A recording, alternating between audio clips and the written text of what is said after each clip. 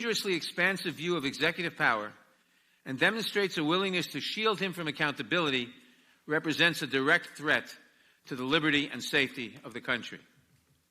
And we were warned. At your confirmation hearing, Professor Neil Kinkoff testified, and I quote, "Public confidence in the rule of law depends on there being an Attorney General who will not allow the President to do whatever he wants with the Justice Department. William Barr's views of presidential power are so radically mistaken that he is simply the wrong man at the wrong time to be Attorney General of the United States." Close quote. Again, this failure of leadership comes at great cost. This administration has twisted the Department of Justice into a shadow of its former self, capable of serving most Americans only after it has first served those in power. This committee has a responsibility to protect Americans from that kind of corruption, Mr. Barr. We have a responsibility to ensure that the Justice Department and its Attorney General administer justice equally and fairly. And this is what has brought us to this hearing room today. We want to give you a chance to respond to our questions to these and other matters, and we hope and expect that you will do so in a clear and forthright manner. Our members expect sincere answers today, and our country deserves no less. I now recognize the ranking member of the Judiciary Committee, the gentleman from Ohio, Mr. Jordan, for his opening statement. Spying. That one word. That's why they're after you, Mr. Attorney General. 15 months ago, April 10th, 2019, in a Senate hearing, you said this sentence, quote, "I think spying on a political campaign is a big deal." Spying on a political campaign is a big deal. It sure is. And since that day,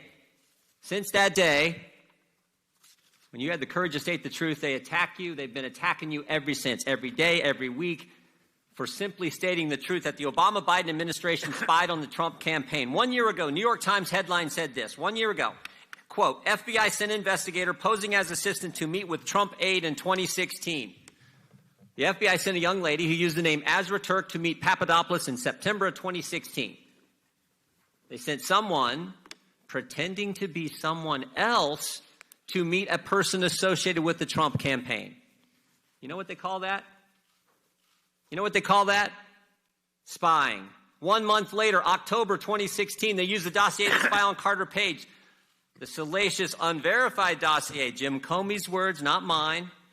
They took it to the FISA court, didn't tell the courts that the Clintons paid for it, didn't tell the court that the guy who wrote the document, Christopher Steele, had already communicated to the Justice Department that he was, quote, desperate to stop Trump from getting elected. And guess what? There were 15 more lies that they told the court.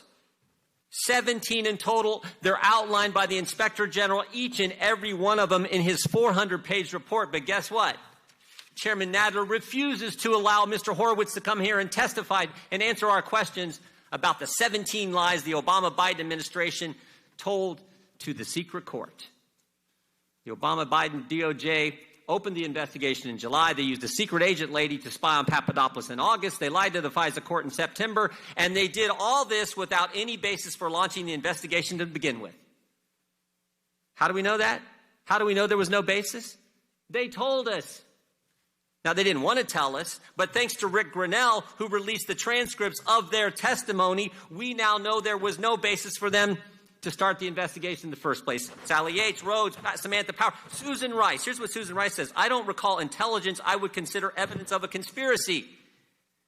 How about James Clapper? "I never saw any direct evidence that the Trump campaign or someone in it was conspiring with the Russians to meddle with the election." Say that again. "I never saw evidence that the Trump campaign was conspiring, and yet they investigate him." There was never a proper predicate. So why'd they do it? There was no reason to do it. Why'd they do it? They told us that too. Peter Strzok, August 2016, asked, "Is Trump going to win?" What's his response? Remember, this is Peter Strzok. This is the guy who ran the investigation. No, he's not. We'll stop it." August, Peter Strzok says, "We'll stop Trump." September, they spy on Papadopoulos. October, they use the fake dossier to lie to the court. But guess what happens in November? Guess what happens in November? November 8th, 2016, the American people get in their way. 63 million of them, to be exact. Now everything changes. Now the real focus is, wow, wait a minute, we didn't stop him. He won. Now what do they have to do? They have to do the cover-up. And who do they have to go after? Who's target number one in their cover-up? The former head of the Defense Intelligence Agency, the guy who's about to become National Security Advisor to the President of the United States, Michael Flynn. They can't have him hanging around because he'll figure it out. So they decide to go after Michael Flynn, three-star general, served our country for over 3 decades. And we know they went after him because they told us that too. Bill Priestep, head of counterintelligence at the FBI, the day they interview Flynn, January 24th, 2017, his notes say what? What's our goal? To get Flynn to lie so we can prosecute him or to get him fired? Think about what the Obama, Biden, DOJ, what their administration did in the last month. The last month they were in power. January 4th, the agents investigating Flynn want to drop the case. Comey tells them no. January 5th, they have the now famous meeting in the Oval Office. Obama, Biden, Rice, Comey, all of them are in there. They're plotting their strategy, how they're going to get Flynn. January 6th, Comey goes up to Trump Tower, briefs President-elect Trump on the dossier that they already know is false, just so they can leak it to the press, and the press will write the story that they briefed the president on the dossier. And then, of course, January 24th, the day they go set up Michael Flynn in his interview. Guess what else they did? Guess what else they did between Election Day and Inauguration Day? That 2-month time, guess what else they did? 38 people, 49 times unmasked Michael Flynn's name. Comey, Clapper, Brennan, Biden, 7 people at the Treasury Department unmasked Michael Flynn's name, for goodness sake. And of course, Flynn resigns on February 13th.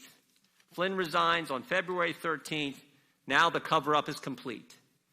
Flynn's gone. Everything's fine, they think, until May 9th, 2017, when President Trump fires Jim Comey. Now they got a problem again. The guy who was going to keep it all quiet, he's been fired. Now, how do they continue the cover-up? Real simple. Jim Comey leaks his memos with the express purpose of getting a special counsel appointed to investigate something they already know is not true. And that's exactly what happened. We get 2 years, 19 lawyers, 40 agents, 500 witnesses, 2,800 subpoenas, and a $30 million cost to the taxpayer, and they come back with nothing. Absolutely nothing. And so all they got left is to attack the Attorney General, who had the courage to state the truth right from the get-go, the first time he testifies after he's confirmed. And you guys attack him every day, every week, and now you filed articles of impeachment against him. It's ridiculous. He had the courage to do what no one else would do at the Justice Department. Sally Yates wouldn't call it spying. Jeff Sessions wouldn't do it. Rod Rosenstein wouldn't do it. Chris Wray sure as heck isn't going to do it. So, Mr. Attorney General, I want to thank you for having the courage to call it what it was, spying. I want to thank you for having the courage to say we're going to get the politics out of the Department of Justice that was there in the previous administration. And maybe most importantly, and we're going to talk about this in our side on questioning, I want to thank you for defending law enforcement, for pointing out what a crazy idea this defund the police policy, whatever you want to call it, is, and standing up for the rule of law. And frankly, we have a video we want to show that gets right to this point. Can we play that video, please?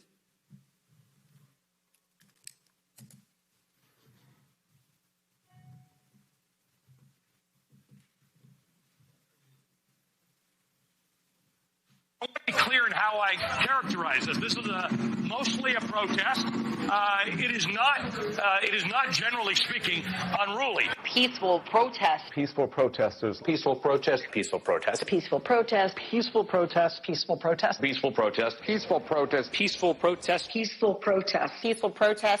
Peaceful protest. Peaceful protest. Peaceful protest. Peaceful protest. Peaceful protest. Peaceful protesters.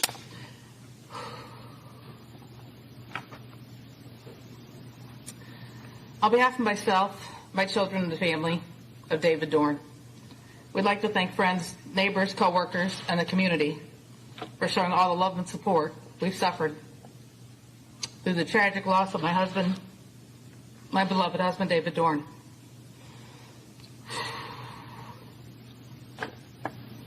We'd also like to thank St. Louis Metropolitan Police Department for their hard work and perseverance through this investigation, as well as Circuit Attorney's Office. He dedicated his life to the city of St. Louis, retiring at the rank of captain after 38 years of distinguishable service.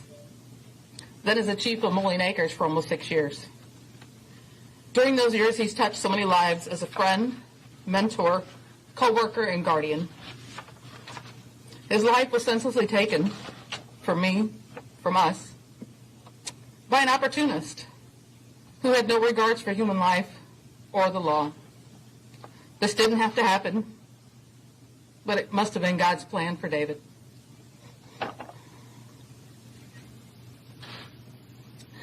We need to come together as a community and do better.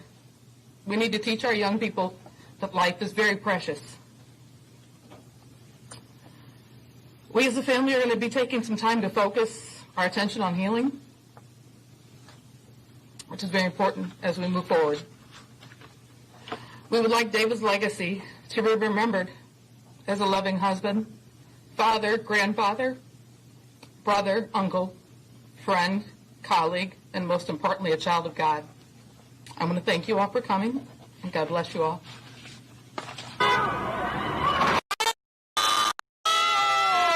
That's a bomb! Oh,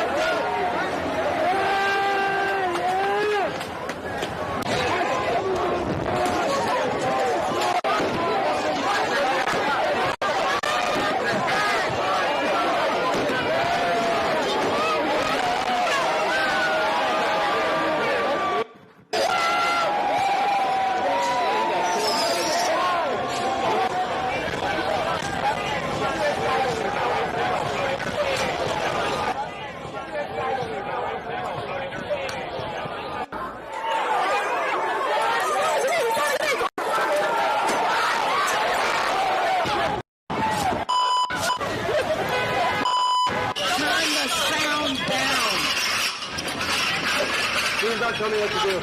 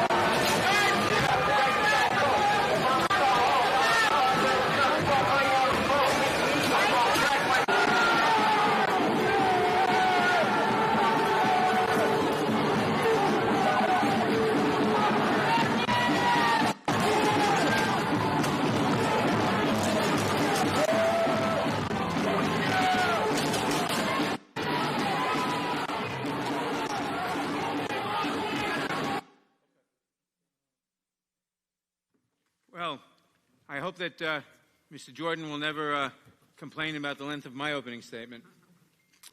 Without objection, I am going to insert the committee's audiovisual policy into the record of this hearing and note that the minority did not give the committee the 48-hour notice required by that policy. Without objection, all other opening statements will be included in the record. I will now introduce today's witnesses. William Barr has served as the Attorney General of the United States since February 14, 2019, having previously served in the same position from 1991 to 1993 under President George H.W. Bush. He also served as Deputy Attorney General and Assistant Attorney General of the Office of Legal Counsel under the Bush administration, was a member of the Domestic Policy Staff under President Reagan, served in the Central Intelligence Agency, and was a law clerk for Judge Malcolm Wilkie of the U.S. Court of Appeals for the D.C. Circuit. In addition to his significant public service, he also has extensive experience practicing law in the private sector. Attorney General Barr received his A.B. and M.A. from Columbia University and a J.D. from George Washington University School of Law. We welcome the Attorney General and we thank him for participating today. Now, if you would please rise, I will begin by swearing you in. Would you raise your right hand, please? Or left hand? Do you swear or affirm under penalty of perjury that the testimony you're about to give is true and correct to the best of your knowledge, information, and belief, so help you God? Let the record show the witness has answered in the affirmative. Thank you, and please be seated. Please note that your written statement will be entered into the record in its entirety. Accordingly, I ask that you summarize your testimony in 5 minutes. To help you stay within that time, there is a timing light on your table. When the light switches from green to yellow, you have 1 minute to conclude your testimony. When the light turns red, it signals your 5 minutes have expired. Mr. Barr, you may begin. Thank you, Mr. Chairman. Good morning, Mr. Chairman, Ranking Member Jordan. I'm pleased to be here this morning. On behalf of the Department of Justice, I want to pay my respects to your colleague, Congressman John Lewis, an indomitable champion of civil rights and the rule of law. I think it is especially important to remember today that he pursued his cause passionately and successfully with unwavering commitment to nonviolence. As I said in my confirmation hearing, the Attorney General has a unique obligation. He holds in trust the fair and impartial administration of justice. He must ensure that there is one standard of justice that applies to everyone equally, and that criminal cases are handled even-handedly based on the law and the facts and without regard to political or personal considerations. And I can tell you that I've handled criminal matters that have come to me for decision in this way. The President has not attempted to interfere in these decisions. On the contrary, he has told me from the start that he expects me to exercise my independent judgment to make whatever call I think is right, and that is precisely what I've done. Indeed, it's precisely because I feel complete freedom to do what I think is right that induced me to serve once again as Attorney General. As you just said, Mr. Chairman, I served as Attorney General under President George H.W. Bush, and after that I spent many years in the corporate world. I'm almost 70 years old. I was almost 70 years old and slipping happily into retirement. I had nothing to prove, and I had no desire to return to government. I had no prior relationship with President Trump. Let me turn briefly to the several pressing issues of the day. The horrible killing of George Floyd in Minneapolis understandably jarred the whole country and forced us to reflect on long-standing issues in the nation. Those issues obviously relate to the relationship between law enforcement and the African-American community. Given our history, it's understandable that among Black Americans there's at least some ambivalence and often distrust toward the police. Until just last 50 years ago or so, our laws and our institutions were explicitly racist, explicitly discriminatory. It was not until the 60s that the civil rights movement finally succeeded in tearing down the Jim Crow edifice. Our laws finally came to formally embody the guarantee of equal protection. And since then, the work of securing civil rights has rightly focused on reforming institutions to ensure they better conform to our laws and to our aspirations. That work, it's important to acknowledge, has been increasingly successful. Police forces today are far more diverse than they've ever been. And there are both more black police chiefs and more black officers in the ranks. Although the death of George Floyd at the hands of the police was a shocking event, the fact is that these events are fortunately quite rare. According to statistics compiled by the Washington Post, the number of unarmed black men killed by police so far this year is 8. The number of unarmed white men killed by police over the same period of time is 11. And the overall numbers of police shootings have been decreasing. Nevertheless, every instance of excessive force is unacceptable and must be addressed appropriately through legal process, as is happening now in Minneapolis. But apart from the numbers, I think these events strike a deep chord in the black community because they are perceived as manifestations of a deeper, lingering concern that in encounters with police, blacks will not be treated even-handedly. They will not be given the benefit of the doubt. They will be treated with greater suspicion. Senator Tim Scott has recounted the numerous times he's been unjustifiably pulled over on Capitol Hill. And as one prominent black professional in Washington said to me, African Americans often feel treated as suspects first and citizens second. And I think these concerns are legitimate. At the same time, I think it would be an oversimplification to treat the problem as rooted in some deep-seated racism generally infecting our police departments. It seems far more likely that the problem stems from a complex mix of factors which can be addressed with focused attention over time. And we in law enforcement must be conscious of the concerns and ensure that we do not have two systems of justice. Unfortunately, some have chosen to respond to George Floyd's death in a far less productive way by demonizing the police, promoting slogans like "all cops are bastard," and making grossly irresponsible proposals to defund the police. The demonization of the police is not only unfair and inconsistent with principles of all people should be treated as individuals, but gravely injurious to the inner city communities. When communities turn on and pillory the police, officers naturally become more risk averse and crime rates soar. Unfortunately, we are seeing that now in many of our cities. The threat to black lives posed by crime on the streets is massively greater than any threat posed by police misconduct. The leading cause of death for young black males is homicide. Every year, approximately 7,500 black Americans are victims of homicide. The vast majority of them, around 90%, are killed by other blacks, mainly by gunfire. Each of those lives matter.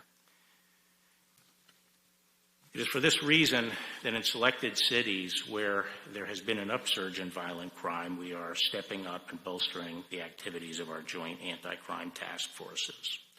Finally, I want to address a different breakdown in the rule of law that we've witnessed over the past 2 months.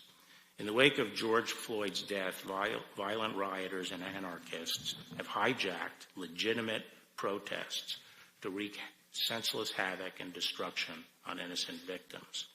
The current situation in Portland is a telling example.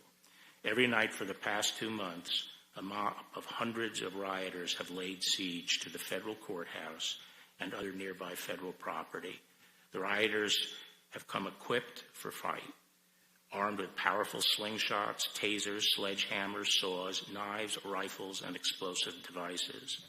Inside the courthouse are a relatively small number of federal law enforcement personnel charged with a defensive mission to protect the courthouse.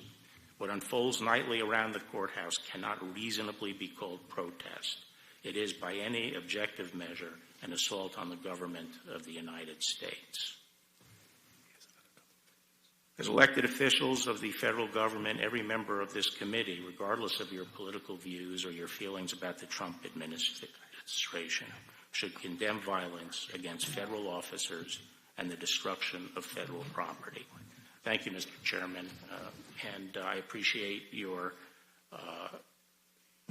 listing for me the areas of concern in your opening statement, and I'm looking forward to addressing them all. Thank you for your testimony. We will now proceed under the 5-minute rule with questions, and I will recognize myself for 5 minutes. On July 22nd, you joined the President as he announced the expansion of Operation Legend, an initiative... Let me start that again. On July 22nd, you joined the President as he announced the expansion of Operation Legend, an initiative to combat violent crime in Kansas City, with approximately $61 million in DOJ grants. I am confused, however, as to the purpose of launching Operation Legend at this moment in time. In December of last year, you announced that the department would divert over $70 million in grants to 7 U.S. cities under an initiative called Operation Relentless Pursuit, correct? That's right. And Operation Relentless Pursuit targeted a familiar list of cities, places like Albuquerque, Baltimore, and Kansas City, correct? Correct. At the same July 22nd press conference, you initially claimed that over 200 arrests had been made under Operation Legend, correct? Correct. But you misspoke. Correct. The U.S. Attorney's Office for the Western District of Missouri later confirmed that only a single arrest had been made under the auspices of Operation Legend, correct? I don't know. And the 199 other arrests were made under Relentless Pursuit or other programs. Well, that was correct. I think you could be forgiven for being confused. Operation Legend appears to be little more than a repackaging of existing operations in these cities. So why all the drama? Why join the President at the White House to announce a bold new operation that appears to be neither bold nor new? Understandably, Americans are very suspicious of your motives here. There are those who believe you are sending federal law enforcement into these cities not to combat violent crime, but to help with the President's re-election efforts. The President has made clear that he wants conflict between protesters and police to be a central theme of his campaign. So let me ask you directly, Mr. Barr. Yes or no? Yes or no? Did you rebrand existing projects under the Legend in order to assist the President in an election year? I wouldn't call it. Mr. Attorney General, would you agree with me, at least on principle, that it is improper for the Department of Justice to divert resources and law enforcement personnel in an effort to assist the President's re-election campaign? No, Mr. Chairman. In the fall, we did inaugurate an anti-crime initiative because we were concerned about increasing violent crime in a number of cities, and we called that Relentless Pursuit. Unfortunately, COVID intervened, and our agents who were detailed for these assignments could not perform the operation. So the operation was squelched by COVID. So we couldn't complete or make much progress on Relentless Pursuit. However, in the intervening time, we saw violent crime continuing to rise, and a lot of that was triggered by the events after the death of George Floyd. So we did reboot the program after COVID started breaking and we could commit the law enforcement resources to actually accomplish the mission, which is to reduce violent crime. Now, I regret that COVID interrupted our law enforcement activities, but it doesn't obviate the fact that there is serious violent crime in these cities. These police departments and mayors have been asking us for help, and we have put in additional federal agents and investigators to help deal with it. Have you, now, yes or no, have you discussed the President's re-election campaign with the President or with any White House official or any surrogate of the President? Well, I'm not going to get into my discussions with the President. Well, have you discussed that topic with him, yes or no? Not in relation to this program. I didn't ask that. I asked if you discussed that with... I'm a member of the Cabinet, and there's an election going on. Obviously, the topic comes up. So the answer is yes. Well, the topic comes up in Cabinet meetings and other things. It shouldn't be a surprise surprise that the topic of the election. I didn't say I was surprised. I just asked if you'd done that. So as part of those conversations with the President or his people about the re-election campaign, have you ever discussed the current or future deployment of federal law enforcement? In connection with what? In connection with what you just said, in connection with your discussions with the President or with other people around him of his re-election campaign, have you discussed the current or future deployment of federal law enforcement. Well, as I say, I'm not going to get into my discussions with the president, but I've made it clear that I would like to pick the cities based on law enforcement need and based on neutral criteria. So, but you can't tell me whether you discussed. No, I'm not going to discuss what I discussed with the president. Can you commit today that the department will not use federal law enforcement as a prop in the president's reelection campaign? We are not using I just want to federal close with this thought. You really can't hide behind legal fictions this time, Mr. Barr. It's all out in the open, where the people can see what you are doing for themselves. The president wants footage for his campaign ads, and you appear to be serving it up to him as ordered. In most of these cities, the protests had begun to wind down before you marched in and confronted the protesters. And the protesters aren't mobs. They are mothers and veterans and mayors. In this moment, real leadership would entail de-escalation, collaboration, and looking for ways to peaceably resolve our differences. Instead, you use pepper spray and truncheons on American citizens. You did it here in Washington. You did it at Lafayette Square. You expanded to Portland. And now you are projecting fear and violence nationwide in pursuit of obvious political objectives. Shame on you, Mr. Barr. Can I just say, Mr. Shame on you. Can I just My say, time Mr. has expired. For what purpose does Mr. Jordan seek recognition? Mr. Excuse me. Could I just what have a purpose moment? does Mr. My time has expired. For what purpose does Mr. Johnson seek recognition? Questions for the witness, and I will yield the floor to him to respond. Yeah. Mr. Chairman, you've conflated two different things. The effort, like legend, is to deal with violent crime that's committing on the streets of the city. Again, predatory violence like murder, shootings, which are soaring in some cities right now. That does not involve encountering protesters, as you refer to it. Civil disturbance is a different set of issues.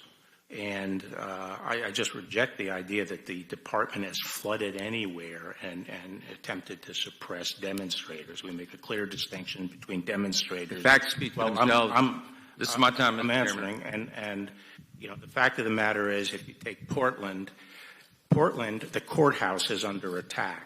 The federal resources are inside the perimeter around the courthouse, defending it from almost 2 months of daily attacks where people march to the court, try to gain entrance, and have set fires, thrown things, used explosives, and injured police, including just this past weekend, perhaps permanently blinding 3 federal officers with lasers. We are on the defense. We're not out looking for trouble. And if the state and the city would provide the law enforcement services that other jurisdictions do, we would have no need to have additional marshals in the courthouse. On behalf of hundreds of millions of Americans, thank you for that clarification, and thank you for being here. And thank you for your service today and your willingness to do this in very challenging times. Mr. Attorney General, we're very appreciative. It's not an easy job. It's a vitally important one. I so appreciated what you said in your opening statement today, which is what you said in your confirmation hearing. The Attorney General has a unique obligation. He holds in trust the fair and impartial administration of justice. We appreciate that so much. The Democrats have asserted here this morning, and they continue to say in the media, that under your leadership, the Justice Department has become highly politicized. Why is that a totally unfounded allegation? Because actually what I've been trying to do is restore the rule of law. And the rule of law is, at essence, that we have one rule for everybody. If you apply one rule to A, the same rule applies to B. And I felt we didn't have that previously at the department. We had strayed. And I would just ask people, I'm supposedly punishing the president's enemies and helping his friends. What enemies have I indicted? Who could you point to one indictment that has been under the department that you feel is unmerited, that you feel violates the rule of law? One indictment. Now, you say I helped the president's friends. The cases that are cited, the Stone case and the Flynn case, are both cases where I determined that some intervention was necessary to rectify the rule of law, to make sure people are treated the same. I said Stone was prosecuted under me, and I said all along I thought that was a righteous prosecution. I thought he should go to jail, and I thought the judge's sentence was correct.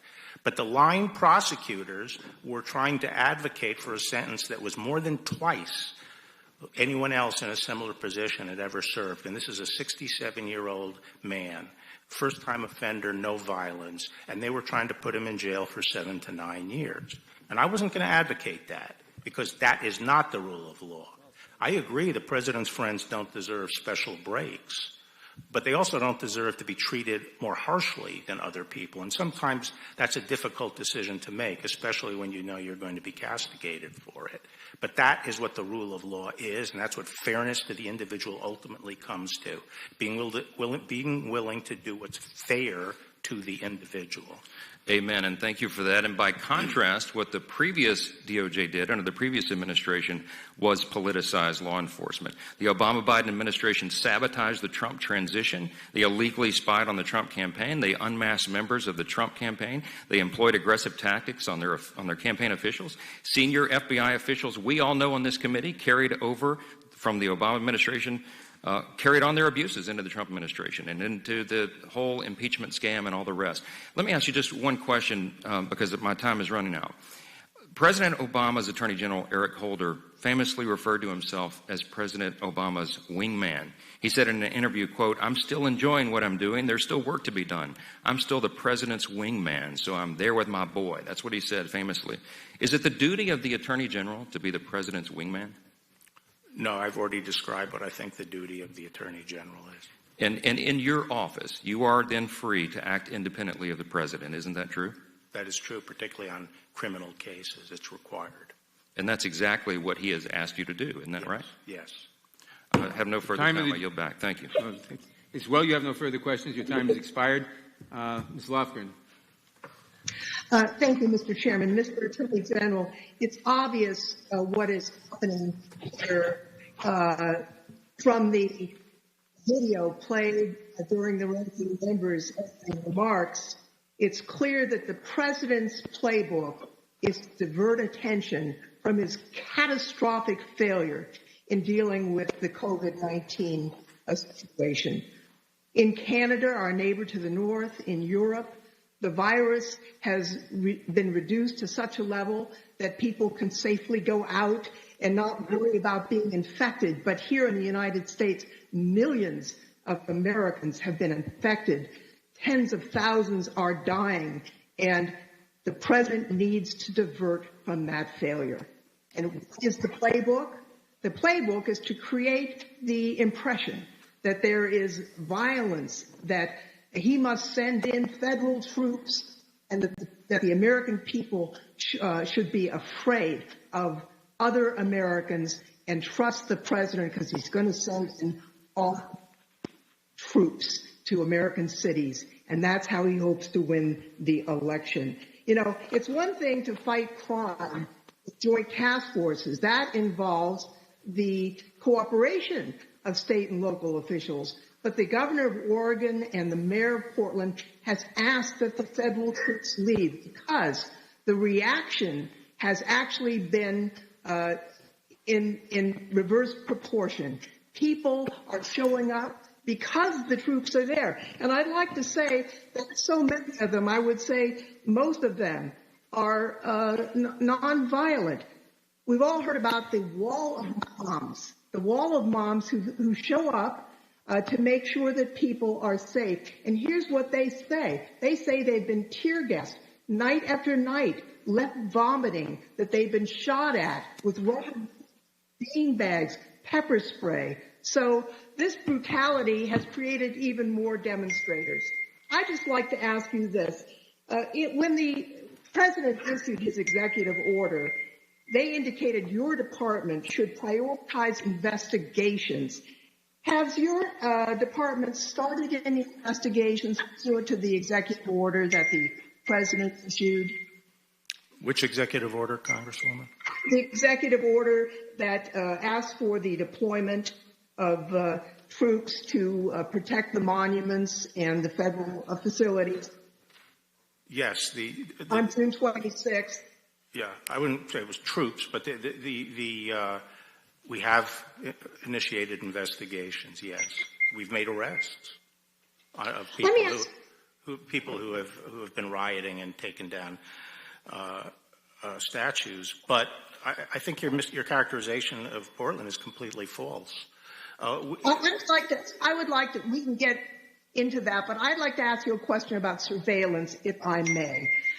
We've heard reports that cell site stimulators known as stingrays or dirt boxes are being used to collect phone call location and even content of phone calls.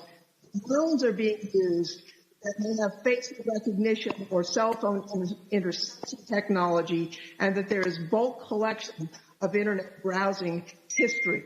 What specific authority is the department using for these surveillance tools? I really can't speak to those instances if they in fact occurred. I'm glad to go and try to determine what you're talking about. Well, actually, I'm asking about authority, not the details. Well, I think most of our cyber activities are conducted by the FBI under their law enforcement powers to detect and prevent crime, federal crime. I think the American public should know that this surveillance technique isn't just about the people in front of the courthouse. If a husband and wife call each other and one of the spouses has a cell phone that's within range of one of these technologies, not only the location, the actual content of that couple's conversation can be scooped up using this technology. So this really isn't just about the demonstrating. This is about the privacy of all Americans, and it's all being violated for the president's political purposes of trying to create a scene, create a reason, divert attention from the COVID failure. I think it's really very unfortunate and a disservice to the American people. Mr. Chairman, my time has expired. Point of order. The gentlelady yields back. Mr. Chairman, point of order. Real quick. Gentleman will state his point of order. Could you ask those members who choose not to come to work to silence their cell phones on the video because it's distracting to what we're doing here today? That is not a point of order. I now recognize Mr. Shabbat. Mr. Attorney General, would it be accurate to say that it's this administration's responsibility, and of course you're part of the administration, to see that federal laws are upheld and that the federal property is secure and safe and protected? Is that correct? That's right, Congressman. There are sort of distinct missions. One mission is to enforce federal law. And by the way, the federal government is the sovereign of the United States. We have two sovereigns here in the United States, and we enforce the federal law all over the country. Every square foot of the country, we enforce federal law. The other is protecting federal property, and specifically U.S. courthouses, which are the heart of federal property in all 93 jurisdictions in the United States. And we have the obligation to protect federal courts, and the U.S. Marshals specifically have been given that obligation. Federal courts are under attack. Since when is it okay to try to burn down a federal court? If someone went down the street to the Prettyman Court here, that beautiful courthouse we have right at the bottom of the hill, and started breaking windows and firing industrial-grade fireworks in to start a fire, throw kerosene balloons in and start fires in the court, is that okay? Is that okay now? No, the U.S. Marshals have a duty to stop that and defend the courthouse, and that's what we are doing in Portland. We are at the courthouse defending the courthouse. We're not out looking for trouble. Thank you, General. And as far as weapons and devices that were utilized by the group of people, and you mentioned trying to destroy the courthouse. I mean, they were literally trying to burn it down and apparently didn't give a hoot about the people that were occupied in the building as well. So people were in danger. That is absolutely right. So as far as the weapons that you mentioned, let me get this straight. My understanding is that the people attacking the building had, among other things, rifles, explosives, knives, saws, sledgehammers, tasers, slingshots, rocks, bricks, lasers. Have I missed anything, or does that about cover it?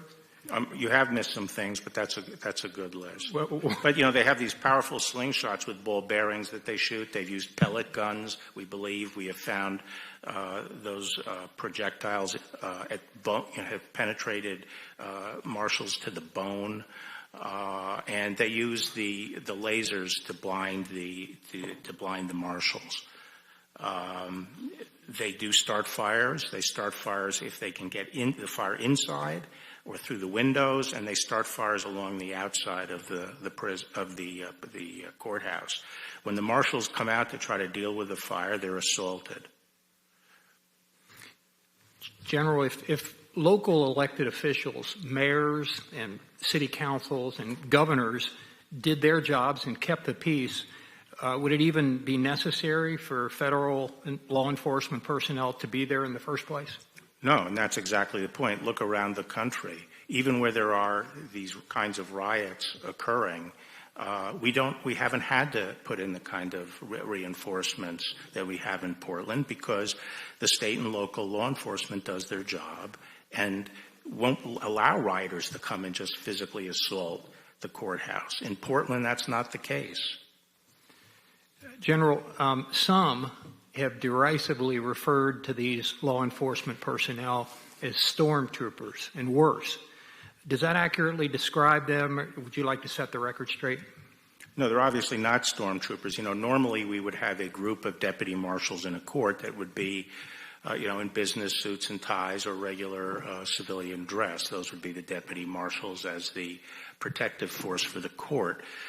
But after almost a month of rioting in Portland, we sent in, I think it was around the 4th of July timeframe, we sent in about 20 special operations marshals. And those are tactical teams that are able, are padded and protected so they could, until our stormtrooper from the Department of Justice amounted to 29 marshals in the courthouse, 29 marshals. As of until recently increased, I think there were 95, I was told, 95 DHS and Federal Protective Service and other DHS officers trying to protect the courthouse and 3 other buildings. That's what we're trying to do. We're trying to protect federal functions and federal buildings, which are a very small part of the city, but the rioters go at them, and we have gradually increased our numbers there to try to protect those facilities. If the state would come in and keep peace on the streets in front of the courthouse, we wouldn't need additional people at the courthouse. Thank you, General. My time's expired. The gentleman's time has expired. Ms. Jackson-Lee. Mr. Chairman, before I begin, I'd like to submit into the record a picture of Lewis and Clark History Department chair of shot at protests in Portland. I ask unanimous consent. Place that into the record. John Lewis in 1963 said, "We are tired about being beat by police. We're tired of being put in jail. We want our freedom now." Mr. Attorney General, in your remarks, you indicated that we've made great progress since that time, and you indicated that the killing of George Floyd was shocking. I disagree. It was outright cold-blooded murder on the streets of America, unfortunately by police misconduct. You seem to have a difficult time understanding systemic racism and institutional racism that has plagued so many. Mr. Attorney General, do you understand a black mother's or parent's talk to their child, to their son? Do you know what that is? I think I do. I don't know if you do, but Trayvon Martin, Ahmaud Arbery, Tamir Rice, Michael Brown, Sean Bell, and George Floyd. Black mothers and fathers have had to talk to their sons about police violence. I take no backseat to the history of this committee that has stood for good policing, not misconduct. And so I ask you this question: does the Trump Justice Department seek to end systemic racism and racism in law enforcement? I just need a yes or no answer. To the extent there is racism in any of our institutions in this country and the police, then obviously this administration will fully enforce this. So you agree that there may be systemic racism? To the extent, in where? Let me continue my line of questioning. I don't agree that there's systemic racism in the police department. Specifically, generally in this country. And I'm reclaiming my time, Mr. General. Specifically, do you understand the violent impact of racial profiling And do you support the end racial profiling, racial and religious profiling in the George Floyd bill, including the removal of the strict interpretation of qualified immunity, which would leave individuals like Breonna Taylor and George Floyd without any relief at all? No, I'm opposed to eliminating qualified immunity, and I don't agree that it would leave the victims of police misconduct. Well, let me share with you some aspects. Without any remedy at all. I'm reclaiming my time. Let me share with you some aspects of profiling. After the death of George Floyd found that while black people make up 19% of the Minneapolis population and 9% of its police, they were on the receiving end of 58% of the city's police use of force incidents. In addition, we've seen that black men are twice as likely to be stopped and searched. Hispanic drivers, 65% to receive a ticket, and Native Americans in Arizona 3 times more likely to search and be stopped. Let me ask you the questions of how we respond to that. The Justice Department has many tools at its disposal to reduce police violence, to pattern or practice investigations, a practice to end bad policing and police violence. It addresses police violence at an institution level rather than just focuses on acute cases. If you understand that, then why has your department only pursued one pattern or practice investigation since President Trump took office that could stop systemic racism? If you read my statement or listened to my statement, I did specifically acknowledge that there was a difficulty in this country with the African American community. Mr. Attorney General, I have short time. Well, can you just tell me why you have not done a pattern in practice? What was the reason? And you asked me what I thought the response was, and I thought the response to this is, in fact, training of police. And I think the police believe that that's a response. I was talking to a black then let chief me continue. of police. Mr. Attorney General, I want to respect you, but I have a short time. For example, 18 U.S.C. Section 242, which makes unlawful the denial of rights under the color of law. Can you defend the fact that in the first 7 months of FY 2020, federal prosecutors filed only 242 charges in just 27 cases in the Trump DOJ? And were you aware that in FY 2019, federal prosecutors brought Section 242 charges in just 49 cases in the United States? And are you aware of how many cases we've had? 184,274, which means that in FY 2019, only about 27 out of every 100,000 prosecutions was related to Section 242 charges. Do you have a reason for that? Yes, I do. I will get you the numbers on it. I don't know them off the top of my head, but actually our criminal prosecutions under 241 and 242 are extremely strong and are comparable to, if not exceed, prior administrations. But at the beginning of this year, very few jurisdictions had grand juries that were open. No grand juries. I think the reason is because it was really skinny. It was not your focus. Your focus was more to let out friends like Roger Stone and Paul Manafort, while Tamir Rice, whose case has not been taken up, was playing with a toy gun, was killed by police at the age of 12. Breonna Taylor was sleeping in her apartment when she was killed by police at age 26. And Rashad Brooks, 27, was killed just for sleeping in his car in a Wendy's parking lot. And George Floyd from Houston, Texas, known as a humble man, was murdered in the streets of Minneapolis crying, "I can't breathe." I would hope that the DOJ would focus on systemic institutional racism because there is good policing. That's what we're trying to do in the Judiciary Committee, and that's what we need you to join us on, Mr. Attorney General, and to recognize that institutional racism does exist, and until we accept that, we will not finish our job and reach the goals and aspirations of our late iconic John Lewis. With that, I yield back. The gentlelady yields back. Mr. Gomer.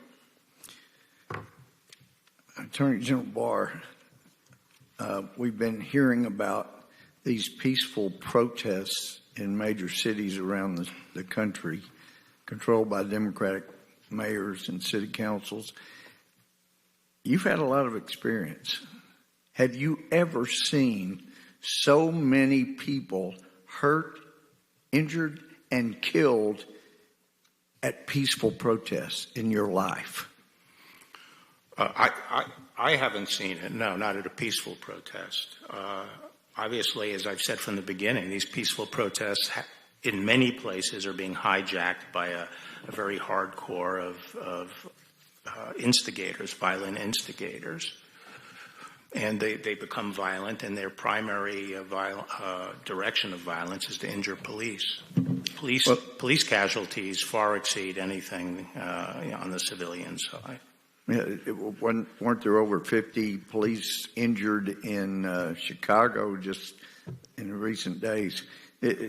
And now I'm hearing this allegation that this administration is helping spread coronavirus, COVID-19, and yet these are some of the same people that just castigated the president for shutting down travel from the location where the virus was coming from. And now some seem more interested in defending the Chinese Communist Party than they are our own country.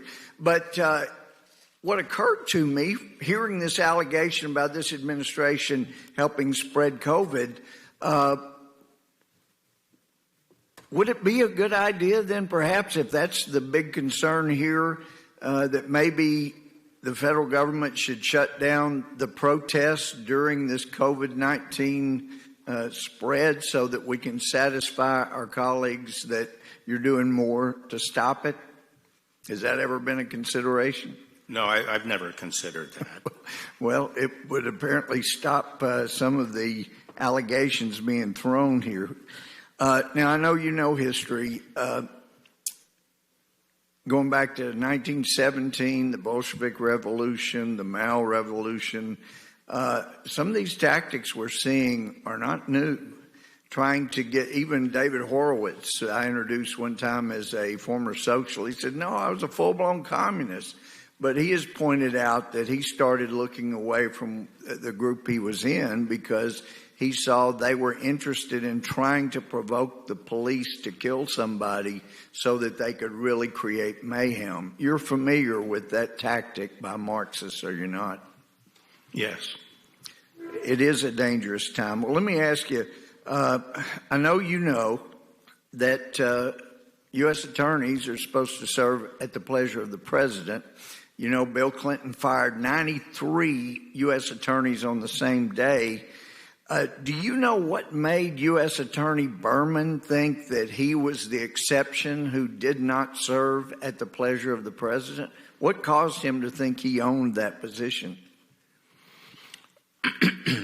I think part of it was he seems to have had the view that because he was court appointed, and there is a provision in law for court appointment of a U.S. attorney as essentially a placeholder until the administration gets somebody, that he felt he could not be removed by the president because he was court appointed, and that's not correct. Yeah, and some judges fail to know what my constitutional law professor knew, and that is that all courts federal courts except for one owe their existence and continuation and jurisdiction to the U.S. Congress.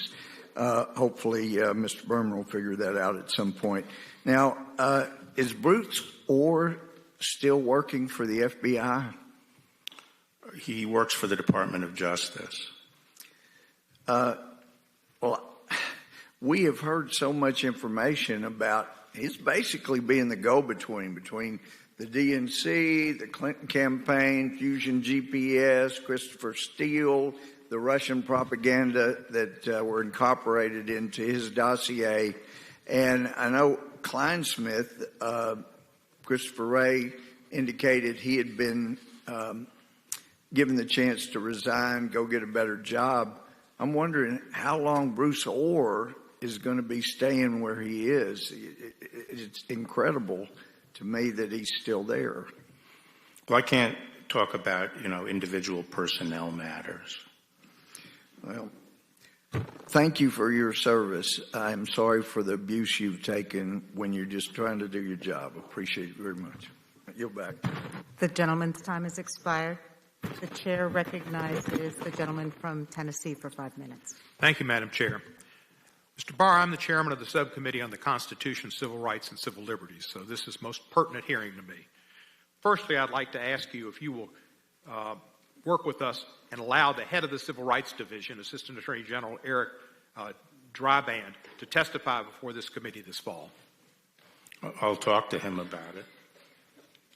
Will you encourage him? I'll talk to him about it. All right. I've closely watched actions taken by the federal government in Lafayette Park in June and currently in Portland, Oregon. According to a DOJ document dated June 4, received by this committee, 1,500 federal agents from 10 different agencies were deployed to confront protesters in Washington, D.C. At Lafayette Park, which has long been honored and accepted as a place of protest in our nation's capital, on the first day of June, the world watched in horror on live television as federal agents deployed by the administration and with you present and telling him to get it done, used force to clear Lafayette Park so that the president, with you and others at your side, could walk across the park and have a photo op in front of St. John's Church. This was anathema to the bishop of the diocese and the rector of the church. It was also an affront to the Constitution and to the American people. Given the timing and the coordinated attack against the peaceful demonstrators, it strains credulity that this was not planned for use of political purposes. And just yesterday, Major DeMarco testified to another committee of Congress that the protesters were peaceful, and that's what the majority of people have said, and the response was excessive. When did you first learn that the president planned to walk through the park and go to St. John's Church? First, I'd like to respond to what you... Would you please answer my question? My time is limited. I learned sometime in the afternoon that the president might come out of the White House, and then later in the afternoon I heard that he might go over to the church. So it was absolutely necessary the park be cleared for his walk. No, that had nothing to do with that. The plan to move Mr. General, it was necessary that the park be cleared, and it was done. And you said, get it done. Well, I have the time. Thank you. In Portland, we've seen mothers and we've seen veterans who were peacefully protesting, not threatening the federal courthouse, beaten and gassed. Unidentified armed federal agents violently attacked demonstrators in a violation of the First Amendment's freedom of assembly and arrested citizens without individualized suspicion in a violation of the Fourth Amendment's protection against unreasonable searches and seizures and a warrant requirement. You've gone through the Fifth Amendment and due process and just negated it. And the 10th Amendment, which leaves general policing to the law enforcement, to the states, has been forgotten.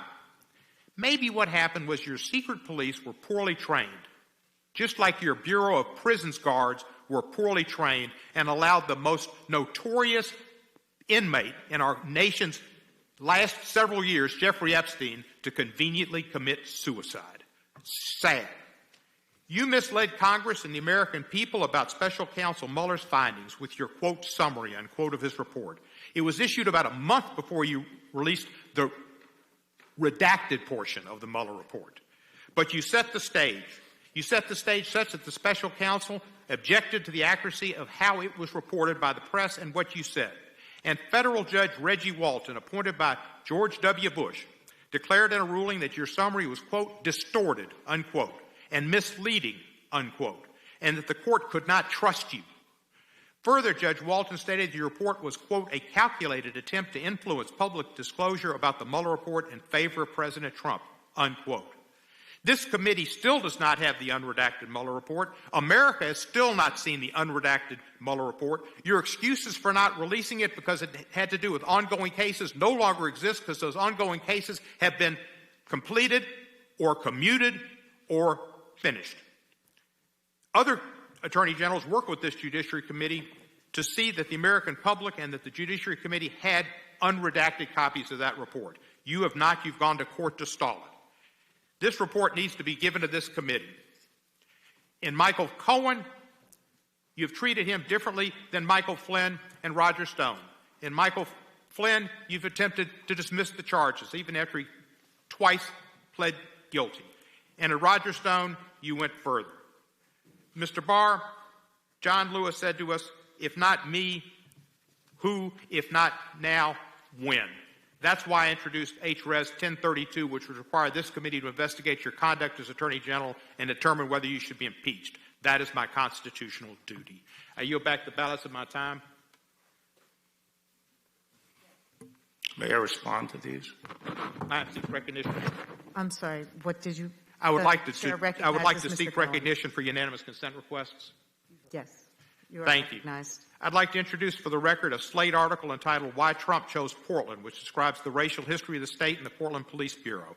I'd also like to introduce an op-ed from Mary McCord, who writes, her words were twisted to justify the department's disingenuous position to drop charges against Michael Flynn after he had already pled guilty. I'd like to introduce an op-ed from Jonathan Kravis, describing the political interference in the Roger Stone case and why he resigned from the Department of Justice. And I'd like to introduce a statement from over 2,600 former DOJ officials calling for Attorney General Barr's resignation because of his assault on the rule of law, and a letter from the New York City Bar urging Congress to commence formal inquiries into a pattern of conduct by Attorney General Barr that threatens public confidence in the fair and impartial administration of justice, and finally a letter from 27 of the District of Columbia's most prominent attorneys and law professors, including 4 past presidents of the D.C. Bar, calling for an ethics investigation into Mr. Barr's conduct. And last but not least, a letter from over 80% of the George Washington University Law School faculty, your alma mater, saying his actions have posed and continue to create a clear and present danger to the even-handed administration of justice, to civil liberties, and to the constitutional order. Okay. Without objection. Madam Chair, one more unanimous consent request on this side. This is the article that says Representative Jerry Natler says Antifa violence in Portland is a myth. That's from Politico and a number of other journals. Without objection. Thank you. Mr. Collins is recognized for 5 minutes. Thank you, Madam Chair. Welcome, Attorney General Barr. Wow. I'm beginning to believe, frankly, that you're probably that just hadn't come out yet, probably will in a little bit. You're probably the cause of the common cold and, and possibly even the COVID-19. I'm not sure at this point because everything's being thrown at you, including now, undoubtedly, your alma mater doesn't like you anymore. Where have we come? The chairman said something earlier today that really made me think. He said, why all the drama? That's the most ironic statement coming from this committee in the last 18 months that I've ever heard of, the drama that we're bringing up today. We're seeming to just contort ourselves to get to some way to show that you have a nefarious motive. I believe, like some of our side here, I believe the biggest problem you have is telling the truth. I believe that's the problem that they have with you. You'll tell the truth and you'll take responsibility for your actions, and I think that's why you're being attacked. But I want to continue just on this, quote, peaceful protest for a second. You made a comment just a second ago on these rights. Talking about the courthouses just down the street, what if they decided, do you think that this body right here would rise up if they decided to go tonight and paint the Capitol building? This body, I'm not sure. I think this side would. I'm not sure. This side, other side, I'm not so sure. It may be the peaceful protest to burn down the Capitol. Maybe we're back to 1812 again. Yeah. But also, the other question I have is, and you've heard it earlier today, the stormtrooper comments by the Speaker of the House. And we know that that is a direct reference to the paramilitary wing of the Nazi Party. Stormtroopers going at it. Do you believe that that actually puts our law enforcement community at a whole? As a son of a state trooper, I want to know your opinion.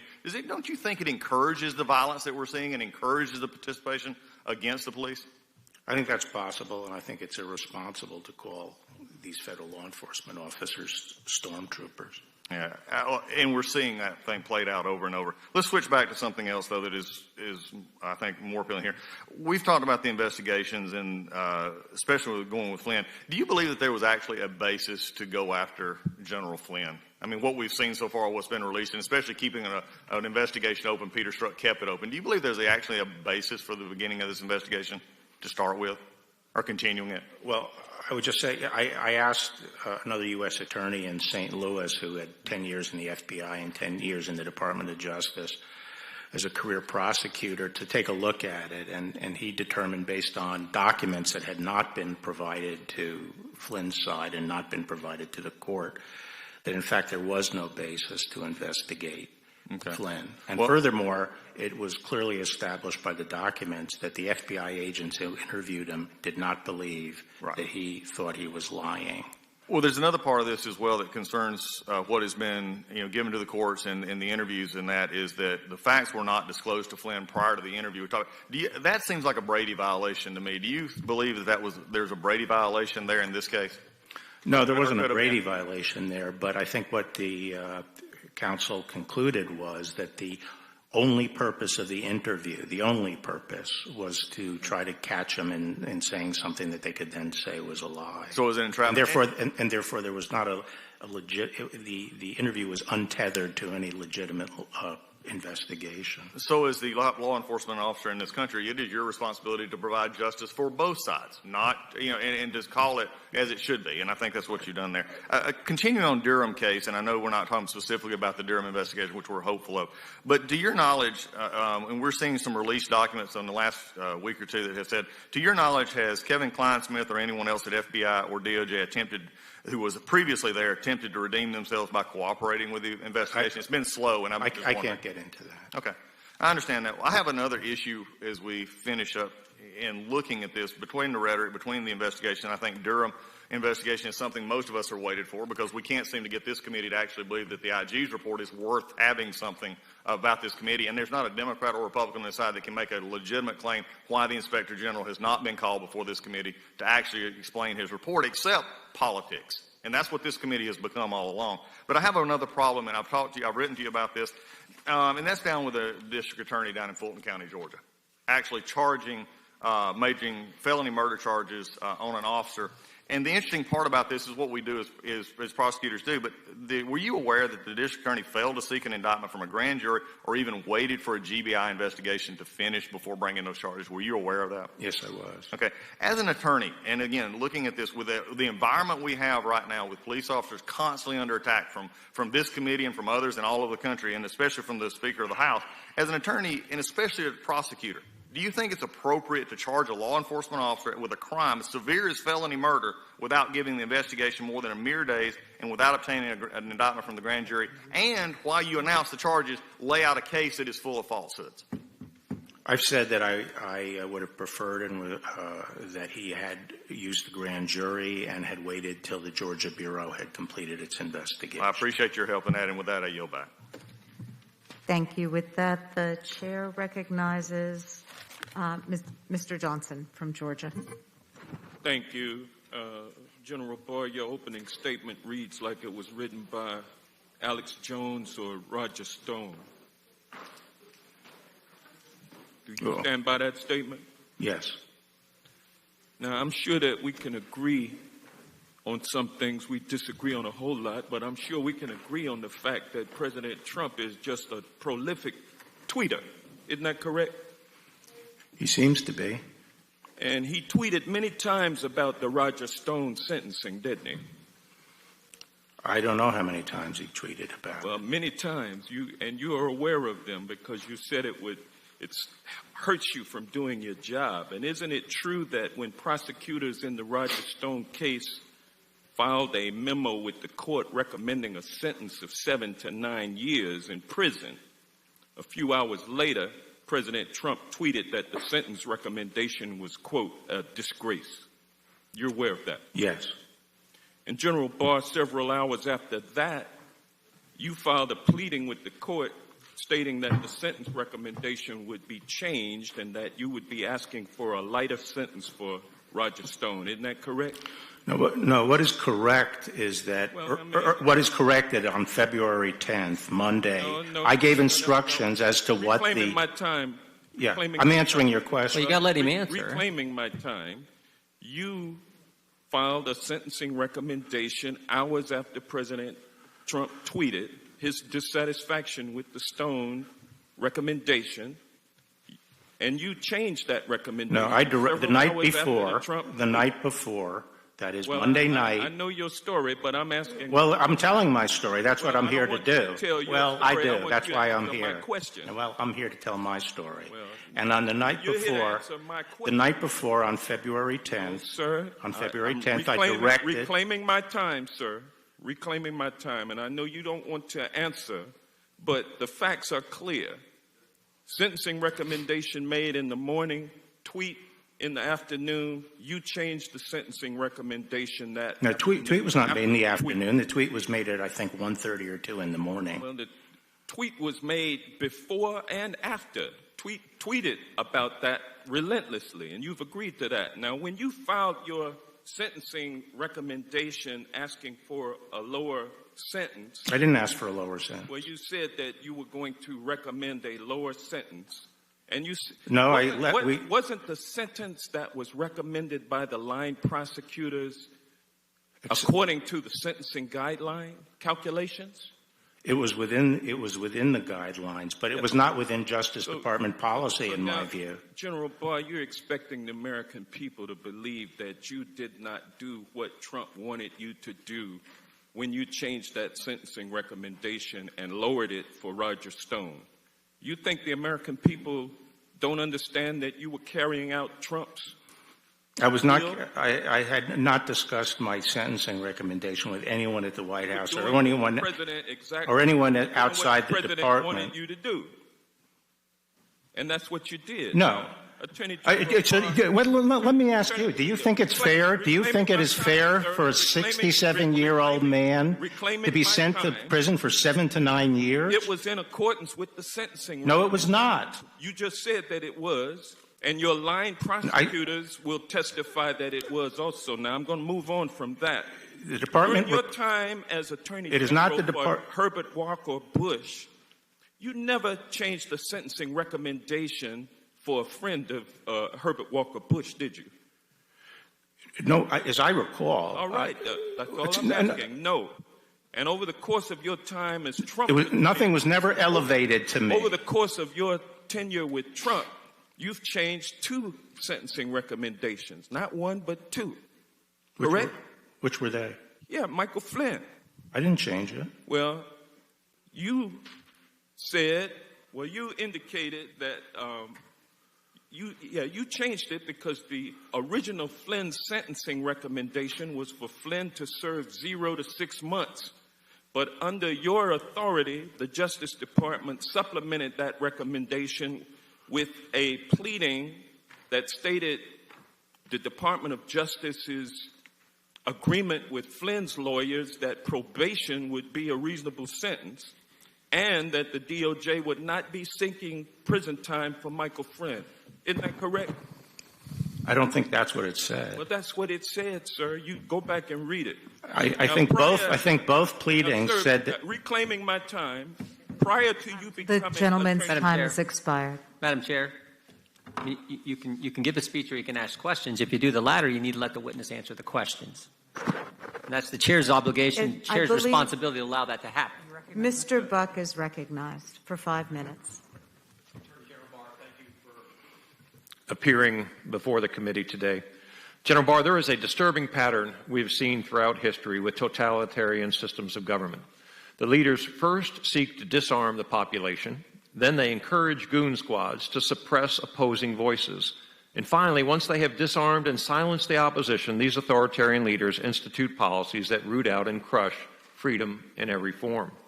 Unfortunately, the American left has been infected with this same totalitarian desire to remove firearms and silence opposing views as part of a campaign to achieve its political ends. We've seen this scenario play out in every major Democrat-run city in America. Progressive leaders push to disarm law-abiding Americans to further their influence while watching as crime rates soar.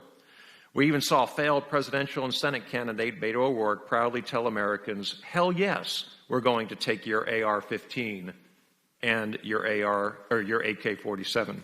Now the American left is actively cheering as its fascist militia Antifa rages in the streets.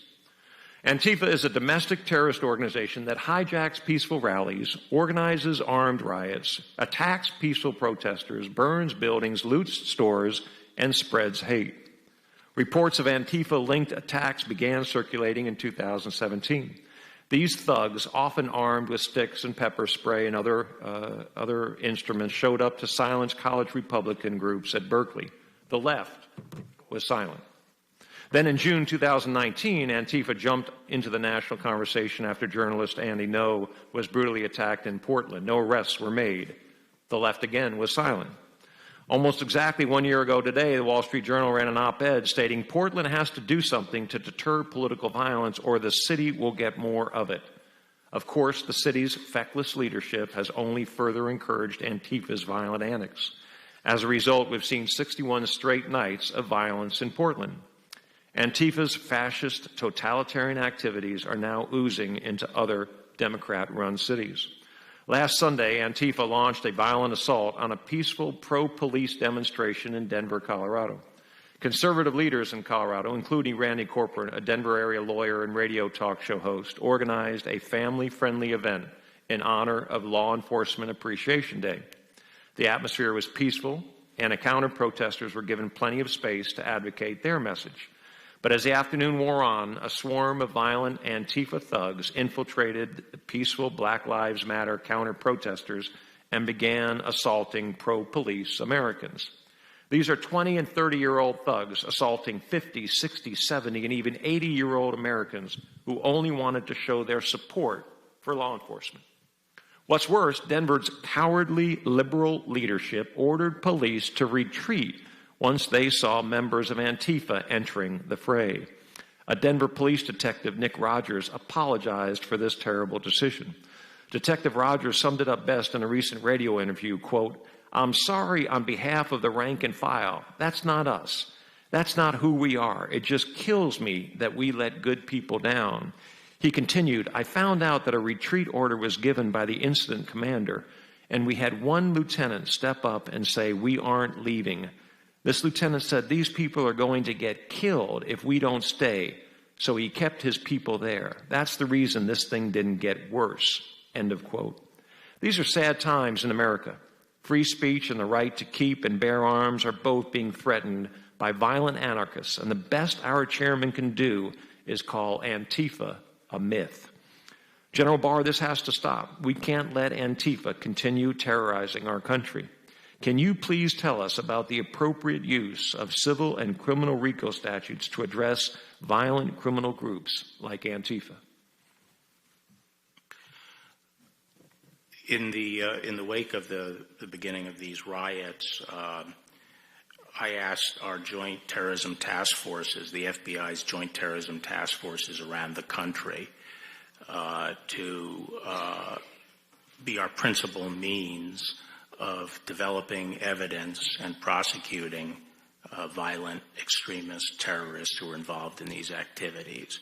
And one of the tools, obviously, we would use is RICO, which can be used against an organization. But that doesn't mean that we currently have a RICO case pending. Okay. I thank the gentleman. And do you have anything you want to say in response to the speeches that have been given by the other side, and then you've been cut off? Yeah, well, let's, on Lafayette. The gentleman's time has expired. Could I ask for a brief recess? Yeah, Madam Chair, the witness like a break. Yes. 15? Mr. Barr. Mr. Barr, 10 minutes? For a brief. 10 minutes? 5. Okay. Recess for 5 minutes. The committee will stand in recess for 5 minutes.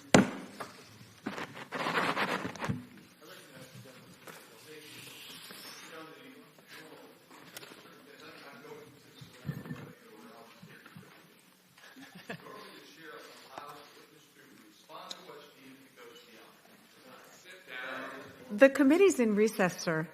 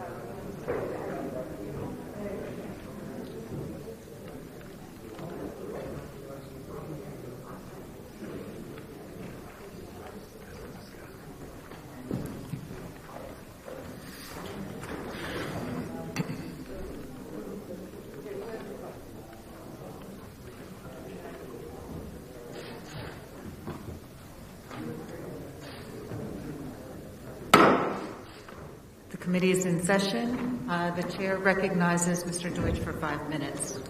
Thank you, Madam Chair. Attorney General Barr, you just told us that nothing was ever elevated to me. You had said in an interview recently that there's a process in place, an escalation system. It's the AG's responsibility to resolve it. How was this elevated to you, the case of Roger Stone?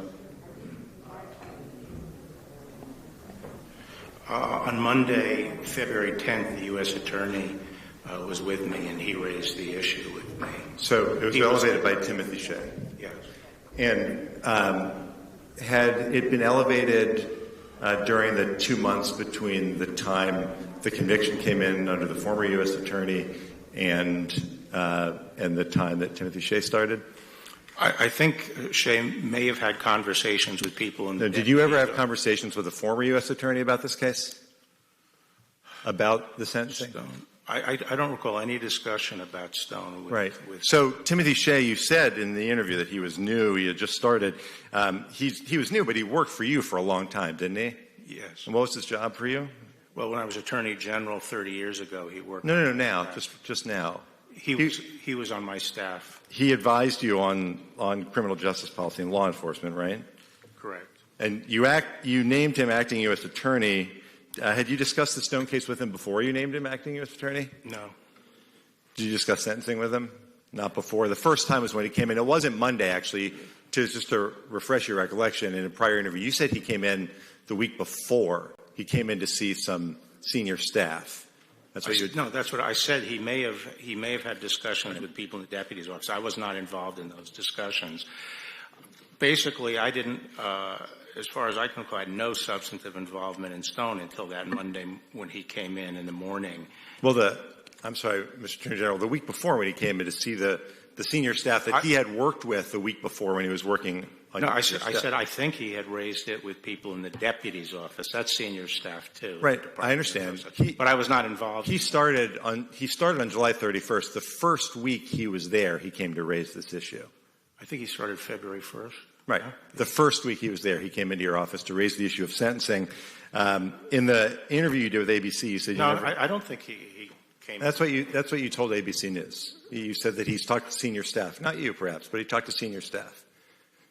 I don't know what I think I speak English. I said that before he came in to see me, I believe he had some conversations with senior staff. Right, that's right. Before he came to see you, we're saying the same thing. But the first it was raised with me was on Monday.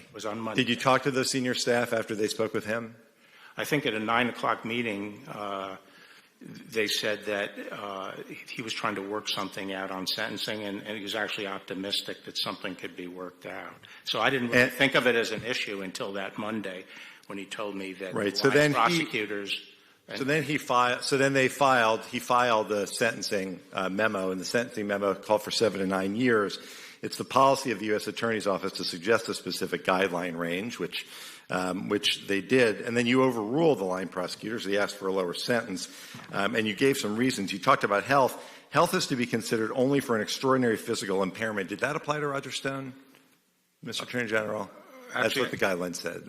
Actually, I can't. I can't reveal all the information. I'm not asking what his health was, but did that apply? No. Okay. And did what apply? His health. Was that the reason? Health is a reason to. I know. Is that the case? Is that the reason for Roger Stone? Where you're asking for a lower sentence. Let me go on. It says age. Let me go on. Age. Hold on 1 second. Age can be consideration. It says only if it creates conditions that are of an unusual degree and distinguish the case from typical cases. He was 67. The judge agreed with me, Congressman. No, that's not what I'm asking. I'm not asking you that. The judge agreed with me. I'm not asking whether. I know you're not asking. I'm not asking you that. And the issue here is whether Roger Stone was treated differently because he was friends with the president. When you asked to reduce the sentence, you said enhancements were technically applicable. Mr. Attorney General, can you think of any other cases where the defendant threatened to kill a witness, threatened a judge, lied to a judge, where the Department of Justice claimed that those were mere technicalities? Can you think of even one? The judge agreed with our analysis. Can you think of even one? I'm not asking about the judge. I'm asking about what you did to reduce the sentence of Roger Stone. Yes. Can you think, Mr. Attorney General, He threatened the life of a witness. And the witness and said you he didn't view that feel as threatened. a technicality, Mr. Attorney General. Is there another time Can I when answer that the has question? happened? Can I have just a few seconds to answer Sure. the question? I'm asking if there's another time in this all case, the time at the Justice the Department. The judge agreed with you won't our answer my question, The Mr. judge Attorney agreed General, with and it's unfortunate. And the appearance is that, as you said earlier, this is exactly what you want. The essence of rule of law is that we have one rule for everybody, and we don't in this case because he's a friend of the president's. I yield back. Gentleman yields back. Ms. Roby.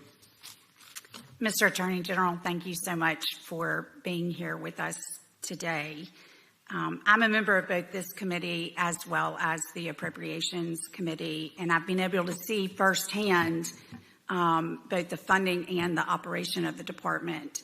Additionally, before I was elected to Congress, I served on the City Council in my hometown of Montgomery, Alabama.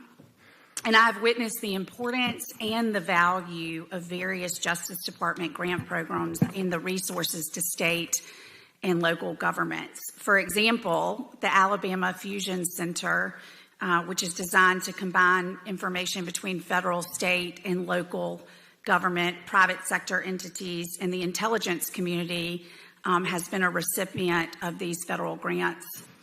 And the Alabama Fusion Center is also responsible for the Alabama Center for Missing and Exploited Children, and has done a great job in work in combating child exploitation. Do you believe that Congress is adequately funding programs that provide state and local agencies with the tools that they need to be effective in preventing and pursuing crimes such as child exploitation and human trafficking, particularly over the internet? I think we could always use more resources for that, Congressman. But if I could just have a moment of your time to respond to these questions here on that were being asked about the Roger Stone sentencing. The U.S. Attorney came to me and said that the 4 line prosecutors were threatening to resign unless they could recommend 7 to 9 years. But there was no comparable case to support that. It would have been a very disparate sentence. All the cases were clustered around 3-year sentence for that. And the way they had gotten to the 7 to 9 was by applying an enhancement. And there are debates all the time within the Department of Justice about the proper calculations under the guidelines and whether a particular enhancement applies or doesn't apply. And those are usually worked out and resolved. But here they were saying that they were taking an enhancement that has traditionally been applied to mafioso and things like that, threatening a witness, and they were applying it to him because he had a phone call at night where he told a witness that if you want to get it on, let's get it on, and I'll take your dog. And we felt that that technically could apply, but in this case, it really didn't reflect the underlying conduct. And the overarching requirement at the Department of Justice is that we do not presume and automatically apply the guidelines. We make individual assessments of the defendant and what is really just under the case, and nothing that is excessive.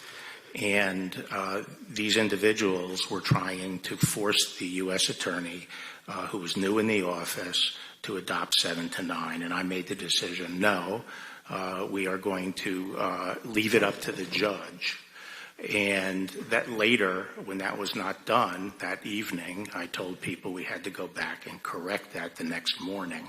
So that's the sequence of events. But at the end of the day, the proof of the pudding is in the eating. The judge said she would not have gone along, she didn't think, with the first recommendation because the enhancement artificially inflated the exposure of the defendant. And she came out exactly where I had come out. So at the end of the day, the question is fairness to the individual.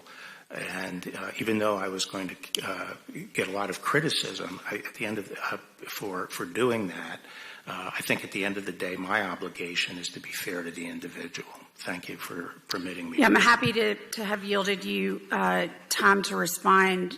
That being said, Mr. Attorney General, as I am a departing member of Congress and have just a few short moments left, I just want to express to you in the department how important this issue that I originally asked you about is to me, both as a member of Congress representing my constituents in Alabama, but also as a mother of two beautiful children. And I am increasingly alarmed about the way that children are just one click away from being on a website, a forum, or a chat room, or a social media site where bad actors may be lurking. And whereas I only have a few short seconds left, I would just ask you in the time that I have left in Congress that we could continue to work together to combat child exploitation and human trafficking. And I appreciate all the work that you're doing on this. Absolutely, Congresswoman. And as you know, one of the most difficult issues coming up is encryption, because as this material gets encrypted in the chat rooms and the areas where they groom these young children, once it becomes encrypted, it'll be very hard for us to police it. Right. Thank you so much. I yield back. Thank you. The gentlelady yields back. Ms. Bass. Attorney General Barr, when it comes to police engagement, last August when speaking to the National Fraternal Order of Police, you shared your views on police engagement with the public. You stated, and I quote, "Underscore the need to comply first, and if warranted, complain later. This will make everyone safe, the police suspects, and the community at large, and those who resist must be prosecuted. I repeat, zero tolerance for resisting police. This will save lives." Do you stand by that statement? Yes, I think it's very important. A zero tolerance attitude is costing lives, not saving them, especially in communities of color. I'm not saying that. I reclaim my time. A movement and protests have arisen in response to police brutality. Here are a few examples of who bears the cost of zero tolerance. Elijah McClain was walking home from a convenience store when he was approached by police. He had not committed a crime. Police held him in a chokehold for 15 minutes, then injected him with ketamine, not under a doctor's supervision, but at the direction of non-medically trained and unlicensed police officers. Are you familiar with that case? No. Do you know how frequently ketamine is used by law enforcement to subdue civilians, especially people of color? No. Did you know if police departments have been documented as directing paramedics and EMTs to inject ketamine during arrests? No. Then I guess you haven't evaluated the use of force tactics since becoming AG, and especially this particular tactic of subduing suspects with ketamine. Not with respect to ketamine, no. Will you commit to directing the department to evaluate the protocols around the use of ketamine, chokeholds, and other methods used by federal law enforcement officials when making arrests or detaining subjects? Well, absolutely. Under the President's executive order, we are reviewing Thank you. And especially use of force and working with police departments. Especially the ketamine. That's pretty outrageous. George Floyd was killed by a police officer via a chokehold. For 8 minutes and 46 seconds, a police officer knelt on his neck as he begged for his life. He was suspected of using a counterfeit $20 bill. That's how zero tolerance can amount to a death sentence for black men when used in communities of color. With George Floyd screaming, as we all know, he couldn't breathe. Now consider James Holmes, who murdered 12 people and injured 70 others in a movie theater in Aurora, Colorado, the same town as Elijah McClain, where he was arrested. James wore body armor, had a knife, semi-automatic weapons, and an AR-15. Yet he was calmly arrested by the same police department as Elijah McClain without a chokehold or an injection of ketamine. Dylan Roof used a gun to murder 9 people and injured another at Emmanuel African Methodist Episcopal Church in South Carolina. When he was arrested, no chokeholds, no injections. He was treated so well that officers brought Dylan Roof Burger King after arresting him. Are you familiar with that case? Yes. I raised those 2 examples to follow up on what my colleague from Texas highlighted earlier, that the department is not doing enough to address issues of racism, bias, and brutality in law enforcement. When someone who commits mass murder is calmly arrested and served Burger King, while a young man walking down the street is placed in a chokehold and injected with ketamine, then dies. You said that under the executive order, the administration is looking at chokeholds. What have you determined so far? Well, we're setting up a system of certification of police departments, and part of what our charter is to come up with criteria that will be used for certification, including limitations on use of force, specifically including chokeholds. So in the George Floyd Justice and Policing Act, part of it called for a national registry of law enforcement officers as a resource for police chiefs to determine who are the best candidates for jobs. As you may or may not be aware, Tamir Rice might be alive today if the police chief who hired him had known that that police officer had been fired from another department. What is your view of a national registry of law enforcement officers?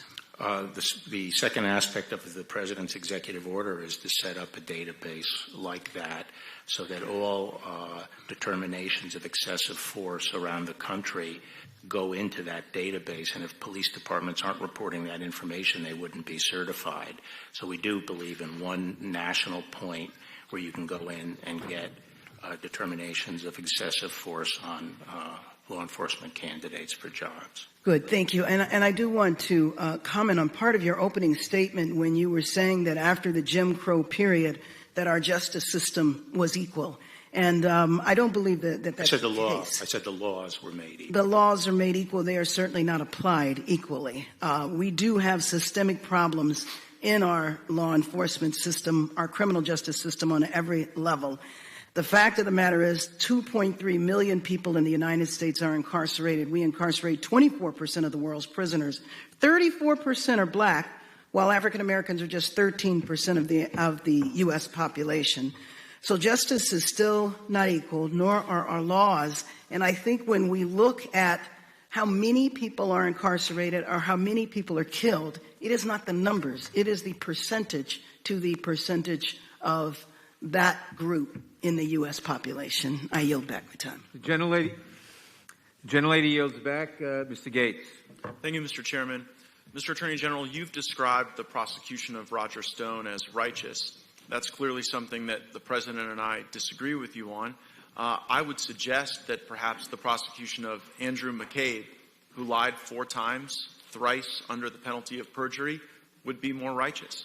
I would suggest to you that uncovering the criminal conspiracy that existed where people in our own government were trying to convince intelligence agents and operatives around the world to destabilize our elections and to discredit our president would perhaps be more righteous. But as we sit here today, I don't think that Mr. Stone or Mr. McCabe or any of those other folks are killing anyone or burning down our buildings. And so I'd like to focus our effort on the most acute need I believe our country has.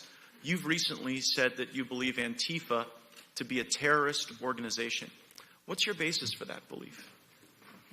I'm not sure I said terrorist organization. I said we're investigating it as domestic terrorism. But Antifa, there are a number of violent extreme groups in the United States, and they're across the spectrum.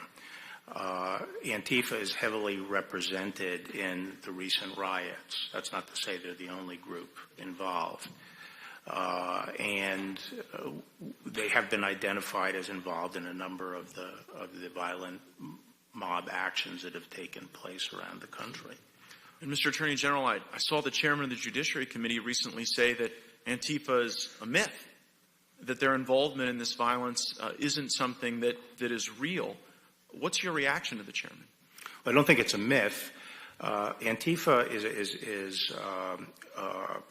can be best thought of, I think, as a umbrella term for what is essentially a movement comprised of loosely organized groups around the country. In some areas of the country, there are a number of groups, and there are sort of centers of activity. The groups, as I say, are loosely organized, but they are definitely organized. But since they have an anarchic temperament, they don't get along very well with each other. So I'm not suggesting it's a national organization that moves nationally. They tend to get organized for an event, and there's a lot of organization right before an event occurs, but we see a lot of the organization during the mob violence. And that is a really important distinction when determining how to apply particularly our RICO laws to an organization like this. If Antifa is merely something that inspires people to go out and commit violence, that strikes me as legally distinct from Antifa being an organizing influence to assist people in committing crimes. One question I get from my constituents as they watch the death and violence and disruption and chaos in Seattle and in Portland and in other places is whether or not there's a risk that that could metastasize to other areas of the country. Have you given consideration to the risk that might befall other American communities if the Department of Justice were not to take action to protect and preserve federal property in places like Portland? Yes, absolutely. You know, we are concerned about this problem metastasizing around the country. And so we feel that we have to, in a place like Portland, where we don't have the support of the the local government, we have to take a stand and defend this federal property. We can't get to a level where we're going to accept these kinds of violent attacks on federal courts. And if you did what my Democrat colleagues were asking, if you merely abandoned that federal property, allowed it to be overrun, allowed the people inside to be harmed, is it your view then that Antifa and other violent people engaged in these acts would simply stop, would simply accept that as their sole victory? Or is it your expert opinion, having dealt with a number of law enforcement and criminal cases in your legal career, that they wouldn't stop, that they would go to the next town, to the next community, and potentially inspire more violence? There's no doubt in my mind that it would spread. And what comfort can you give Americans in my district and around the country that you will stop this, that you will stop the burning and destruction of federal property, and that you will give confidence to regular Americans that they can go out in the streets without the risk of this terrorism? Well, as you can see in Portland, we have a relatively small number of federal officers who have been withstanding this for almost 2 months. It's a great strain, but we cannot just stand aside and allow the federal court to be destroyed. Thank you for your service and for your great work. I yield back. Gentleman yields back. Mr. Richmond. Thank you, Mr. Chairman. Attorney General Barr, you started your testimony with eloquent words about the life and legacy of John Lewis, fighting systematic racism, voter intimidation, civil rights. The one thing that you have in common with your two predecessors, both Attorney General Sessions and Attorney General Whitaker, is that when you all came here and brought your top staff, you brought no black people. That, sir, is systematic racism. That is exactly what John Lewis spent his life fighting. And so I would just suggest that actions speak louder than words, and you really should keep the name of the Honorable John Lewis out of the Department of Justice's mouth. Let me also say, you mentioned bogus Russiagate. In your opinion, as the Attorney General of the United States of America, did Russia interfere or attempt to interfere in the 2016 election? Yes. In your position as the Attorney General of the United States, is Russia attempting to interfere in the 2020 presidential election? I think we have to assume that they are. Thank you, sir. Now, let's talk about the integrity of the election, which is also something Congressman Lewis fought for. Jared Kushner implied that the president could move the election day. Can a sitting U.S. president move an election day? Actually, I haven't looked into that question under the Constitution. Well, 2 U.S. Code Section 7 says federal election day is the Tuesday after the first Monday in November. So if you take that as correct statute, is there any executive action by a president? I've never been asked the question before. I've never looked into it. As Attorney General of the United States, do you believe that this 2020 presidential election will be rigged? I have no reason to think it will be. President Trump tweeted that the election will be rigged, but he also tweeted that when he was losing to Hillary Clinton, and he tweeted that the day after it was Fox showed that he was losing to Trump. But I don't want to be too political. Do you believe, as the Attorney General of the United States, that mail-in voting will lead to massive voter fraud? I think there's a high risk that it will. Do you ever vote by mail-in ballot? Apparently I did once at least. But you believe that other people voting by mail could lead to massive fraud? No, what I've talked about, made very clear, is that I'm not talking about accommodations to people who have to be out of the state or have some particular need not to, inability to go and vote. What I'm talking about is the wholesale conversion of election to mail-in voting. You do understand that African Americans disproportionately do not survive COVID-19 coronavirus. You are aware of that? I didn't hear the question. You are aware that African Americans, black people, disproportionately die from COVID-19 coronavirus, correct? Yes, I think that's right. And not that it would be the first time that African Americans would risk their lives to vote in this country to preserve its democracy. But the suggestion is that them having the ability to vote by mail would somehow lead to massive voter fraud. But I won't stick to that. No, I didn't say that. I just state, I think, what is a reality, which is that if you have wholesale mail-in voting, it substantially increases the risk of fraud. But it doesn't make it likely. That's all I said. Now, I also saw on TV that the president said he's not sure that he'll accept the election results. Can a president just protest because he lost an election? Protest in what sense? Well, can he contest an election just because he simply loses? Gore versus Bush v. Gore was. Well, I think that was over a slim voter margin. I'm talking about if it is very clear that the president has lost an election, does he have a remedy to contest the election? Not that I'm aware of. Let me go back to what Representative Bass mentioned. You mentioned the number that there were 8 African Americans killed by the police and 11 white people killed by the police. So far this year. If you use those numbers, that's 85% of that population is white, 15% of that population is black. But if you actually look at the deaths, according to the numbers you just gave, 42% of the deaths are African American and 58% are white. That is a glaring disparity in terms of population, and I just give you those numbers. Well, not necessarily. Because you I have to adjust it by the race of the criminal perpetrator. No, I just did that for you. I'm using your numbers, and according to your numbers, African Americans are 4 or 5 times more likely than their percentage of the population to be killed by police than their white counterparts.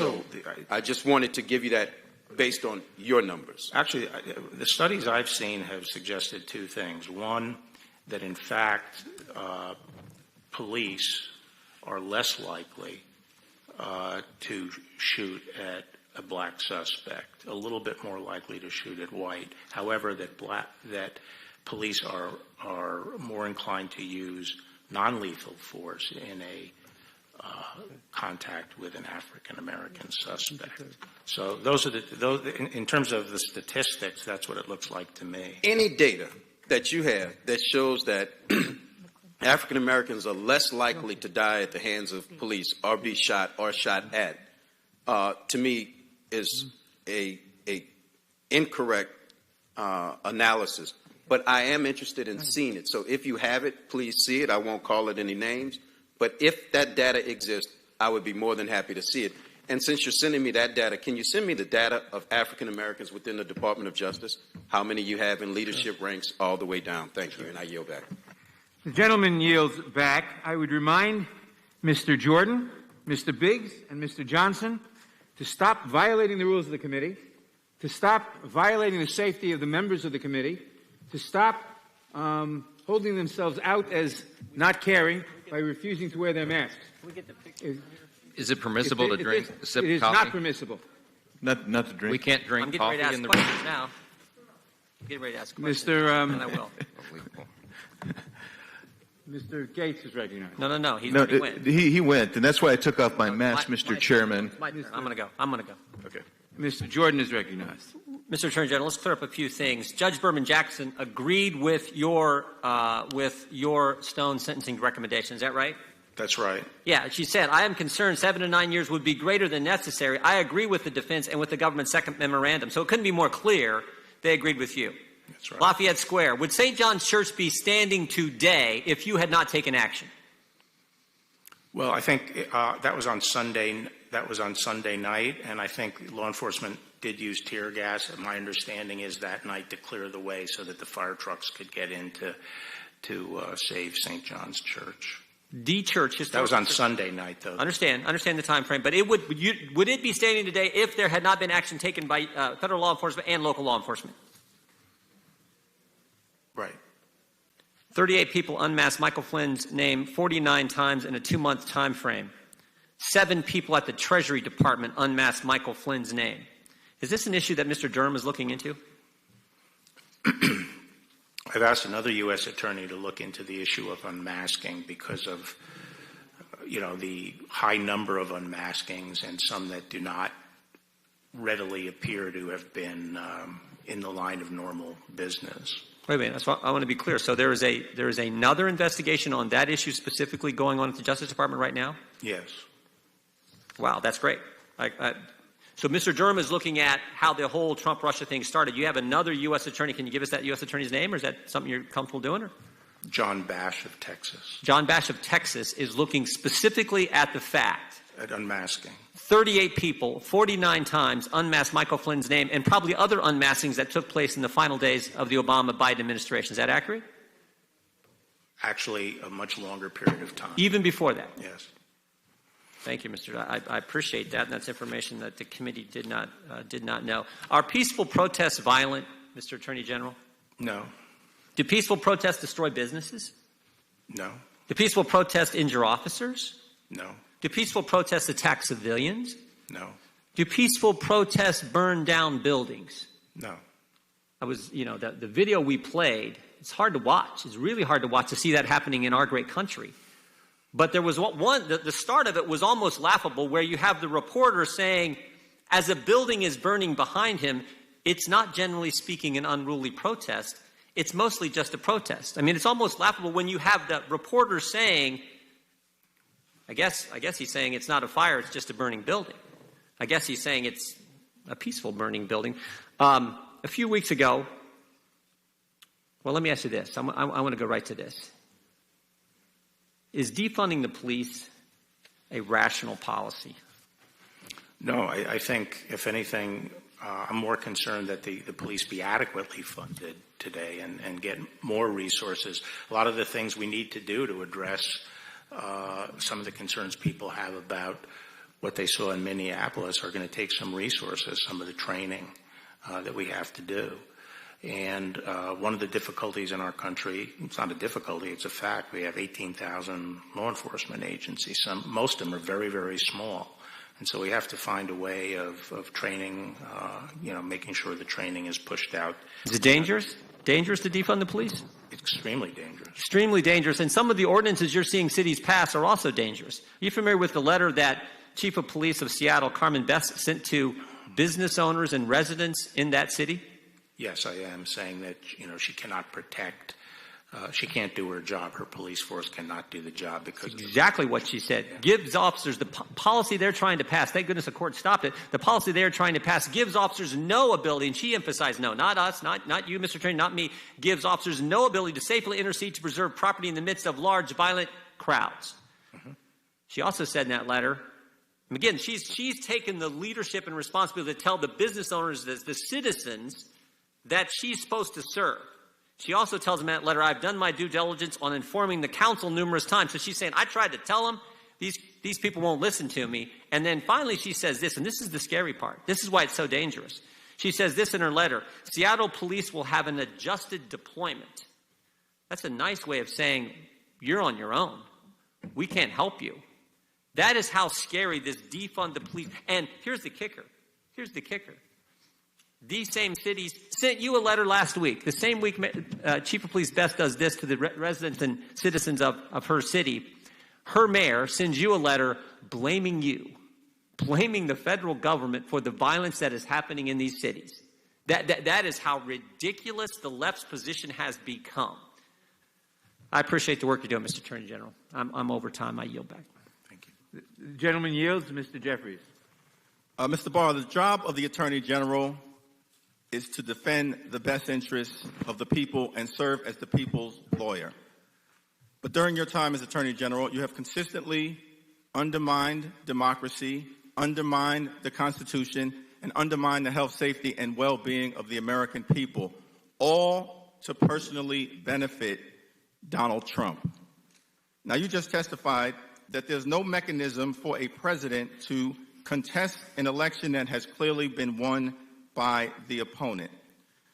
Mr. Attorney General, what will you do if Donald Trump loses the election on November 3rd, but refuses to leave office on January 20th? If the results are clear, I would leave office. Do you believe that there is any basis or legitimacy to Donald Trump's recent claim that he can't provide an answer as to whether he would leave office? I really am not familiar with these comments or the context in which they occurred, so I'm not going to give commentary on them. Okay, thank you. He just stated that publicly about a week ago to Fox News. Mr. Barr, during a radio interview this spring with Hugh Hewitt, you praised President Trump's coronavirus response as superb, correct? Who did? You did. Okay. Over 150,000 Americans have died. More than 4 million Americans have been infected. More than 5 million Americans have lost their health care. Over 100,000 small businesses have permanently closed. More than 50 million Americans are out of work. This is not the outcome of superb leadership. What we've gotten from Donald Trump is exactly the opposite. Let's explore. Well, I disagree with that. That was not a question. That was a statement. Let's explore. In February, President Trump falsely claimed that the number of coronavirus cases would go from 15 to 0 in a few days. Was that superb? Yes or no? I'd have to see the context in which it was said. Here's the context. The number of cases didn't go down to 0. It's over 4 million. Let's go to March. In that month, President Trump said, "I take no responsibility at all for the failure in testing." Was that superb? Yes or no? It was accurate. The problem with the testing system was a function of President Obama's mishandling of the CDC and his efforts to centralize everything in the CDC when they didn't have the capacity. Thank you, Mr. Barr. That is inaccurate. That's a myth. It wasn't until this administration. It wasn't until claiming my time. In April, President Trump irresponsibly suggested that the American people inject themselves with bleach. Was that superb? Yes or no? That's not what I heard. That's exactly what he said. That's what the American people heard, and you know it, and you can't defend it. Let's move on to May. In that month, on National Nurses Day, President Trump falsely called PPE shortages fake news, while nurses and other healthcare professionals resorted to wearing trash bags and ski goggles to protect themselves. Fake news.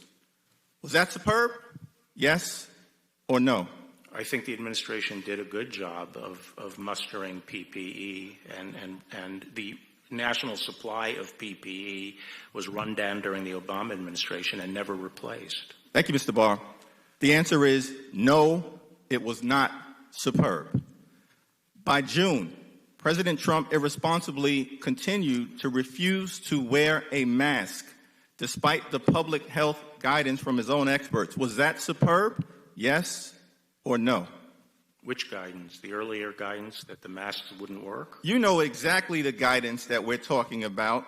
The CDC and Dr. Fauci in April recommended that the American people wear a mask, but Donald Trump has become the poster boy for the anti-mask movement. Donald Trump has probably tested more than any other human being on the face of the earth. Mr. Barr, the answer is the refusal to wear a mask is not superb. Last question. In July, President Trump falsely claimed that 99% of COVID-19 cases are, quote, totally harmless. Was that superb? Yes or no? I think essentially what he was saying is that the fatality rate relatively is very low, very low. The answer is 150,000 Americans are dead. It has been a failure of epic proportions. In fact, Donald Trump's response to the coronavirus pandemic has been the worst failure of any president in American history. And the American people have paid the price. I yield back. Gentleman yields back. Who seeks recognition? Well, I guess I do. I think it's my turn to speak and ask questions. Is that correct, Mr. Chairman? Then I seek recognition, sir. Gentleman is recognized. Bless your heart. Thank you. Attorney General Barr, Chairman Nadler opened up his statement by saying you can no longer hide behind a legal fiction. That caused me some consternation. I had no idea what he was talking about. Do you have any idea what he's talking about? I don't recall that phrase in what context. Well, who knows what context? I mean, he was just kind of rattling on there. But he was attacking you and your performance in virtually everything he could, and said you can no longer hide behind a legal fiction. And I didn't see any connection with anything else he had been saying. So I wondered if you had seen anything. And apparently, you didn't see anything either. The next person to ask questions was the gentlelady from California who consistently referred to civilian federal agents as federal troops, and intimating, if you will, that Portland was peaceable until federal civilian agents arrived on the scene. Essentially, it's kind of analogous to blaming a fire department for showing up to put out a fire and then being blamed for starting the fire. Attorney General Barr, let's just have it on the record. Was there violence and attempts to burn down, vandalize the building, and attack civilian employees of the federal government prior to any other federal agents or the reinforcements being sent in of federal agents? Yeah, my recollection is our main effort to reinforce was around the 4th of July period, and it had been going on for quite a while before that. Let's talk about Lafayette Square for a second. Leading up to June 1st, you had violent mobs disobeying the 11 p.m. curfew. They set fire to parked cars, demolished coffee shops and banks, burned American flags, and even intentionally set fire to St. John's Episcopal Church near Lafayette Square. Secret Service and Park Police appropriate use of safe restorative force actually cleared that up. In total, however, 51 U.S. Park Police officers were injured during the weekend leading up to the perimeter expansion. Do you want to expand on the actions regarding Lafayette Park? Right. So for the 29th, 30th, and 31st, there was unprecedented rioting right around the White House, very violent. During that time, as you say, about 50 Park Police and a comparable number, is my recollection, of Secret Service. So we had about around 90 officers injured. I'm talking about things like concussions, one was operated on, and so forth. We had the president. It was so bad that, as it's been reported, the Secret Service recommended the president go down to the shelter. We had a breach of the Treasury Department. The historical building on Lafayette Park was burned down. The lodge, St. John's, was set on fire. Bricks were thrown at the police repeatedly. They took crowbars and pried up the pavers on Lafayette Park and threw those at the police. Balloons of caustic liquid were thrown on the police. And it was clear when I arrived at the White House on Monday, there was total consensus that we couldn't allow that to happen so close to the White House, that kind of rioting.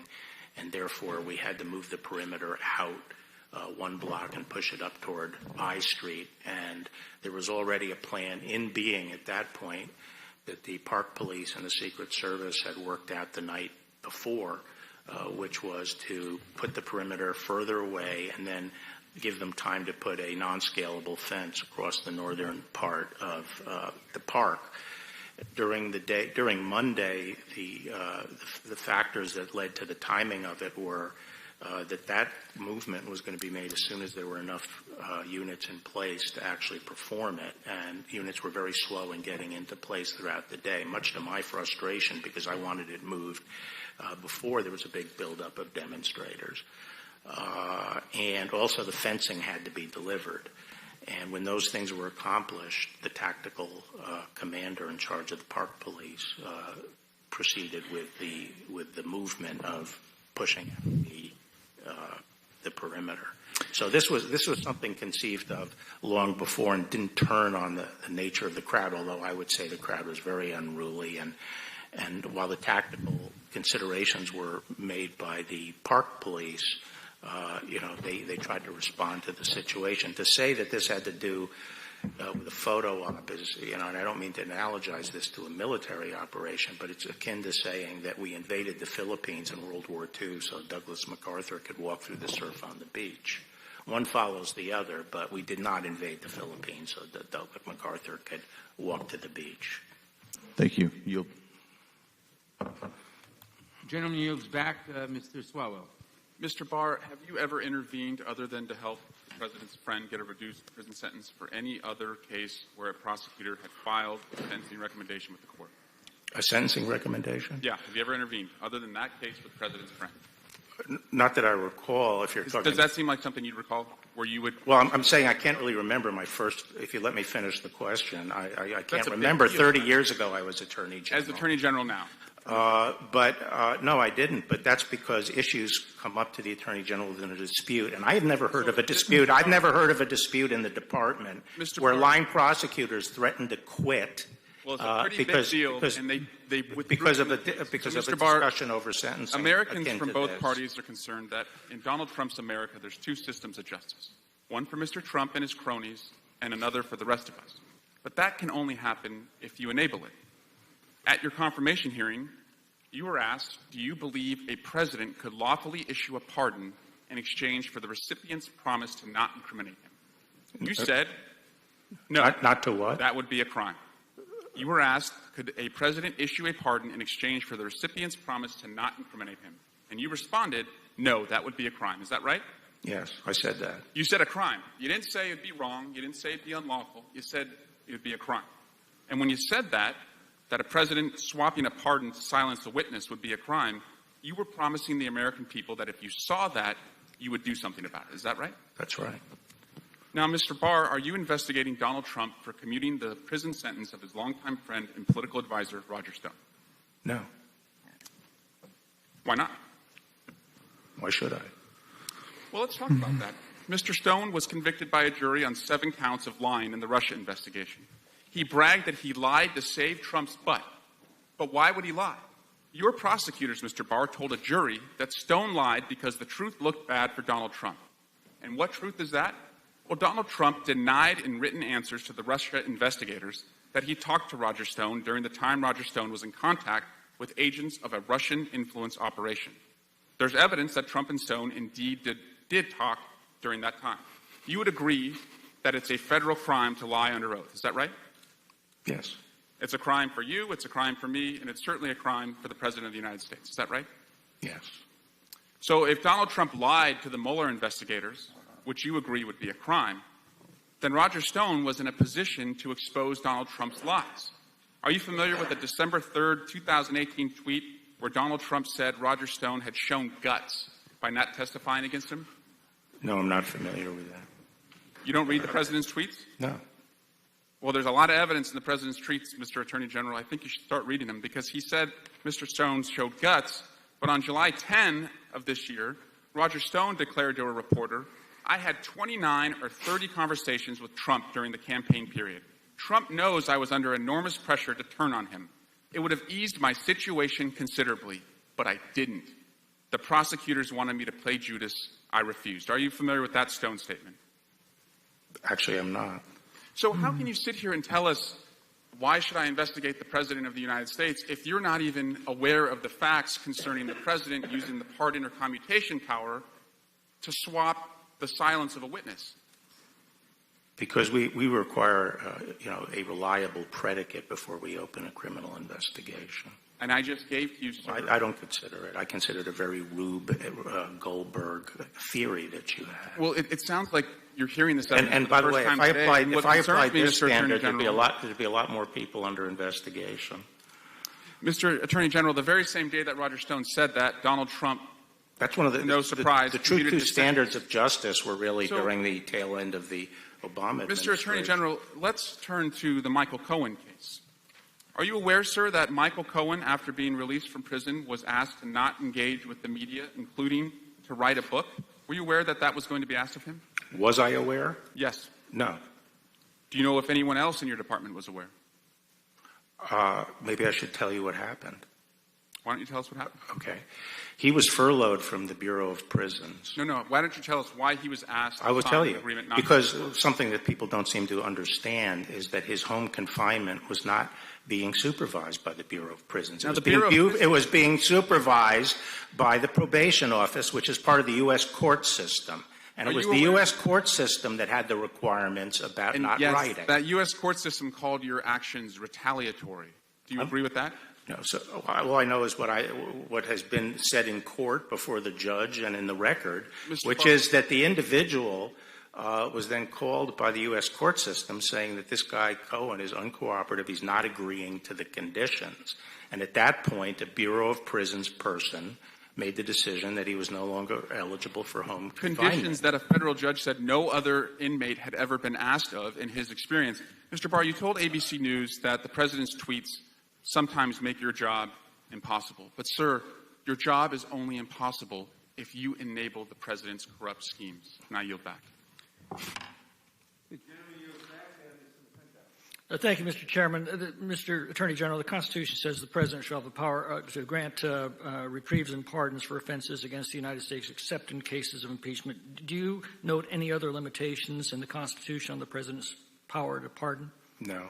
Has the President exceeded that power? No. My colleague from Georgia, Mr. Johnson, implied that in challenging the sentencing recommendation of Roger Stone, you were doing the bidding of the President. He didn't want to hear your response. I would. Well, no, I was Roger Stone. I never discussed our sentencing recommendation with anyone outside the Department of Justice. It was a very condensed period of time. I first heard, I made the decision that we shouldn't take a position as to the precise sentence, but should leave it up to the judge. And we should not affirmatively advocate for 7 to 9 years. And I made that on Monday the 10th. And that night the department filed, and it didn't reflect what I had decided. So that night I told people we had to fix it first thing in the morning. So we did. As soon as I got in, we went forward with a plan to file. At that point, I learned about the president's tweet because I don't monitor the president's tweets. And I hesitated because I knew that I would be attacked for doing it. People would argue that I did it because of the tweet. But I felt at the end of the day, I really had to go forward with our filing because it was the right thing to do. And I'm glad the judge agreed with it. We're learning more and more about the targeting and prosecution and extortion of Michael Flynn by partisan officials at the FBI. No one has been held accountable for this grotesque abuse of power. Knowing that agents with a political agenda can take anything that someone says, edit it, misrepresent it, prosecute it, and then extort confessions by threatening family members, and to do so with impunity, why would anyone in his right mind ever want to talk to an FBI agent again? Well, I don't, I haven't reached judgments, and I'm not suggesting that all those facts he set forth are true, and we have not, at this point, challenged the actions I've defended the actions of the prosecutors in this case in court. The order of business right now is, knowing what we know now, we don't think any of the U.S. attorneys in the department would have prosecuted this case, partly because of the behavior of the FBI, but also because the evidence is not there to prove it beyond a reasonable doubt. And part of what I'm trying to establish is that we will use the same standards for everybody before we indict anybody. And this goes for both sides. We won't prosecute anybody unless there's proof beyond a reasonable doubt that they committed a crime. And not some kind of esoteric made-up crime, but a meat and potatoes crime. For more than 3 years, the most powerful agencies in our government took information that was fabricated by agents of a political campaign that they knew was fraudulent, used it as justification to launch an investigation alleging treason against a presidential candidate, then leaked the existence of that investigation in a manner that was clearly calculated to affect the outcome of the election, and then failing that, used it in a largely successful attempt to obstruct the duly elected president. Are you going to be able to right this wrong before it becomes a precedent for future election interference by corrupt officials in our justice and intelligence agencies? You know, I really can't predict that. I think, as you know, John Durham is looking at all these matters. COVID did delay that action for a while, but he's working very diligently. And, you know, justice is not something you order up on a schedule like you're ordering a pizza. Well, there are many of us who are concerned that if you were succeeded by someone like Keith Ellison as Attorney General, that this will become an institutionalized practice and the investigation of Mr. Durham will simply go away. I understand your concern. One more thing. A term we keep hearing from the left is, oh, these are mostly peaceful protests, mostly peaceful. It seems to me that you either are or you're not. Calling what's happening in our cities mostly peaceful protests is a lot like calling Scott Peterson a mostly faithful husband or Al Capone a mostly law-abiding businessman. There is a constitutional right to peaceably assemble. Where does that right stop? When it becomes violence, criminal activity. You know, and that's the challenge here. I mean, you have a lot of people who are out protesting and demonstrating, and that's important First Amendment activity that we believe strongly in and try to protect. And the particular violent opportunists that are involved here get into those crowds and then start engaging in very violent activity and hijack it. And a lot of protesters have been telling law enforcement and providing information to us about these people who are not with them, they're not demonstrators, but they're coming in. And a lot of demonstrators leave when that happens because they see what's happening themselves. Would you call that violence a myth? The gentleman's time? No. The gentleman's time has expired. Mr. Liu. Thank you, Mr. Chair. Thank you, Mr. Barr, for being here today. I'd like to ask you some questions about the legal standard for seizing and arresting protesters. Under the Fourth Amendment, it requires probable cause before you can seize and arrest a protester, correct? Yes. Yes. Okay, and the probable cause has to be particularized to a particular person. So if a protester was merely standing around in a crowd in the vicinity of someone else suspected of criminal activity, you cannot arrest that peaceful protester. In other words, there's no such thing as probable cause by mere association, correct?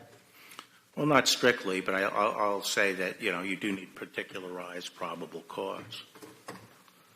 Okay, and if there's no probable cause, if someone jumps into a getaway car and there are 3 or 4 people in there, that might be enough to give you probable cause, just those circumstances. You don't need it on each individual. Reclaiming my time, Mr. Attorney General.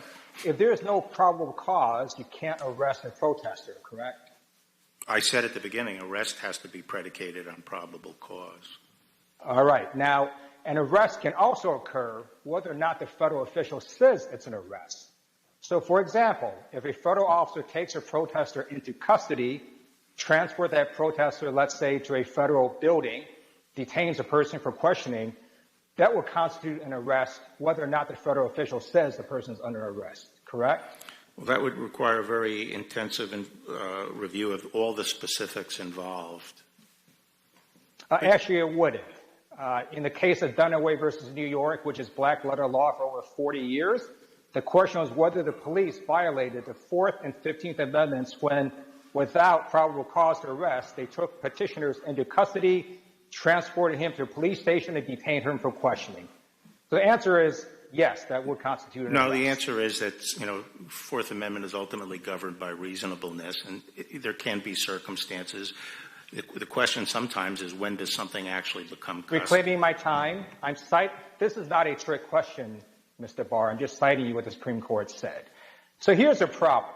Under this standard black letter law, which has been in effect for over 40 years, what the federal forces in Portland did was unconstitutional. Federal forces in full combat gear, in the dark of night, grabbed a protester who was peacefully standing there, forced him into an unmarked van, drove him to a separate location, searched him, detained him, and questioned him. That is what police states do. That's what authoritarian regimes do. But I don't think those were the facts. That's not. I haven't asked you a question yet, Mr. Barr. Okay. What the federal officials did was illegal because they didn't have probable cause. And how do we know that? Because Deputy Director of the Federal Protective Service, Chris Klein, admitted it on national TV. Deputy Director Klein said that the individual that they were questioning was in a crowd and in an area where another individual was aiming a laser at the eyes of officers. That's guilt by association. That's what the Fourth Amendment prohibits. Deputy Director Klein further stated that the protester was released after federal officials concluded, quote, they did not have what they needed, unquote, which again shows there's no probable cause. And it appears that federal Deputy Director Klein appears to understand that there was no probable cause because he essentially justifies that action as saying it wasn't an arrest. He calls it, quote, a simple engagement, unquote. I'm a former prosecutor. I've never heard that term, a simple engagement, because it's a made-up excuse. What these federal officials did was an arrest. They grabbed a peaceful protester, they forced him into a van, drove him to another location, questioned him. That is exactly what the Supreme Court prohibited over 40 years ago. So I obviously don't know that. I haven't asked you a question yet. In a Washington Post article on July 24th entitled Operation Diligent Valor, federal agents told reporters that there's no basis for these arrests. They said, quote, at times they have grabbed an individual and taken them inside the courthouse for questioning before determining that they had no probable cause to charge him with any crime, unquote. Deputy Director Klein said that they coordinate with the U.S. Attorney's Office on all of these arrests. I urge you to instruct your federal officials to comply with the Constitution, and I ask you to investigate these arrests because many of them are in violation of the Fourth Amendment. We do not live in a police state. We're better than that. I yield back. Gentleman yields back. Ms. Lesko. Thank you, Mr. Chair. Since Representative Liu didn't allow you any time to answer his allegations, would you care to answer any of his allegations? Yes. I mean, obviously, I don't know all the particulars of any individual case out there, but based on my general understanding, what had happened was that when they tried to effectuate arrests of the ringleaders or the people who were engaged in violence or that they saw with lasers and so forth, and they went out, they were immediately swarmed by people in black, and there was a lot of violence, so they couldn't effectuate the arrest. So the modus operandi was changed, and based on specific information as to individuals who were seen doing things and identified, they later tried to pick them up when there was less of a risk of this kind of mob response. The fact that if you have information that someone has a laser and is using it and later pick him up and he doesn't have it, it doesn't mean that there wasn't probable cause. It means he doesn't have the laser. The question is, was it reasonable for you to rely on the information that you had and the identification of that individual? In some cases, it could be a misidentification. In other cases, it could be the person, ditched the laser.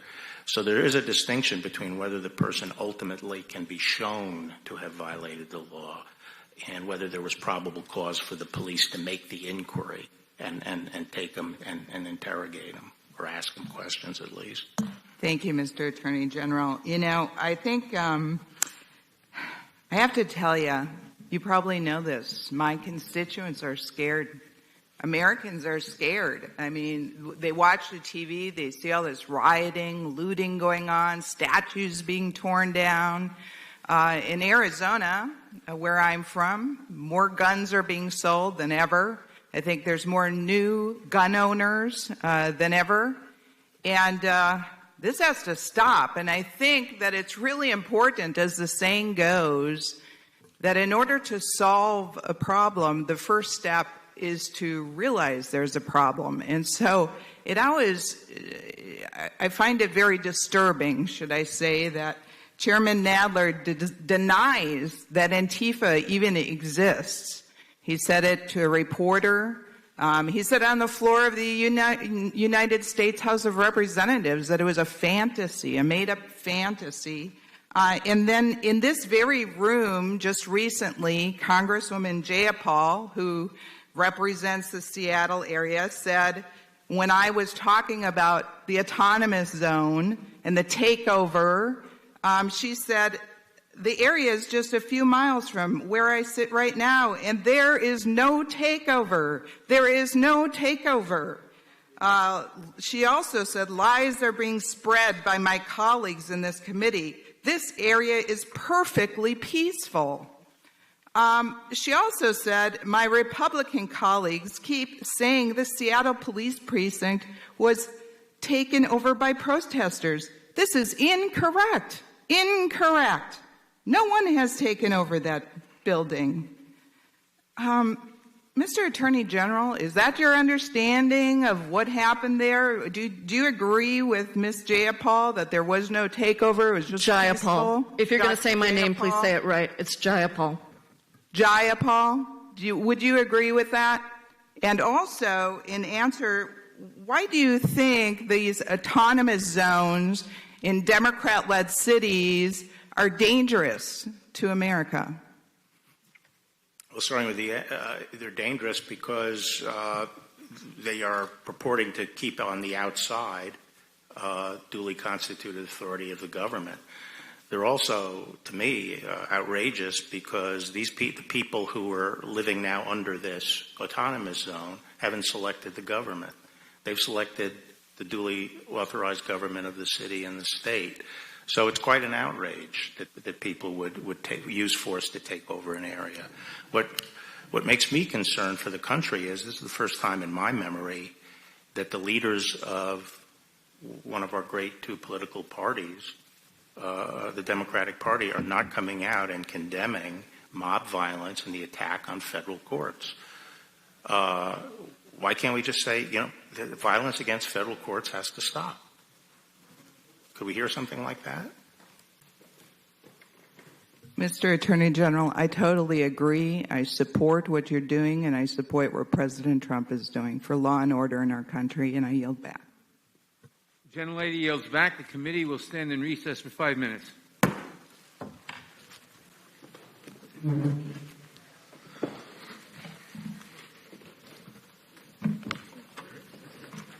I'll take 30 seconds.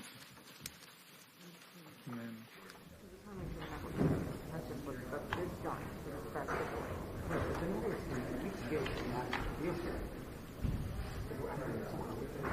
No, you should go. You should go. Yeah.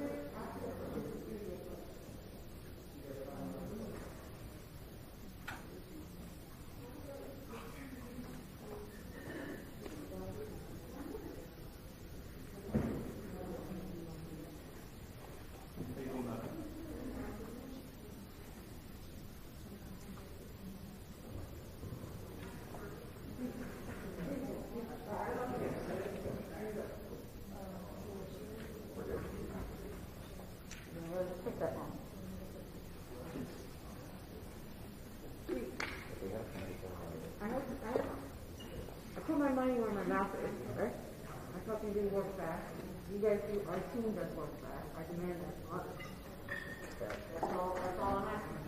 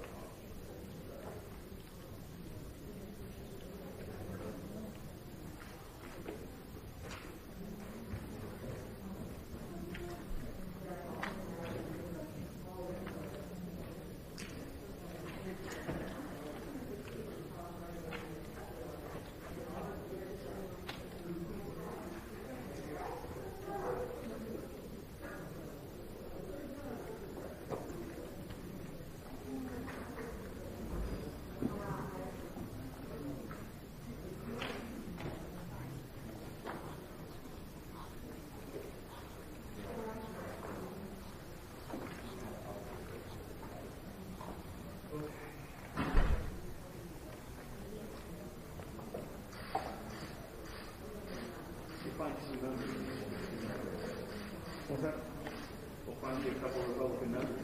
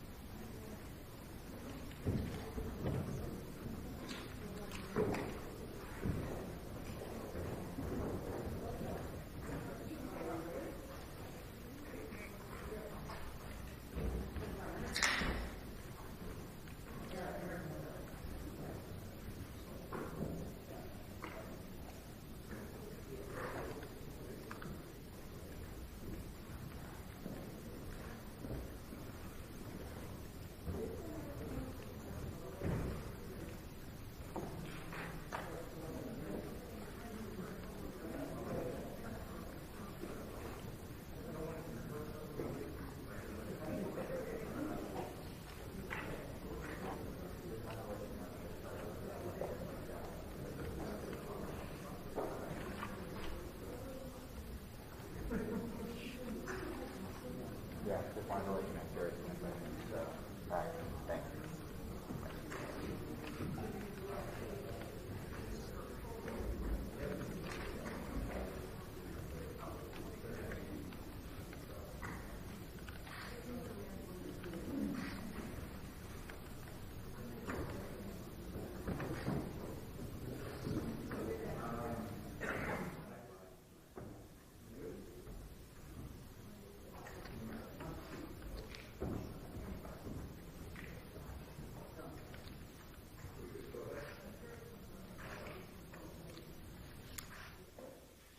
The committee will resume. Mr. Cicilline.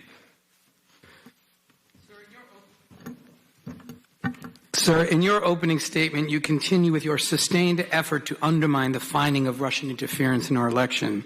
In March 2019, you sent a letter to the committee mischaracterizing Special Counsel Robert Mueller's finding that Vladimir Putin interfered in the 2016 presidential election in sweeping and systematic fashion to benefit Donald Trump. Mr. Mueller promptly sent you a letter calling you out for your mischaracterization, and you never corrected it. You then delayed the release of the full report, leaving the American people stewing with your misleading summary in support of President Trump's bogus claims that there was no collusion, no obstruction. You repeat these claims today, that there was no basis for this investigation and it was politically motivated by calling it the Russiagate scandal. But of course, in December 2019, the Justice Department's own Inspector General, your department's, Michael Horowitz, found that the investigation had been initiated properly and without political bias. Isn't that correct? No.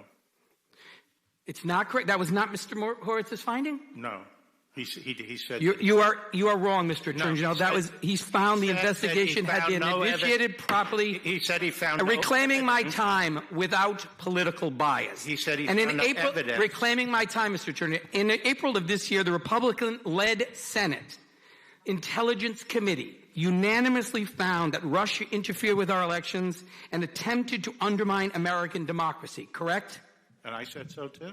Is it ever appropriate, sir, for the president to solicit or accept foreign assistance in an election? It depends what kind of assistance. Is it ever appropriate for the president or presidential candidate to accept or solicit foreign assistance of any kind in his or her election? No, it's not appropriate. Okay. Sorry you had to struggle with that one, Mr. Attorney General. Now let's turn to the First Amendment. Americans all across this country have been exercising their First Amendment rights to peacefully protest police brutality against black people. I've read your statement. I listened to you this morning, and we're certainly aware of certain individuals who have engaged in violent acts. And we all agree that's wrong. But there was a lot missing from your statement. For example, as I'm sure you've also seen, the vast majority of protesters are peaceful. And despite that, unidentified federal agents have attempted to prevent these mothers, veterans, and peaceful Americans from exercising their First Amendment rights, even using unmarked vehicles to grab protesters off the street and using tear gas and munitions against them. You forcefully condemned protesters this morning, but let me ask you, sir, why have you not condemned the federal officers you're sending into cities without proper training who are attempting to take away the constitutional rights of Americans peacefully protesting? I haven't condemned protesters. Protesters are good. Demonstrations are good. They're part of the First Amendment. So let me ask what I'm condemning is people who commit crime. Yeah, we agree. Do you think it's ever appropriate, Mr. Barr, for officers to use force against peaceful protesters? Yes or no? Not against peaceful protesters. So you also don't mention in your statement today or your testimony that federal officers have even tear-gassed elected representatives. County Commissioner Sharon Myron confirmed firsthand, last night I was tear-gassed by a federal occupying force. I saw throw canisters of poison without warning into a nonviolent crowd, including elders and the vulnerable. And on July 23rd, the mayor, Ted Wheeler, was tear-gassed. He called the tactics of the officers abhorrent. These are elected representatives with grave concerns that officers are using abhorrent tactics, including tear-gassing elderly, nonviolent Americans.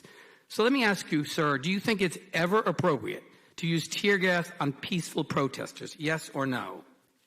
Well, the problem in these things sometimes occur because it's hard to separate people who Mr. Barr, my question is very specific. Do you think it is ever appropriate to use tear gas on peaceful protesters, yes or no? It is appropriate to use tear gas when it's indicated to disperse on peaceful protesters, to disperse an unlawful assembly, and sometimes, sir, unfortunately, peaceful protesters are affected by it. Okay, now I'm going to show you there's video evidence as well. I'm going to ask you to look at this video.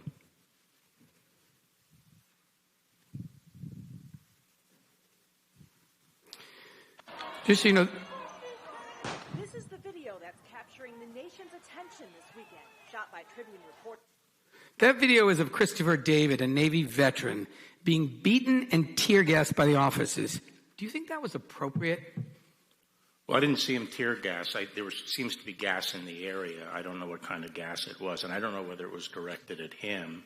Do you think what happened to General- Mr. David was Inspector- appropriate, Mr. Barr? The Inspector General is reviewing that particular Well, incident. do you think he deserved to get pepper sprayed and beaten to the point of broken bones? As I say, the Inspector General is going to review the incident. So as the top law enforcement official in our country, do you think Americans who show up to peacefully protest should expect to be beaten and pepper sprayed and have their bones broken by federal officers? Well, I don't think that what was happening immediately around the courthouse was a peaceful protest. That's not my question, Mr. Barr. Well, that's where that. My question is, do you that think is where as the that- chief, that's reclaiming where my the video is time, from. That's where the reclaiming my video is time, from. Mr. Barr, my question is, do you think as the top law enforcement official in this country that Americans who show up to peacefully protest should expect to be beaten, pepper sprayed, and have their bones broken by federal officials? Yes or no? I don't think peaceful protesters should face that. And that's correct. Reason, And isn't protecting the First Amendment freedom of Americans at least as important as protecting a building from vandalism? I think we've fought for. I've not posed a question. We've fought for a democracy, for the right to speak freely, and you are attempting to take that away. And what's worse, you're doing it for the sole purpose of furthering the president's political agenda and generating footage for Trump campaign commercials. The Justice Department is responsible for protecting the constitutional rights of Americans, not to serve as the president's personal bully or political director. And speaking of protesters, it's worth remembering every suffragette, every person who marched to end child labor, every abolitionist who demanded an end to slavery was a protester. The revolutionaries who transformed us from colonists into a nation were protesters.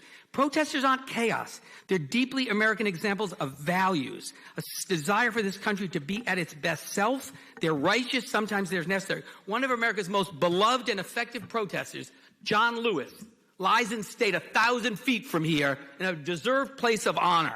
And, sir, your failure to respect the role of peaceful protest in this country is a disgrace. It's un-American. And it's important to remember what these protests are about. Black Lives Matter. Abuse at the hands of police by black Americans. And I want to let you see now a video that fairly represents peaceful protest that is happening all across America that you conveniently omitted from your testimony and your statement.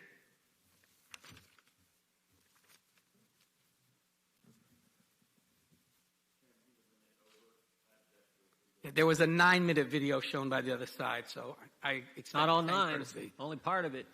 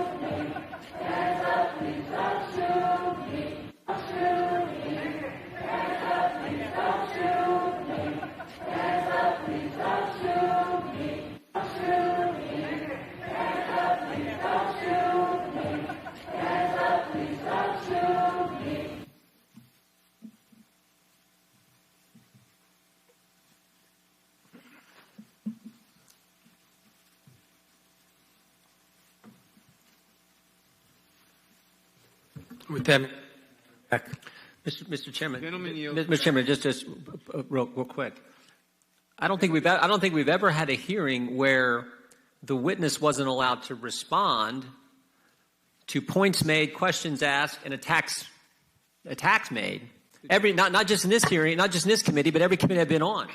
So particularly when you think about the fact we got the Attorney General of the United States here. The gentleman does not have time. I don't want the time. I want the Attorney General to be able to have enough time to respond to accusations and questions asked him, and you guys not cut him off. What you want is irrelevant. What is irrelevant are the rules. Mr. Stubbe is recognized. Mr. Chairman, am I going to get an additional 2.5 minutes that Mr. Cicilline had? The gentleman is recognized. General Barr, thank you for your service to our country and your continued service to ensure that our country is safe. I encourage you to ignore the mob, these attacks from Democrats and the left-wing biased mainstream media. Be strong and courageous. For the mass majority of the country supports you rooting out corruption in the FBI and keeping our country safe from rioters looters, and anarchists. I, for one, am very happy that you're at the helm of the DOJ and actually supporting the rule of law and fighting for justice. I want to touch on something that Mr. Jordan spoke about in his opening remarks. I want to focus on the Inspector General's December 9th FISA report on the FBI's unlawful surveillance of Trump campaign associate Carter Page. Isn't it true the Inspector General found the FBI under the Obama-Biden administration made 17 significant errors in FISA applications to surveil candidate Trump's campaign associate Carter Page?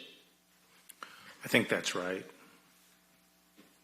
How many errors are acceptable when the FBI is targeting Americans? Well, none are acceptable. Then there was the complete Woods Files failures the FBI operated under during the Obama-Biden administration. The Inspector General found that 51 factual assertions in the FISA applications to surveil Page, 1, lacked supporting documentation, 2, the supporting document did not support the FBI's factual assertions, or 3, the supporting document showed the FBI's factual assertion was inaccurate. The Inspector General testified there should not have even been one error, yet he found 51 errors. Why is it so important for surveillance targeting Americans to be error-free? Well, especially under FISA, which is a counterintelligence tool and doesn't have the same built-in protections that the criminal justice process would have. It's very important because you're going to be spying on Americans that you have you've demonstrated an appropriate basis for doing that, and therefore there's a special burden on the investigative agency, in this case the FBI, to have accurate information as to the basis of their surveillance. And I think the Bureau has been working very hard to correct those problems and to put in place a much more effective system of guaranteeing that the information is accurate. Isn't it true the FBI under the Obama-Biden administration cherry-picked favorable evidence to obtain a FISA warrant to surveil Carter Page and ignored facts that cut against probable cause? Well, I don't want to characterize. I mean, this is part of what's under review.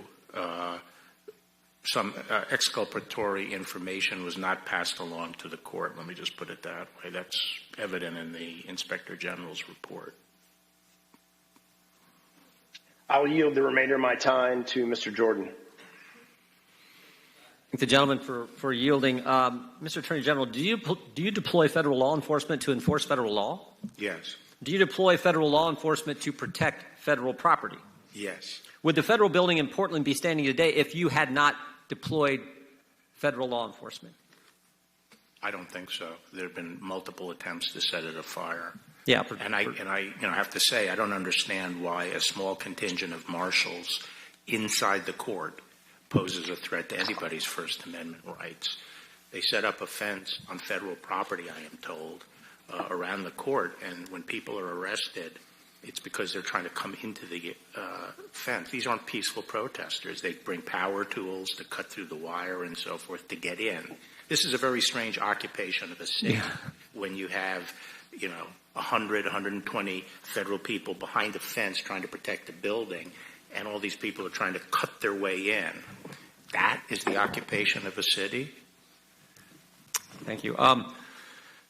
Did the Chicago Fraternal Order of Police president ask for your help? Did who ask for my help? The head of the FOP in Chicago. Did they ask for your help? I think he did. Previous exchange, they talked about Mr. Horowitz's report. Is there anything you'd like to add? You didn't get a chance to respond to that. Yeah, my understanding of my recollection of the report is it didn't find there was no bias. And he made that clear in subsequent testimony. What he said was he couldn't find no documentary or other evidence demonstrating bias. Yeah, and what would be helpful if maybe Mr. Horowitz could come in front of this committee and the individual who was raising that concern with you, Mr. Attorney General, could ask Mr. Horowitz himself about what he found in that report and subsequent reports that we have not yet had a hearing on. The gentleman's time has expired, Mr. Raskin. Thank you. Sir, did I hear you correctly to say that the purpose of unleashing this federal agent assault with tear gas and rubber bullets and pepper spray on 2,000 nonviolent protesters in Lafayette Square was to secure and defend the St. John's Episcopal Church. Was that the purpose of it? No, I didn't say that. I made very clear that the purpose was to move the perimeter to I Street, which had been the plan, as far as I'm aware, all day the week before. So it was legitimate in that case. I'm talking about the June 1st. Yeah, the June 1st assault on a lot of people, including my constituents. And I had to bring them to your office to talk about it. Well, I don't think it was an assault. They were told by loudspeaker that the Park Police were preparing to clear H Street, and could they move off H Street? Reclaiming my time, I think you said something to the effect of the St. John's Episcopal Church would have been overrun. No, that was on Sunday night, I believe. Okay. Are you aware that the rector of the church, that the Episcopal Archbishop of Washington and the presiding bishop of the Episcopal Church nationally, along with the Catholic bishop of the Archdiocese of Washington, all denounced this police assault on the civil rights and civil liberties of the people? Did they do that before or after the fire was put out? Well, all that I know is that they denounced what you did. And if you read what the Episcopal Archbishop of Washington wrote, said that using police force to clear nonviolent protesters without notice in order to conduct this grotesque photo opportunity was antithetical to the principles of Christianity. But what I want to ask you about was COVID-19, because we now lead the world in COVID-19 case count and death count. President Trump, of course, promised the disease would magically disappear. He advertised quack medical cures like injecting people with disinfectant. He told his people to slow down all the testing and refuse for months to wear a mask. Last night, he retweeted a number of messages claiming that Dr. Fauci misled the American people by dismissing hydroxychloroquine as a cure for the disease. So now we have 150,000 dead Americans, 4 million infected, 40 million jobless. We lose more than 1,000 people every day, 1 American every 90 seconds. But you called his public health leadership superb, and you threw the weight of the Justice Department behind his campaign to shut down state public health orders in March and April. Now, if you look at the screen, you will see 2 tweets from the President of the United States: liberate Michigan, liberate Virginia. On April 17th, he retweeted the slogans of right-wing protesters that are blocking access to hospitals and trying to overthrow public health orders in those states. And you snapped to attention on April 27th. You designated a prosecutor to try to bring down those very public health orders in Michigan and Virginia. 2 days later, armed right-wing protesters and white supremacists disrupted the Michigan legislature, leveling death threats against Governor Whitmer, confronting police, taunting lawmakers, and forcing the legislature to shut down as they brandished their long guns and shouted in the faces of police officers. But you didn't send in a secret paramilitary police force on horseback to unleash tear gas, pepper spray, billy clubs, and rubber bullets against these protesters storming the state capitol in Michigan. No, you embraced their cause by joining litigation against the governors of Michigan and Virginia. Now, of course, your side lost your motions for emergency injunctions, but you got to spread Trump's message that it was time to call off the stay-at-home orders, the masking and social distancing. Here's what you said on national TV, echoing the claim in April that the cure was worse than the disease. Quote, "You can't just keep on feeding the patient chemotherapy and say, well, we're killing the cancer, because we were getting to the point where we're killing the patient." Do you remember saying that? Yeah. Well, what do you mean by that?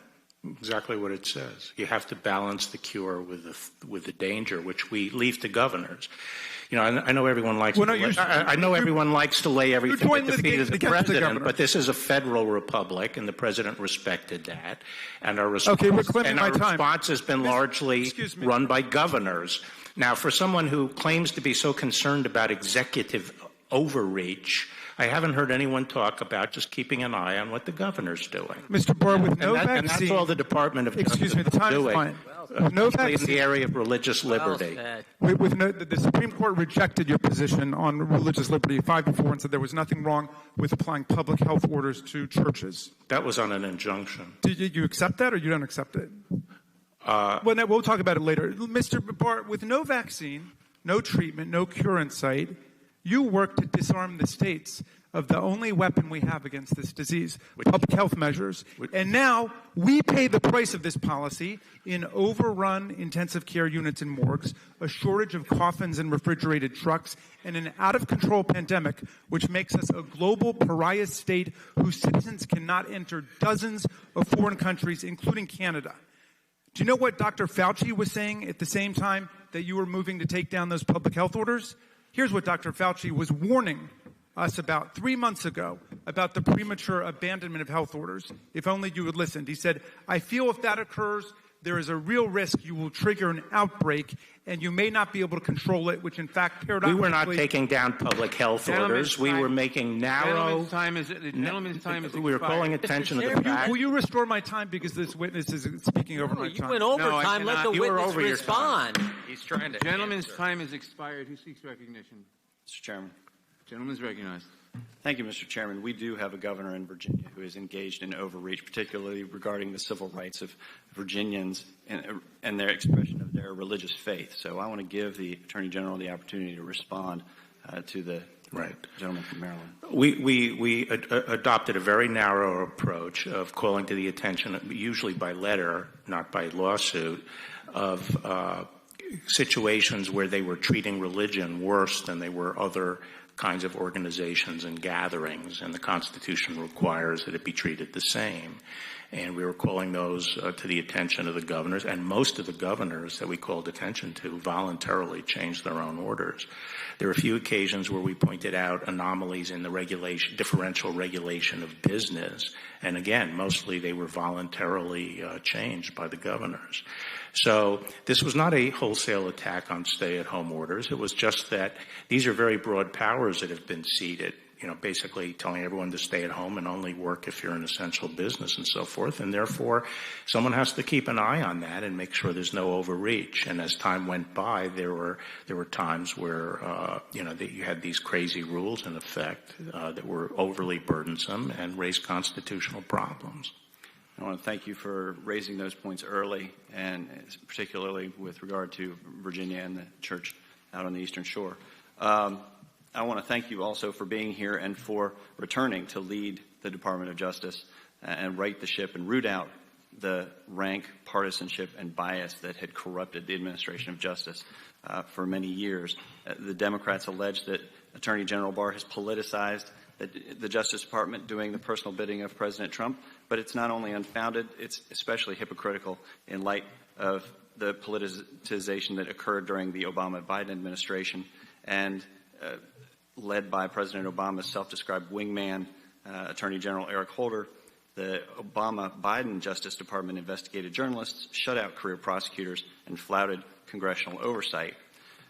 I want to ask, particularly, even after President Trump assumed office, FBI lawyers exhibited bias against Trump while working for both Mueller and the FBI's Russia investigation, and the Inspector General couldn't rule out political animus against candidate Trump as influencing FBI abuse, correct? That's my understanding. The Inspector General found that an FBI lawyer altered evidence to support a FISA application to surveil Carter Page and criminally referred this lawyer to Durham for federal prosecution. The same lawyer who also worked on the investigations into Clinton's misuse of classified information and Russia collusion expressed bias against President Trump. And the Inspector General testified back in December that he can't rule out bias. Mr. Attorney General, I'd ask, what would the consequences be to one of your Justice Department lawyers if they doctored underlying documents so they could support evidence submitted to a federal court? In the abstract, talking generally, that lawyer would be fired. Would they likely be disbarred as well? Yes. And isn't it true that the IG found that an FBI lawyer doctored an email to support probable cause against candidate Trump's campaign aide? I think that's right. And this same FBI lawyer worked on the Russia investigation targeting candidate Trump's campaign and was on the special counsel Mueller team investigating President Trump, correct? I'm not sure about that. And while working on those investigations, the Inspector General found several texts showing that animus, correct? On that particular lawyer? I believe so. Yes. I can't remember the time frame of the text, but I know there were other texts. I'm going to talk to you about the unmasking that occurred where Mr. Grinnell released a list of 39 officials who submitted a request to unmask the identity of General Flynn from November 8th, 2016 to January 31st, 2017. 49 requests were submitted. Is that a normal number of requests for unmasking? I mean, historically, that seems to be a high number. And the other question you have to ask is why was this after the election? And 7 Treasury officials, including Secretary of the Treasury Jacob Lew, Deputy Secretary Sarah Raskin. Is that a normal occurrence? There are times where high-level officials can do it. I don't know enough about the specifics. Can you yield the remainder of my time to Mr. Jordan? Mr. Attorney General, what's more important, going to church or going to a protest? It depends on the individual. Both covered under the First Amendment, right? Right. Yeah, what's more important, going to work or going to a protest? Again, it depends on the individual. We're all free. We can all make our choices. I'm talking about government limits on those activities. What's more important, government putting limits on protesting or government's putting limit on attending church? Are they both First Amendment? Exactly. Right. Exactly. And we should treat them the same, shouldn't we? Right. Gentleman's time has expired. Ms. Jayapal. Mr. Barr, on June 1st, there were protests against the murder of George Floyd and police brutality in Lafayette Park. Let us not be distracted by you or my GOP colleagues as to what these powerful and massive protests were actually about. They were about the persistent killing of black bodies by law enforcement, and finally, an awakening in America of the conscience of our country. And yet your response, Mr. Barr, was to direct federal officers to close in on the protesters and to use shields offensively as weapons, tear gas, pepper balls, irritants, explosive devices, batons, and horses to clear the area just so the president could get a photo op. So I do want to ask you, do you think the response at Lafayette Square to tear gas, pepper spray, and beat protesters and injure American citizens who were just simply exercising their First Amendment rights was appropriate?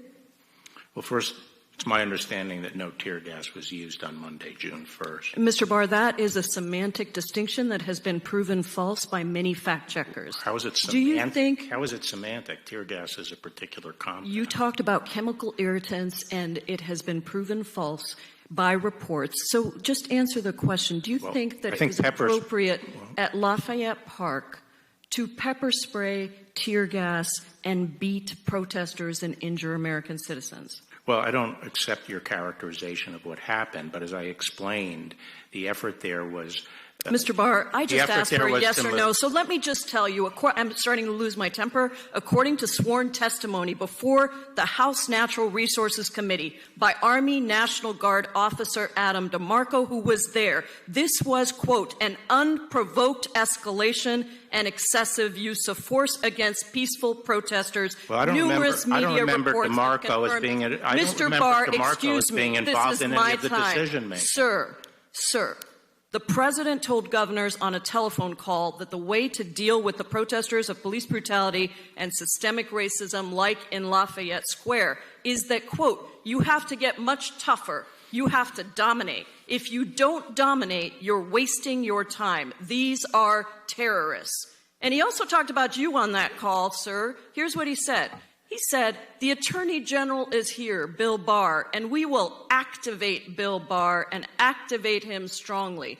Do you remember that call, Mr. Barr? Yes, I do. But he wasn't talking about protesters. He was talking Mr. about Barr, rioters. Apparently the president believes that you can be activated to implement the president's agenda and dominate American people exercising First Amendment rights if they're protesting against him. But let's look at how you respond when the protesters are supporters of the president.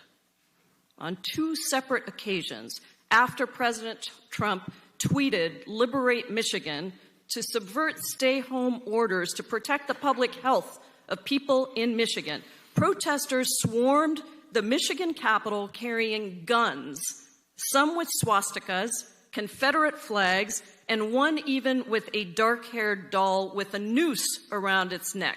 Are you aware that these protesters called for the governor to be lynched, shot, and beheaded?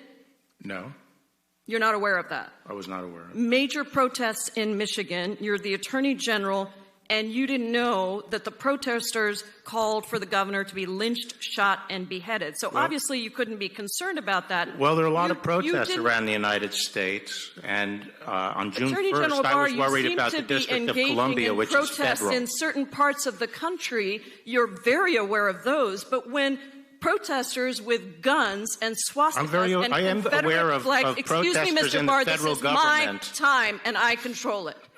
You are aware of certain kinds of protesters, but in Michigan, when protesters carry guns and Confederate flags and swastikas and call for the governor of Michigan to be beheaded and shot and lynched, somehow you're not aware of that. Somehow you didn't know about it, so you didn't send federal agents in to do to the president's supporters what you did to the president's protesters. In fact, you didn't put pepper balls on those protesters. So the point I'm trying to make here, Mr. Barr, that I think is very important for the country to understand, is that there is a real discrepancy in how you react as the Attorney General, the top cop in this country, when white men with swastikas storm a government building with guns. There is no need for the president to, quote, activate you because they're getting the president's personal agenda done. But when black people and people of color protest police brutality, systemic racism, and the president's very own lack of response to those critical issues, then you forcibly remove them with armed federal officers, pepper bombs, because they are considered terrorists by the president. You take an aggressive approach to Black Lives Matter protests, but not to right-wing extremists threatening to lynch a governor if it's for the president's benefit. Did I get it right, Mr. Barr? I have responsibility for the federal government, and the White House is the seat of the executive Mr. Barr, let me branch, just make it clear. You are supposed to the Michigan represent authorities the can people handle of the United States of America, not violate people's First Amendment rights. You are supposed to uphold democracy and secure equal justice under the law, not violently dismantle certain protesters based on the president's personal agenda. Gentlelady's time has expired. Mr. Chairman, I would like to ask unanimous consent to also introduce into the record a report from the MIT Election Data and Science Lab, which says that over the past 20 years, more than 250 million ballots have been cast by mail, and the fraud rate is 0.00006%. Without objection, Mr. Eschenthaler. Thank you, Mr. Chairman. And thank you, AG Barr, for being here today. I truly appreciate it, and I'm sincere when I say it's an honor. Yeah. AG Barr, let me just... Could I just ask you for 1 minute, though? To respond, yes. Yeah.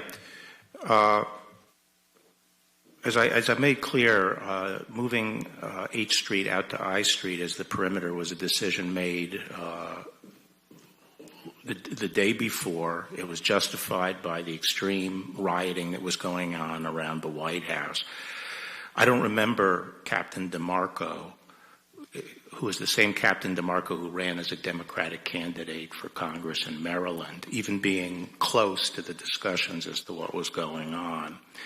Now, the fact is that the movement was not geared to the behavior of that particular crowd. It was geared to the fact that we were moving the perimeter out so we could put a fence up on H Street, by H Street. But it is a fact that the Park Police reported, and I saw myself projectiles being thrown from that crowd. So I did not consider them all peaceful protesters. But I'm sorry. Thank you for giving me that opportunity. You're welcome, AG Barr. AG Barr, I'd like to also talk about the violent protests that are being seen in Seattle, specifically Chaz, and also Portland, Oregon. As you know, over the course of June and early July, several shootings occurred inside Seattle's police-free zone, including the tragic murders of a 16-year-old and a 19-year-old. There were numerous reports of robberies, assaults, and property destruction as well. Sexual assaults as well. Yes, and despite all this chaos, all this violence, it took The Seattle mayor literally weeks to declare this an unlawful gathering and took weeks before the police were allowed to clear that area. In similar circumstances, let's talk about Portland, Oregon. It's been going through 8 weeks of violent rioting in the streets as well. Rioters continue, in fact, to fire projectiles and mortar-style fireworks at federal law enforcement officers and are using dangerous lasers, which have already permanently blinded at least 3 federal officers. Yet our own Chairman Jerry Nadler, told a reporter on Sunday that the anarchy and violence going on in Portland, and I quote the chairman, is a myth that is spread only in Washington, D.C., end quote. Attorney General Barr, is it in fact a myth that there's anarchy and anarchist groups engaging in violence in Portland? I think there are anarchist and far left groups that are involved in the violence in Portland. I actually think that the chairman's comment was about Antifa. I don't know exactly what he said, but I thought he was referring to Antifa. Well, do you think it's a myth that Antifa is involved in this anarchy? No, I think Antifa is involved in Portland. So either way, the chairman's comments were not correct, were not accurate. I didn't consider them accurate. What about the autonomous zone in Seattle? Congresswoman Jayapal has said, and I quote, that it's a peaceful protest zone. Is it a peaceful protest zone? No, as I already said, it's outrageous that people set themselves up and over a piece of territory where the people in there have not selected them as the government and try to exercise sovereign authority. That's an outrage, and we saw people handing out guns to people to quote keep the peace and so forth. It was anarchy there. Your office has already charged several violent protesters with federal crimes. Can you just briefly elaborate on those crimes? Well, they're the whole gamut. I think we've had 224. They run the gamut from throwing Molotov cocktails to assaulting a police officer, that kind of thing. Thank you, A.G. Barr. I just want to say that I think, and I don't know if you agree, that Chaz and Portland are really like political experiments. They really show us what would happen if we fully embrace the radical ideology of the social justice Democrats. And now, according to Democrats, it's the summer of love. According to the Congresswoman that represents Seattle, it's a peaceful protest zone. Attorney General Barr, in reality, these cities are experiencing violence, chaos, and frankly, just anarchy. So I think this political experiment has showed us that the liberal, social justice, Democrat-style government has failed. Would you like to comment on that, Attorney General Barr? Well, when I was first going through confirmation, I expressed concern about violence getting into our political system, and we'd seen this intolerance and attacking people, and I was very worried about that. And now we've seen it sweeping through the country like this, and I hope the Democratic Party takes a stand against the violence. Thank you, and I yield my time. The gentleman yields back. Ms. Demings. Thank you so much, Mr. Chairman. Mr. Barr, over here. I'm sorry. Over here in the corner. Earlier during your testimony, you talked about gun violence, and you asked the question, what about those lives? And yes, Mr. Barr, those lives do matter. But do you believe that police officers should be held or held to a higher standard? Yes, and someone mentioned my comment about we shouldn't permit resistance. We shouldn't take that as a matter of course. But I never suggest that just because someone resists, that justifies whatever's done. Thank you so much for that, because good police officers also believe that they're held to a higher standard. So I'm glad to hear you say that. As a former police detective, I've solved many cases based on patterns of behavior, and there is an alarming pattern, I believe, that's developing. It appears, Mr. Barr, every time a U.S. attorney investigates the president or those close to him, he or she is removed and replaced by one of your friends. You have removed U.S. attorneys in the Eastern District of New York, the District of Columbia, and the Eastern District of Texas. On June 19th, you announced Mr. Berman would be stepping down. Now, let me just be clear. When you told America that Mr. Berman was stepping down Did Mr. Berman tell you he was stepping down? No. Okay. But stepping down is the language that I'm told. He did not tell you that. No. Okay, But it's the language we usually use to leave flexibility as to whether the person is doing it on their own. On June 20th, when asked about the basis for Mr. Berman's removal, on the very day you announced he was being fired, stepping down, the president's personal attorney, Mr. Giuliani, suggested that, and I quote, "The reason may lie in the fact that Berman's office got involved in what Giuliani described as baseless investigations." Sir, if that wasn't true, if you didn't remove Mr. Berman because he was overseeing investigations of the president and those close to him, why would the president's personal attorney think that? I'm sorry, what did he say and when? I didn't hear the quote. Mr. Giuliani suggests that... When? June 20th. June 20th. That he may have been fired because he was investigating baseless investigations. Well, if he said that, that's nonsense. Number one, anyone familiar with the Department of Justice would say that removing a component head is not going to have any effect on any pending investigation. Okay, and I know you're aware of reports that Berman's office was in fact investigating the president's former personal attorney, Mr. Cohen, his current personal attorney, Mr. Giuliani, his current personal attorney's associates, and his presidential inauguration. Well, Mr. Barr... I don't mean to suggest just by my silence that I'm confirming that. That seems to be your opinion. Okay, all right. Have you in any way attempted to influence or interfere with any investigation in the Southern District, including the investigations I just mentioned? I have not interfered in any investigation. I've raised questions on occasion about certain matters, but as far as I'm aware, the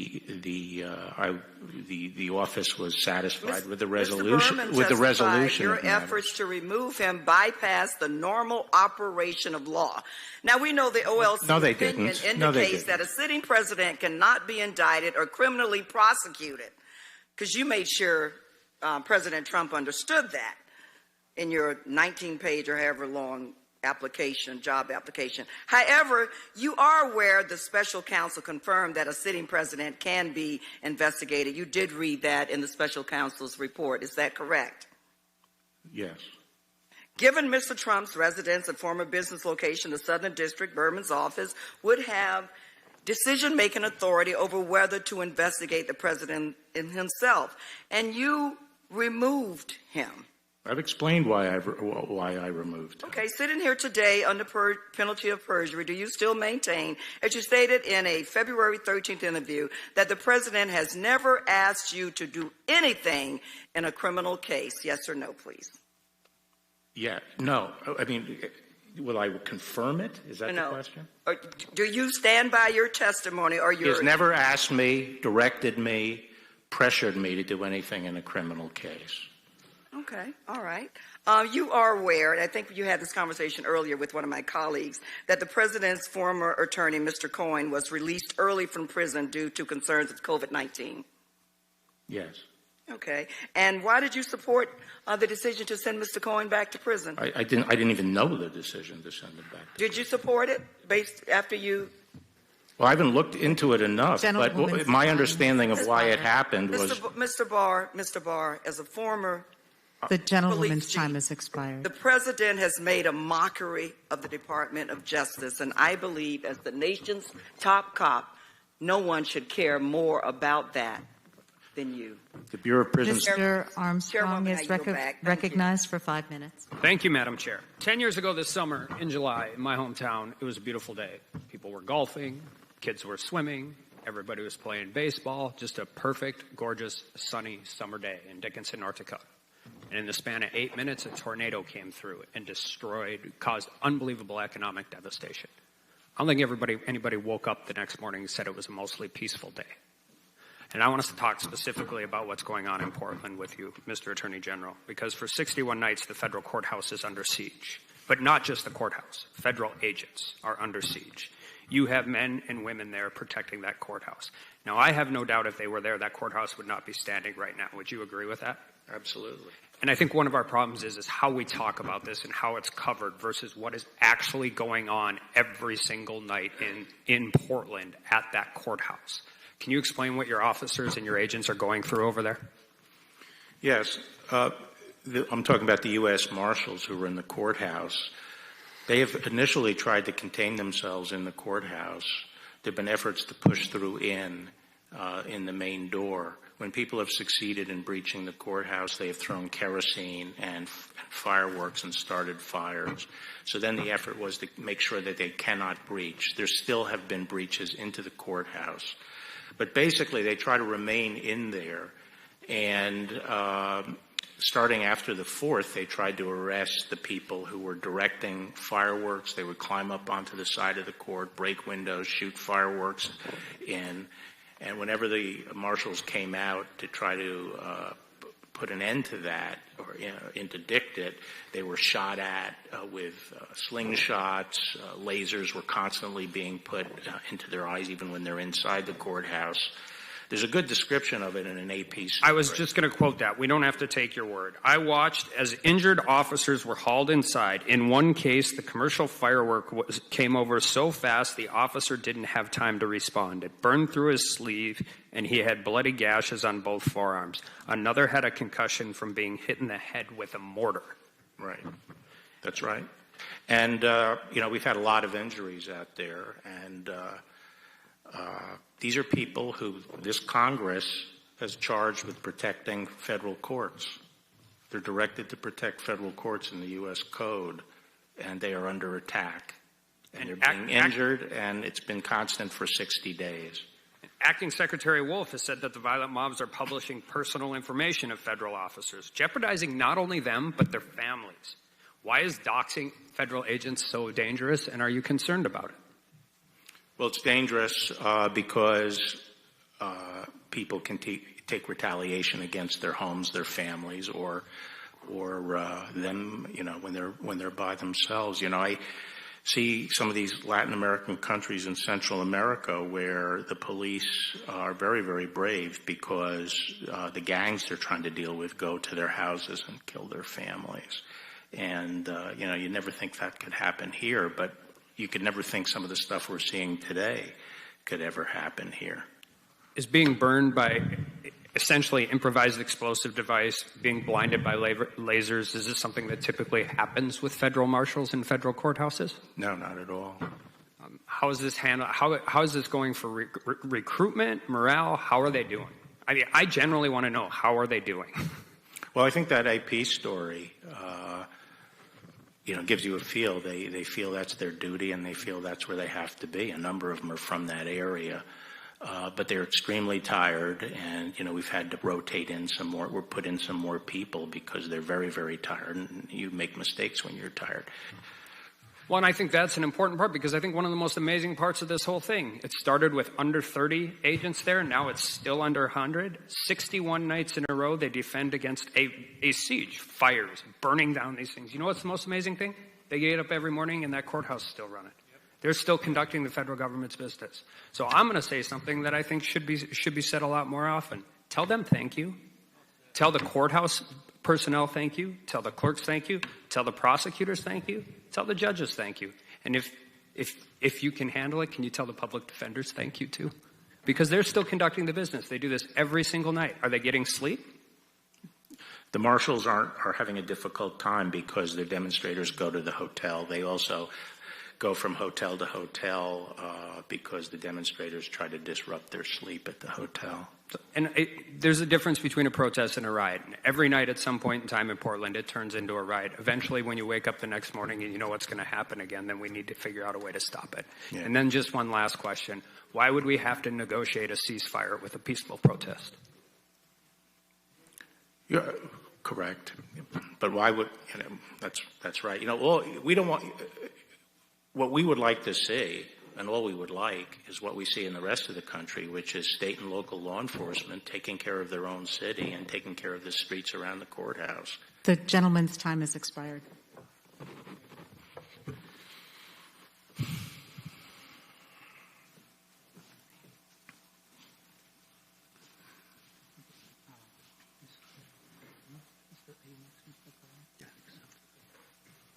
Mr. Correa is recognized. Thank you, Mr. Chairman, and Mr. Barr, welcome. Let's talk a little bit about the census if we can. As you know, that's the process where every 10 years we decide how many congressional seats each state gets, how much funding for schools, health care, other issues each region gets. Let's talk about the President's memo directing the Commerce Secretary to exclude undocumented immigrants from the apportionment count of the 2020 census count.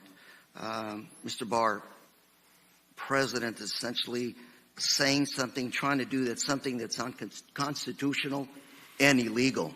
14th Amendment, and I quote, representatives shall be apportioned among several states according to their respective numbers, counting whole numbers of persons in each state.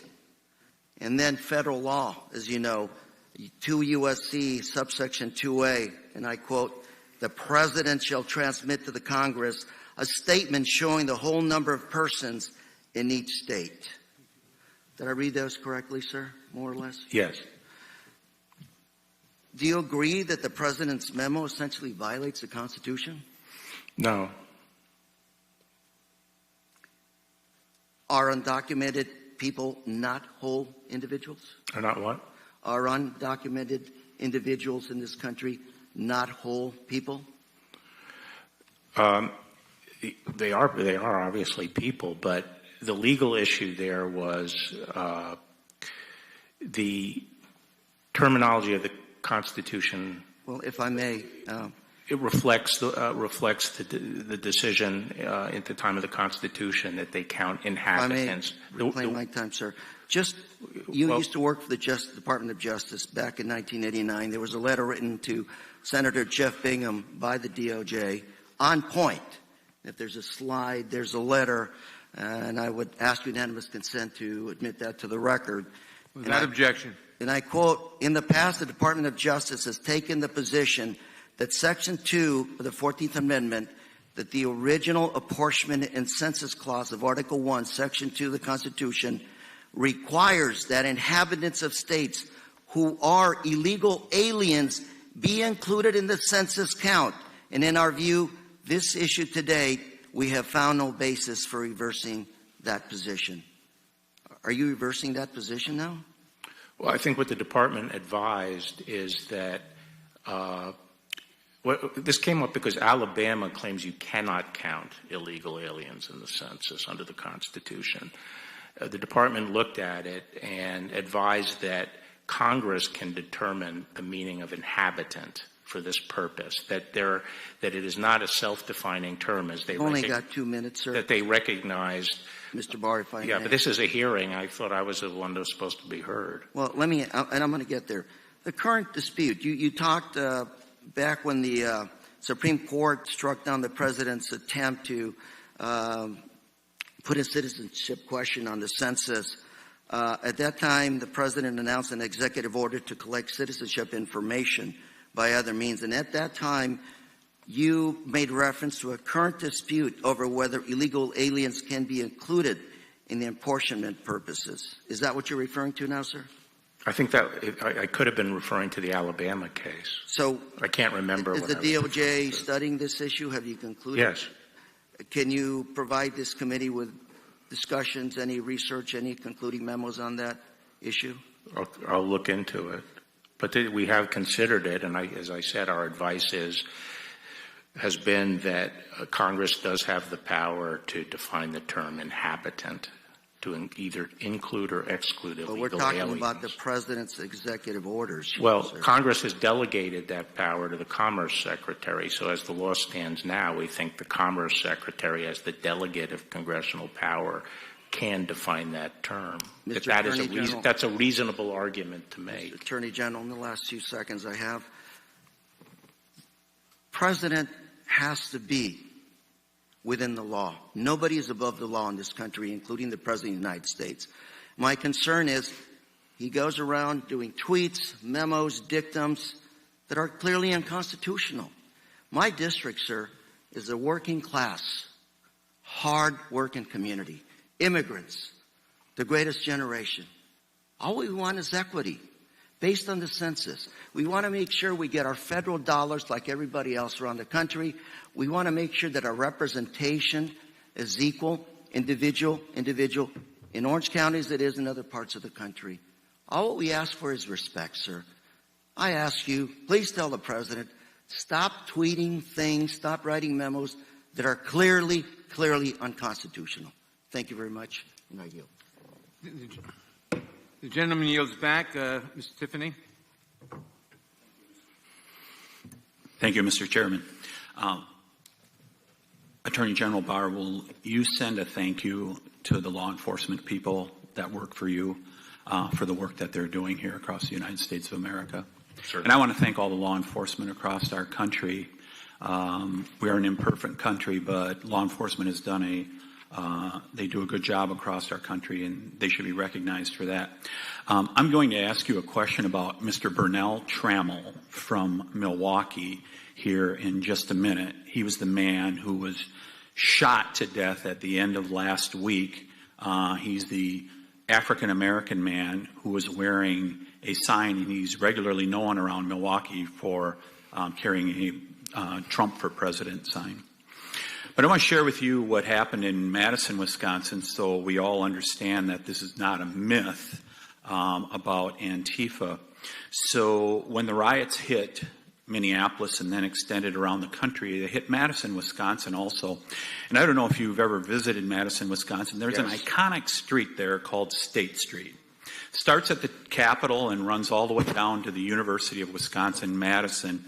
And that street, if you go there now, 75 businesses are boarded up as a result of a mayor and city council who would not protect those people. Those people went to the city council last week and they asked for some assistance.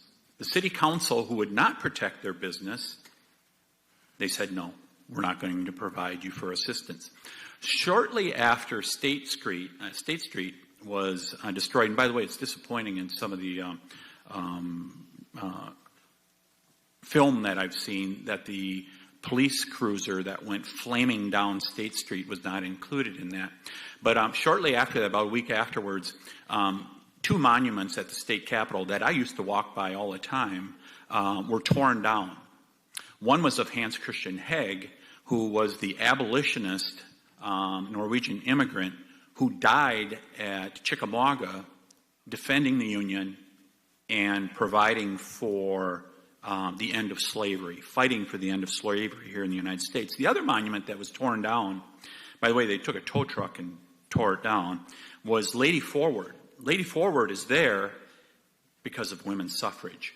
Wisconsin was the first state to pass suffrage back in the early 1900s here in the United States of America. Those were torn down. Just yesterday, a woman, a social worker, who teaches at a local school just outside Madison in Mount Horeb, she was charged with beating a state senator, a Democrat state senator. Her name is Samantha Hamer. Hopefully she will be given justice. But I want to emphasize to my colleagues on the left that if you think you're insulated from Antifa, which is supposedly a myth, you should really think about that, because them and other radicals, they will not spare violence on anyone. Their anarchy is meant to destroy our country.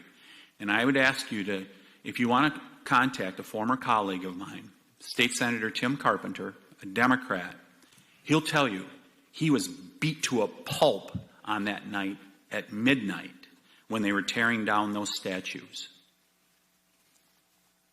It is not a myth.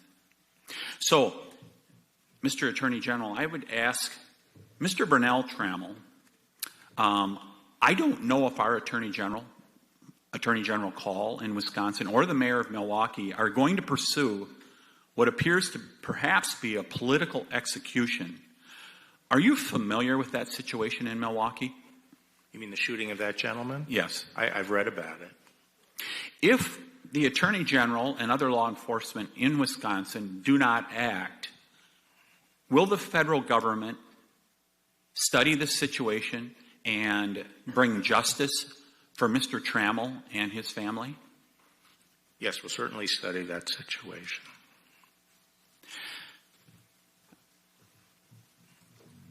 This is not a myth. You're hearing it from all over the country, and we're hearing all the time about Portland and Seattle. This happened in Madison, Wisconsin also, where a mayor, a far leftist mayor, proudly carries that banner, sat on a street, actually not a street, a highway with protesters and shut down traffic. And then State Street, one of the most iconic streets in the state of Wisconsin and in Madison, was destroyed. And I'm not so sure that those businesses are going to get their businesses back. It is not a myth, folks. What's happening is real across our country, and we need to stop the riots. These are not peaceful protests. These are riots that are happening, and we need to call an end to it. And I hope you, Mr. Attorney General, will work towards that end. Thank you. The gentleman yields back. Ms. Scanlon. Attorney General Barr, I wanted to follow up on some questions from one of my colleagues. You testified earlier that you have at times voted by mail. Is that correct? I remember, I think, once voting by mail. So if public records show you voted by mail in 2012 and 2019, you'd agree with that? I think, I can't really remember the details. Okay. I think on one occasion I had to go to a station and vote you did before at the least election. once, And I think in another one I voted by mail. I'm reclaiming my time, sir. Yeah. I raise this because in May of this year, 800 public health experts from across the nation sent a letter urging Congress to, quote, prepare for a presidential election by mail to allow Americans to vote from home and assure their health and safety. You're aware that health experts have emphasized that voting by mail is critical to protect public health in this upcoming election, correct? When was that? In May of this year. If you're not aware of it, I can provide this to I'd be interested in your seeing. staff. Yeah. Great. I have an extra copy for you. So that public health advice is really important to citizens in the Commonwealth of Pennsylvania because we have a large population of seniors who are at higher risk for the coronavirus. They shouldn't have to choose between risking their lives and exercising their right to vote. But the problem we're facing is that the president has repeatedly sought to cast doubt on the security of mail-in ballots, saying that the 2020 election could be rigged with, quote, millions of mail-in ballots printed by foreign countries, end quote. And you, sir, have repeated this disinformation. Well, it's not disinformation. I don't have a question for you yet. Here it comes, though. Last month, you echoed the president's conspiracy theory when you suggested in at least 3 interviews that, quote, foreign countries could manufacture counterfeit ballots, end quote, to influence the presidential election, correct? You did that in at least 3 interviews? Yes. Okay. But in fact, you have no evidence that foreign countries can successfully sway our elections with counterfeit ballots, do you? No, I don't, but I have common sense. Okay, well, and that's what you responded when you were directly challenged on that. You said, no, you didn't have evidence, but it was obvious. According to state election officials, your alleged concerns here are not obvious, but in fact are outrageous. Every state in the union has absentee ballots. 2/3 of the states allow for vote by mail for any reason. 5 states, Colorado, Oregon, Washington, Hawaii, and Utah, vote entirely by mail and have done so for decades. Even the U.S. military uses mail-in ballots, doesn't it? Yes. Okay. So isn't it true that after you suggested without evidence that foreign adversaries could sway our elections using counterfeit ballots, election experts and officials from around the country said that what you suggested was virtually impossible, preposterous, would never happen, and would be readily detected due to the multiple levels of security used with mail-in ballot systems? There are not multiple levels of security. Okay, well, so and I don't agree. I don't agree that it's a Okay, reclaiming my time, and again, I'm happy to supply you with the statements that were before provided Donald from around the Trump country. raised concerns about In it. Every fact, major publication. Reclaiming my time, sir. In fact, there is no evidence that foreign countries can make counterfeit ballots and create a real threat to our election security. Are you aware that in May, the president tweeted, and I quote, mail-in voting will lead to massive fraud and abuse. It will also lead to the end of our great Republican Party, end quote. I wasn't aware of that tweet. Well, that tweet suggests, sir, that the president is spreading disinformation about mail-in ballots because he's afraid that if more people vote, he and his party will lose. The fact, Mr. Barr, is that our foreign adversaries cannot actually influence our elections by submitting massive counterfeit ballots, but the FBI and our intelligence services have repeatedly warned that those adversaries are actively trying to sow mistrust of our election systems, and by repeating disinformation about mail-in voting, you and the president are helping them. Just switching gears, you would agree. Well, I'd like an opportunity to respond to that. You would agree that prosecutors who make political contributions are identifying fairly strongly with a political party, wouldn't you? Who makes contributions? You said in 2017 that prosecutors who make political contributions are identifying fairly strongly with a political party, correct? Yes. And in fact, you and your wife have donated over $730,000 to Republican and conservative candidates, including donations of $58,000 to Republican senators and Senate candidates in the 4 months preceding your confirmation. Are you surprised I'm a Republican? Is that correct that you made those donations? Over a long period of time. Including just before. Okay. That's a cumulative of a long period of time, but basically I never hid the fact I'm a Republican. I was talking about career prosecutors have generally historically avoided making contributions, was my view. $730,000 is not...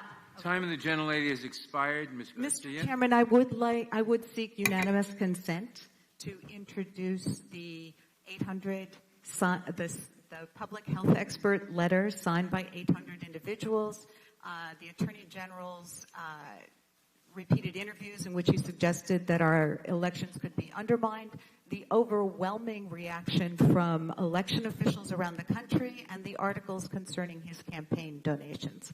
Thank you. Without objection, the articles will be entered into the record. Ms. Garcia. Thank you, Mr. Chairman. Mr. Barr, your department released Paul Manafort, the president's former campaign manager, early from prison in May out of concern for the coronavirus.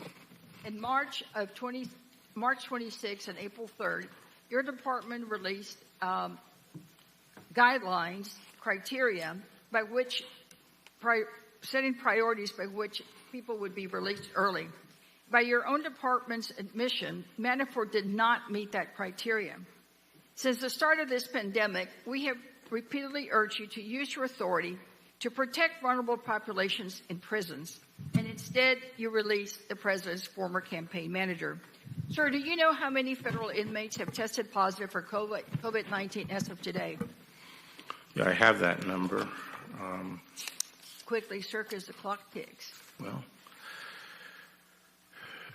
Well, we have a slide, if they'll bring it up, that shows us that 10,000 inmates have tested positive and over 1,000 staff have tested positive. Do you know how many have died? About 100, almost 100, I think. That's right. It's about 99 inmates have died, and yet only 5% have been released under your guidelines.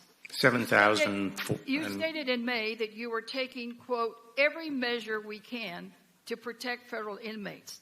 The numbers, however, tell a different story, as do your actions. Despite releasing Manafort, your lawyers continue to argue against the release of prisoners. In April, vulnerable prisoners who suffer from serious at-risk health conditions like chronic asthma, heart disease, and kidney disease filed a lawsuit for early release in Ohio. These prisoners were being, quote, overcrowded in like cattle because prisoners were not able to social distance them. 550 prisoners sought release, yet your own department processed only 7 applications and denied them all. Yet you had time to process Manafort's application. I didn't process Manafort's Well, your department did, sir. But apparently not these vulnerable Americans living at grave risk. In fact, in a series of rulings in April and May, an Ohio district court ordered that your department, quote, act with urgency and to, quote, move inmates out due to continued risk of harm to prisoners and to government staff. And, sir, your department challenged that court order, did it not? I'm not familiar with that. Well, you all did. You did not help move these inmates out as ordered. In fact, you tried to block the district court's order. However, the Supreme Court on May 26 rejected your department's request. Sir, 9 prisoners had died, and it's been 2 months since the Supreme Court's order. Do you even know today how many of those prisoners have been released or how many more have died?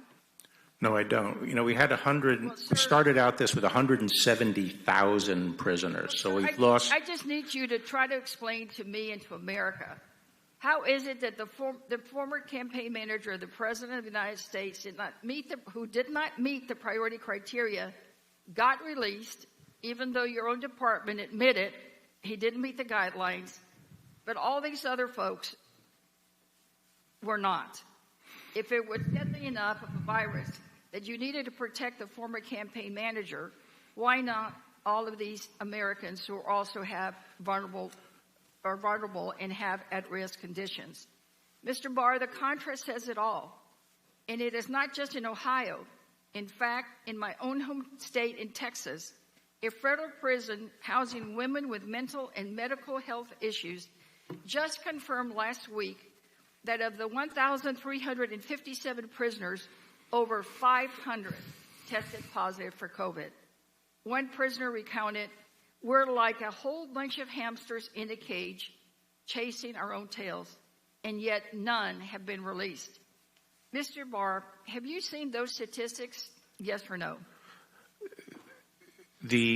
I put out guidelines, general guidelines, to propel the release of. Not released anyone. I put out general guidelines. One of those prisoners is a mother, Andrea Circle-Bear, who had to give birth on a ventilator in that facility because your department prioritizes releasing Paul Manafort instead of vulnerable Americans. A few weeks after this photo, Ms. Bear died, along with 2 other women housed in this facility from COVID-19. Sir, you could be saving lives by reducing the prison population. Yet you have blatantly abandoned your duty to these women. You have shamelessly abandoned your oath of office to protect all Americans impartially because you have prioritized giving special favors to the president's friends. This is not equal justice under the law. It's not the law that you and I both learned in law school. It is 2 simple systems of justice, one for the president's friend and one for everyone else. The director of the BOP. It is flat wrong. Yeah, Thank you, and I yield back. Yeah, the director of the BOP testified under oath that no one from Justice Department was involved. Gentlelady yields back. Yeah, but the gentleman has not been given an opportunity to respond, and that's been a consistent problem. Mr. Neguse is recognized. Thank you, Mr. Chairman. Good afternoon, Mr. Attorney General. I want to go through a couple of your prior statements.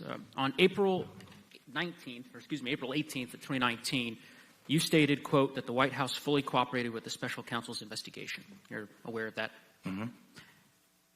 Today, yes or no, Mr. Barr, under the penalty of perjury, do you testify that that statement was true at the time you made it? I thought it to be true at the time I made it. Why isn't it true? June 9th, I'll get to that, Mr. Barr. I mean, does it have Mr. to Barr, do with quibbling I will get over? to that. Reclaiming my time, you answered the question. Okay. I have another question for you. On June 19th of No, 2020. actually, I need to answer that question. Mr. Attorney General, you did answer the question. No, you said under penalty of perjury. I'm going to answer the damn question. Okay? You said the answer was yes, is what you said. Well, are you saying no? I think what I was referring to, and I'd have to see the context of it, was the supplying of documents. No, Mr. Attorney General, the statement was not limited to the supply of documents. You stated at a press conference, Mr. Attorney General, reclaiming my time. Reclaiming my time. I think that's what I was talking about. On April 19th of 2019 that the White House fully cooperated with the special counsel's investigation. You knew when you made that statement that the president had not agreed to be interviewed by the special counsel. Now, on June 18th of this year, Mr. Attorney General, I was referring to on June 18th, production of documents. Mr. Attorney General, on June 18th of this year, the Department of Justice issued a statement saying that Mr. Berman, the former U.S. Attorney for the Southern District of New York, had, quote, stepped down. You're aware of that statement being released by the department, correct? Yes. And do you testify today that that statement was true at the time the department issued it? He may not have known it, but he was stepping down. He may not have known that he was stepping down. That's your testimony today? He was being removed. Mr. Attorney General, the statement did not say that he was being removed. It did not say that he was being fired. It said that he was stepping down. And apparently your testimony today is that that was in fact accurate when Mr. Berman has testified under oath to this committee that it in fact was not. Now I want to talk about No, he was removed. He was removed, and I wanted an opportunity to offer him another job. I understand your rationalization for your answer, but the American people will let your answer speak for itself. Now, Mr. Attorney General, earlier this year, President Trump stated that he had planned to make what he described as Vice President's, quote, Ukraine dealings an issue on the campaign trail. Earlier this year, on February 10th, you stated that you had set up a, quote, intake process for submission of information, intake process, end quote, for submission of information relating to the Ukraine to the Justice Department, and that included, quote, these are your words, anything Mr. Giuliani might provide. Do you recall making those comments? Something along those lines. You'd concede there isn't anything standard about the Attorney General creating a special process for information related to advancing. I disagree. You disagree. And I also made it clear that that is a vetting process that's available to anybody. Is that right? Which U.S. attorney have you assigned to receive information from Vice President Biden's personal lawyers regarding President Trump? Well, maybe if they had vetted the dossier, maybe if they vetted the dossier, we wouldn't have the whole Mr. Attorney General, problem. There's no U.S. attorney, of course, that you've appointed to do that because what you have done with respect to this process is unprecedented. Now, it was cautionary so that we do not pollute the criminal investigative process with Ukrainian disinformation. I will give you an opportunity to explain this intake process. My understanding is that you have directed. You are going to give me an opportunity? I intend to right now. The Eastern District of New York, the U.S. attorney responsible for that district, my understanding is that you have asked that U.S. attorney to be responsible for the intake process. Is that right? No. That's wrong? The U.S. attorney? The U.S. attorney in the Eastern District was given oversight of all Ukrainian-related cases, any new cases involving Ukraine. Correct. We face a problem with Ukraine, which is unreliable information coming in it. I appreciate There's a lot of corruption there. It's a hall of mirrors. Mr. Attorney General, and I wanted to make sure that before we got into criminal proceedings, and this was to everyone's benefit, particularly Vice President Mr. Attorney Biden, General, that the information was scrubbed I appreciate in conjunction you noting with that, the and that is intelligence consistent community. with the memo that you issued, which said any and all new matters relating to Ukraine shall be directed exclusively to the Eastern District of New York for investigation and appropriate handling, just as you've described right now. Now, of course, the U.S. attorney responsible in the Eastern District of New York was recently changed. My understanding is a few weeks ago you announced that Seth Ducharme would be taking over to replace Rich Donahue. Mr. Ducharme, prior Pittsburgh is in charge of the vetting. Mr. Attorney General, prior to taking this position, Mr. Ducharme worked at Maine Department of Justice. Is that correct? Yes, he was a counselor to me, and then he was the principal assistant deputy attorney general. That's right. And rather than having the acting U.S. attorney, the deputy U.S. attorney, rather, in that district, they wanted to swap jobs. You now have appointed your prior counsel to oversee that very same process. With that, I yield back my time, Mr. Chairman. Mr. Chairman, the gentleman yields back. Ms. McBath. Mr. Chairman, before we go to Ms. McBath, could I enter a couple of documents ask for unanimous consent to enter 4 documents? The 2 memos I referred to, setting the guidelines for who gets released, a Washington Post article about Paul Manafort's release, and a testimony from the Council of Prison Locals 333 for the record. Without objection, Ms. McBath is now recognized.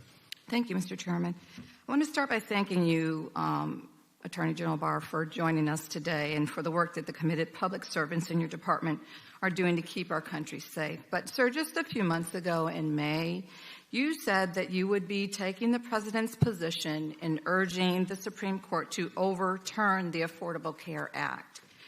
When asked if you will still take that position, even if it means, and I quote, stripping millions of Americans of their health care in the middle of a pandemic, you stated that the case would not be argued until October and that the President expects to fix and replace Obamacare with a better system.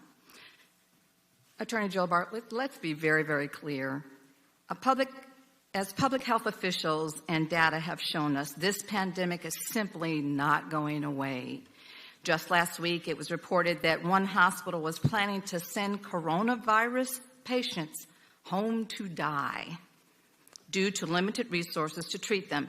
So we're still facing an extremely critical and extremely serious situation. And even if you expect the president to figure out a new plan by October, the president has not yet put in place another system, nor is there any guarantee that he will do so by October, as you, quote, expect. So when you say you expect the president to figure out a new plan, you are taking a risk with millions of Americans' lives. You are risking the lives of millions, people who will not be covered for pre-existing conditions if the Supreme Court agrees with your position. Civil servants in your own department have disagreed with you on this matter. In fact, I'm introducing a statement by one of the lead attorneys on the ACA case, Joel McElvain, who resigned in protest when your department refused to defend the law as it is required. In my district, the 6th District of Georgia, Congressional District, there are over 300,000 people that have pre-existing conditions, and I, sir, am one of them, a 2-time breast cancer survivor. Our state is continuing to battle hard against a resurgence in COVID-19 cases. So I'm asking you, sir, not to gamble with American lives, not to gamble with my life. And I'd like you to confirm that if the president has no other plan in place by October, you will reverse course and drop your position that, I quote you directly, the entire ACA must fall. I have 2 children who are cancer survivors, so I feel very strongly about this issue as a matter of policy, and I believe that the president's made clear that he will ensure that Sir, there will... Please answer my question. Will you stop playing politics with Americans' health care in the middle of a pandemic? I'm not playing politics. I'm the lawyer. I'm not in charge of health care policy. Will you reverse your course and make sure that millions of Americans like me that depend on health care and treatment to stay alive, will you reverse your course to make sure that we have the ability to be able to live in this country freely with quality health care?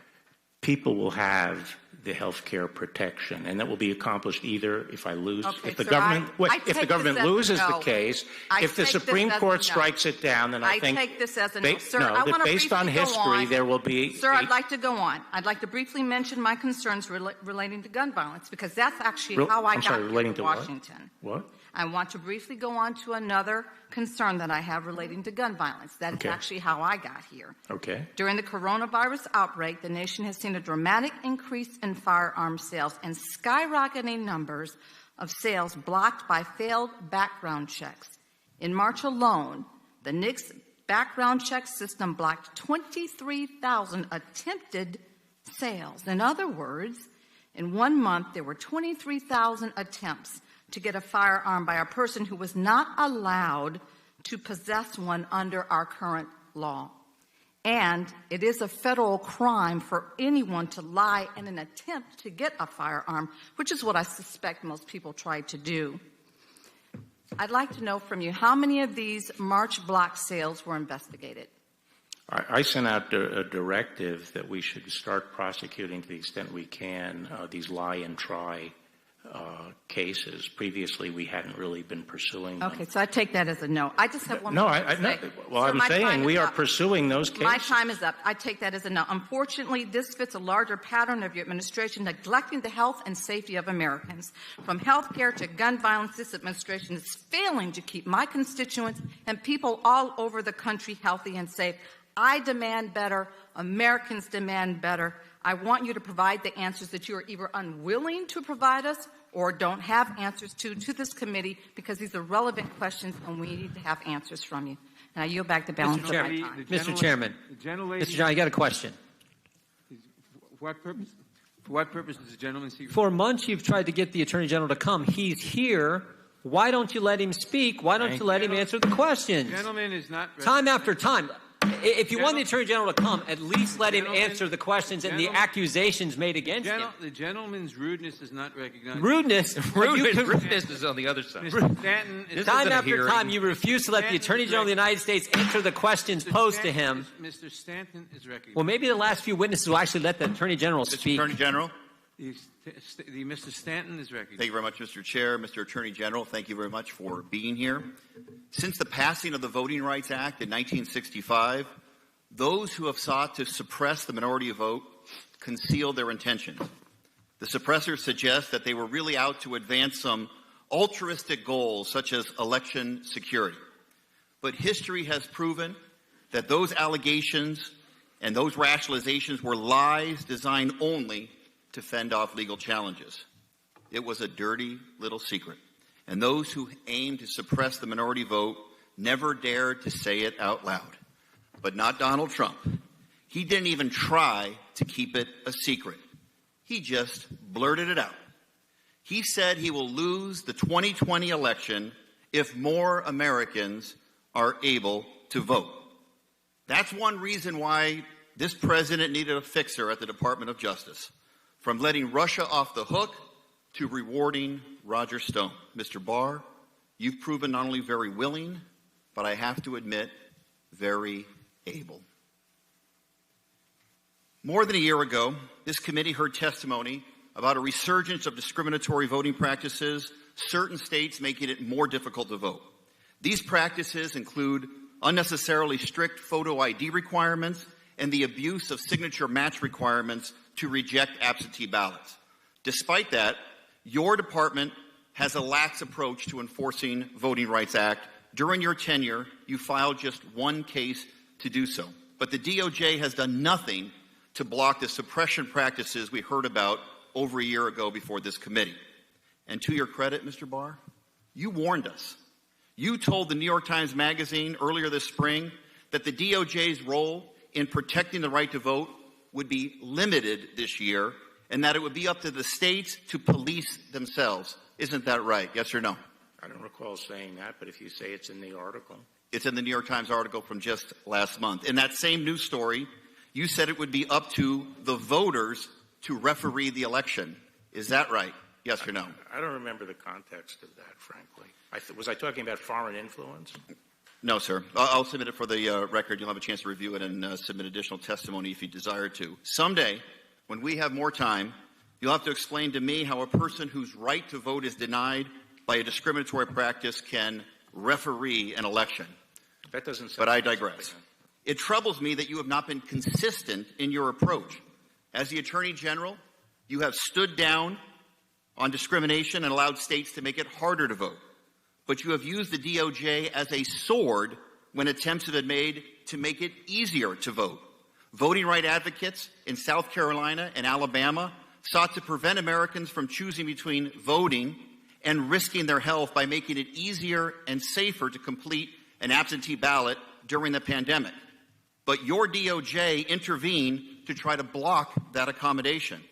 Mr. Barr, did you discuss either of those cases with the president? Yes or no? No. The American people. I don't even know. What two cases are you talking about? Cases in which... Tell me the name of the cases. I don't have the name of the cases. Where South were Carolina and Alabama. You'll have a chance to comment after your testimony is done here today. The American people have good reason to believe that you will continue to use your authority to carry out the president's wishes to suppress the vote. And there are fears that you and the president are laying the foundation to interfere with the upcoming election, specifically with vote by mail, as my colleagues have previously noted, because both of you have advanced false conspiracy theories about mail-in voting. And I hope we can put some of those fears to rest here today. Mr. Barr, can you commit to the American people that you will not interfere with the decisions of state and local authorities to use vote by mail and absentee ballots in the 2020 elections? That's a yes or no question. Well, I think the federal government has very limited ability to get involved in this, but I'm not going to give up whatever ability we have to ensure the integrity of the election. I've never, my observation was simply that it would inject some uncertainty into the election process, and it opens up the potential of fraud, and I think the integrity of our elections is very important. The President has suggested that only votes counted on Election Day should be what matters, meaning that if a voter casts a legal ballot on or before Election Day, but that ballot is not counted on Election Day, it shouldn't count at all. So I want to ask you again about your commitment to ensuring that every vote is counted. If, in this upcoming November election, the President asks you to intervene and try to stop states from counting legal ballots after Election Day, will you do the right thing and refuse? Yes or no? I will follow the law. You won't say no, sir? I'll follow the law. It's very disappointing. If a state has a law that says it has to be cast on Election Day, that's the law. Will you commit to making sure the Department of Justice does not get involved in a contested election? Yes or no? I will follow the law. It is so disappointing that we can't get a clear answer on that. Mr. Chairman, I'd like to ask unanimous consent to submit for the record the following items. An item from The Guardian magazine, an embarrassment. Trump's Justice Department goes quiet on voting rights. Second, New York Times magazine, William Barr, state of emergency. Finally, from the Washington Post, Trump's assault on the election integrity forces question, what would happen if he refused to accept the loss? Without objection, the material will be based. Mr. Chairman, just for the record. Without objection. A member of the Judiciary Committee, following the law. Without objection. Following the law should be something a member of the Judiciary Committee knows. It's pretty darn clear. The gentleman will suspend. Without objection, the material will be entered into the record. Ms. Dean is recognized. Sorry, Mr. Chairman, could we take a 5-minute break? Dean is recognized. Could we take a 5-minute break, Mr. Chairman? No. That's a common courtesy, Mr. Chairman, of every witness. I waited an hour for you this morning. I haven't had lunch. I'd like to take a 5-minute break. Mr. Attorney General, we are almost finished. We're going to be finished in a few minutes.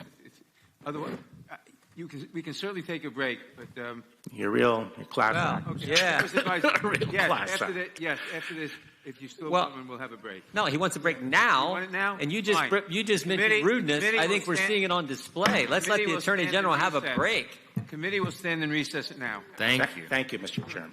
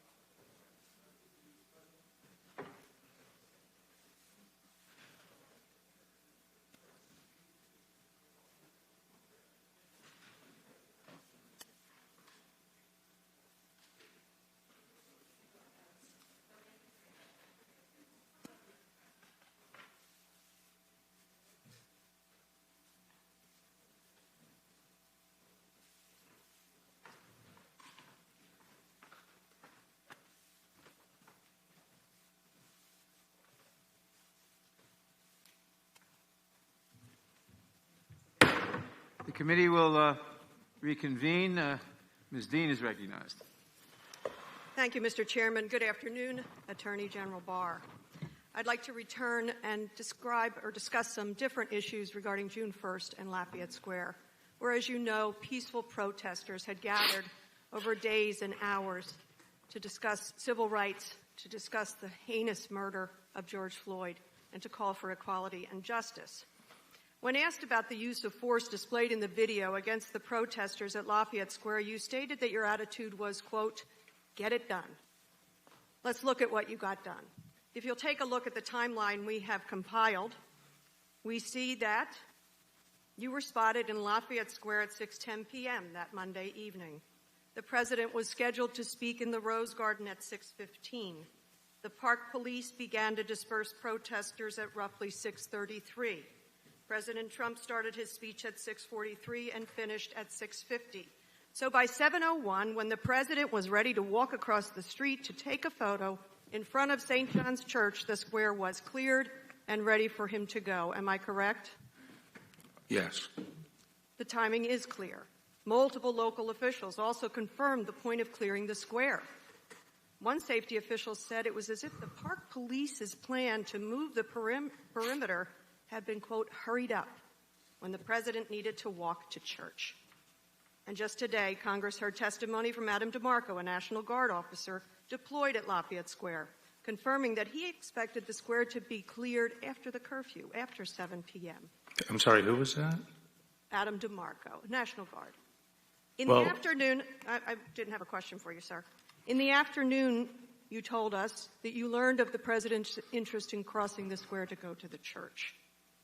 Is it your opinion, Mr. Barr, that clearing protesters from Lafayette Square, which local officials were told to hurry up moments before the president's photo op with a borrowed Bible in front of a church, was coincidence? Is this timing coincidence? I believe it is. Yes, it's not post hoc ergo propter hoc. Is that what you're saying? With the Latin.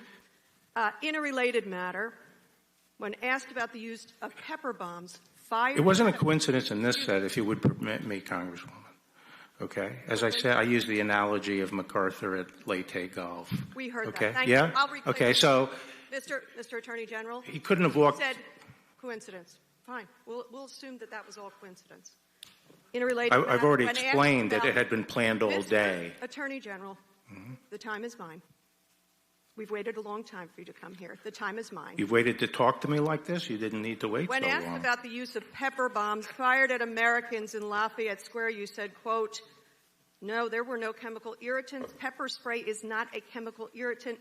It's not chemical, quote. Well, everything is chemical. I was referring to a dichotomy in these kinds of things between chemical compounds and naturally occurring substances. Mr. Attorney General, reclaiming my time. There are rules by which we operate here. I would ask you to respect them.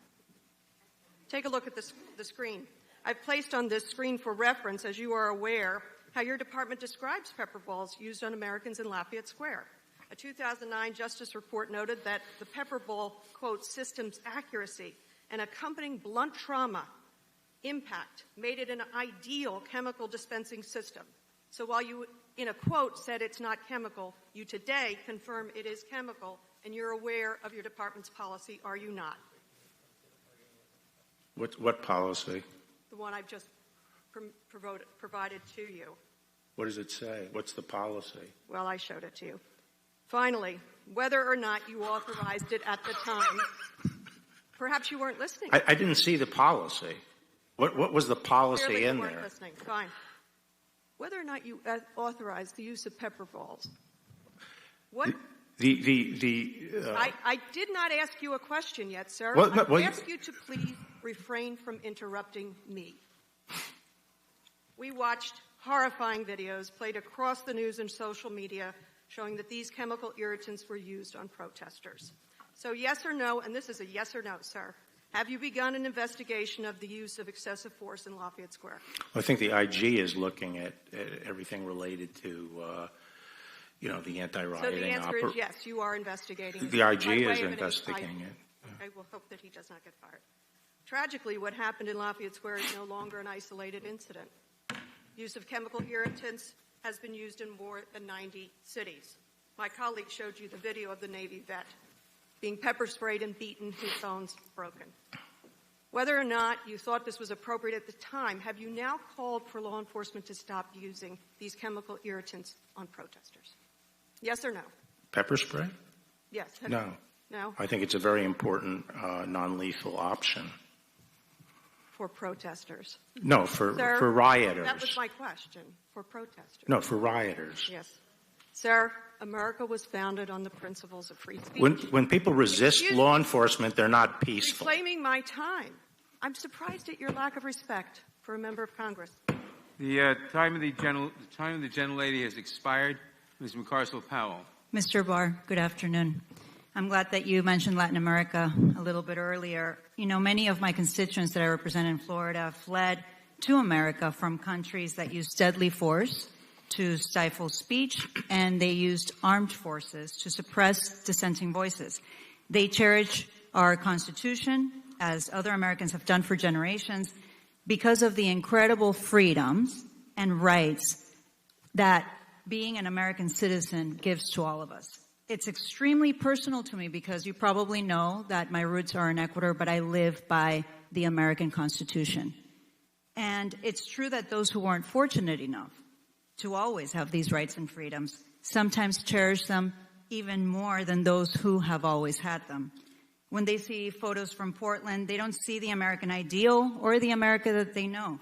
They actually see and are reminded what they left behind. You would agree with me on that? Are you listening, Mr. Barr? Well, I wasn't sure. Take a look at this video. Who was the subject of that last sentence? Just, you know, when you see, look at these videos for 1 second. Yeah. We have seen violence in Venezuela at the hands of Maduro, firing tear gas at protesters and using brutal tactics to crush demonstrations. That's what we see from dictators on both the left and the right. But it's hard to distinguish these photos from those events and from the videos that we've seen by U.S. federal police in Portland tear gassing and breaking the bones of a peacefully protesting U.S. Navy veteran. Very similar. So, Mr. Barr, how do you restore the confidence of my constituents in the values of this country when every night on television they're seeing these images of violence used against the peaceful protesters? We all denounce violence. How do you restore the trust in our democracy? I think that the force is being deployed against rioters or in situations where protesters are not following police directions. Most of the protests have been peaceful, Mr. Barr. You know that. You know that. You're just using language for political purposes, just like my colleagues across the aisle. Let me just go now to one of the most important topics facing our nation right now, healthcare. You know, in my district, we have close to 100,000 people that get their health insurance through the ACA. 19,000 of them are living with serious pre-existing conditions. And yet you are working to strip their health care at the worst possible moment when the coronavirus is killing thousands of people in my state. In Miami-Dade County and in Monroe counties that I represent, do you know how many people have died from COVID-19? No, I don't. 1,410 people. Mm-hmm. You were at the White House on March 23rd when President Trump said Governor DeSantis was doing an incredible job. Do you agree that Governor DeSantis is doing an incredible job? Well, I have no reason not to believe that. Well, Florida now has more cases than in China. Well, did Cuomo do an incredible job in New York? Unfortunately, and I'm not proud to say this, in Florida we have more cases than most countries combined around the world. So no, he is not doing an incredible job.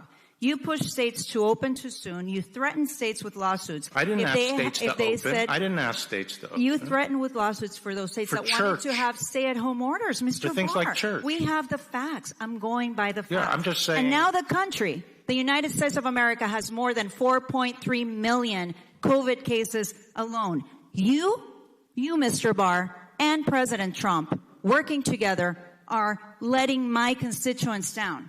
And it's something that you are going to have to live with. What am I supposed to say to my constituents when they ask me if the government has done everything in its power to protect their loved ones from dying? You tell me, Mr. Barr, what am I supposed to tell them?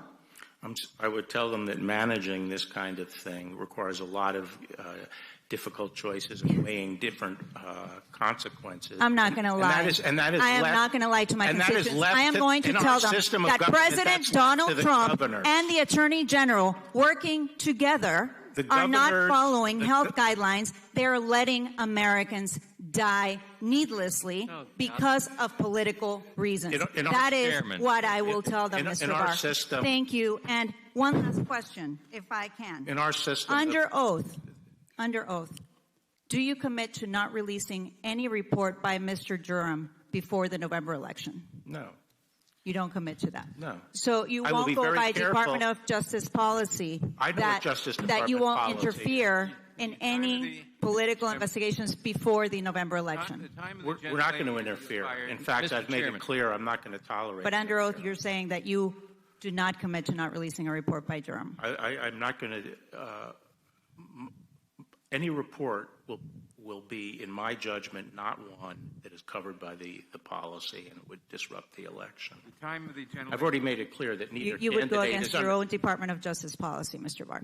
Why don't you tell me what that policy is? Oh, I have it right here. Well, actually... Do you want me to repeat it for you?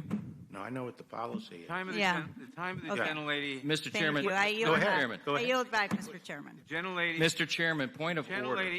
Point of order, Mr. Chairman.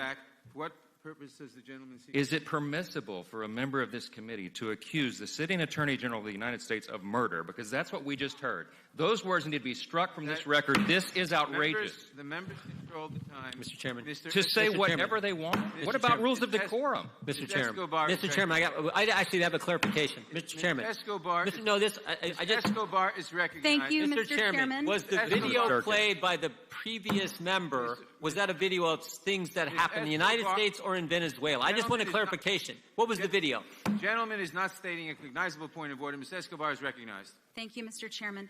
Mr. Barr, the administration, against the constitutional text, historical precedent, and DOJ's own memo, is trying to exclude undocumented persons from the census, an action that harms American lives and immigrant communities, and American communities. Here's an example. Many American children are living with an undocumented parent or relative. This change in the census means that those children, American children, would receive less money for programs like the National School Lunch Program, Head Start, or the State Children's Health Insurance Program. A simple yes or no, please, Mr. Barr. Are you comfortable with a decision that would punish American children and immigrant communities in this way? I don't make the policy. I provide legal advice on legal issues. So Okay. as both to this issue and the issue of the Thank you, ACA, Mr. Barr. the question presented to the department is the law. Reclaiming my time, sir. Mr. Barr, a simple yes or no. Does the Constitution say that only citizens should be counted in the census? No. Correct. It does not. In fact, the framers of the 14th Amendment explicitly confronted this question, and it provides that persons in each state be counted. I'll move on. Well, they wouldn't have confronted it because there were no illegal aliens. Among many other things, I'm alarmed by your department's refusal to comply with and implement key Supreme Court rulings. On June 18th of this year, the Supreme Court, in an opinion authored by Chief Justice Roberts, ruled that the Trump administration's attempt to rescind DACA was arbitrary and capricious and required the administration to process new DACA applications. Despite the Supreme Court's ruling, 0 DACA applications have been processed. That's not the only Supreme Court decision your administration has ignored. In 2017, your department issued a memo stating that transgender workers were not protected by civil rights laws. The Supreme Court struck that down too. No, I'm sorry. What we had said was the 64 Act did not extend to... Reclaiming my time, sir. In both DACA, the DACA and transgender decisions, your department has yet to comply.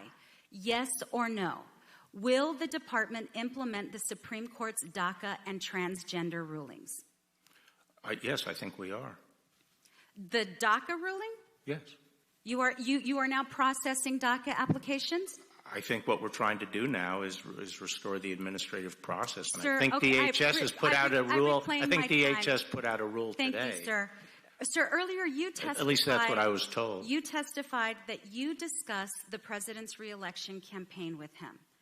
Does the president tell you what he thinks the winning issues for him would be in his reelection?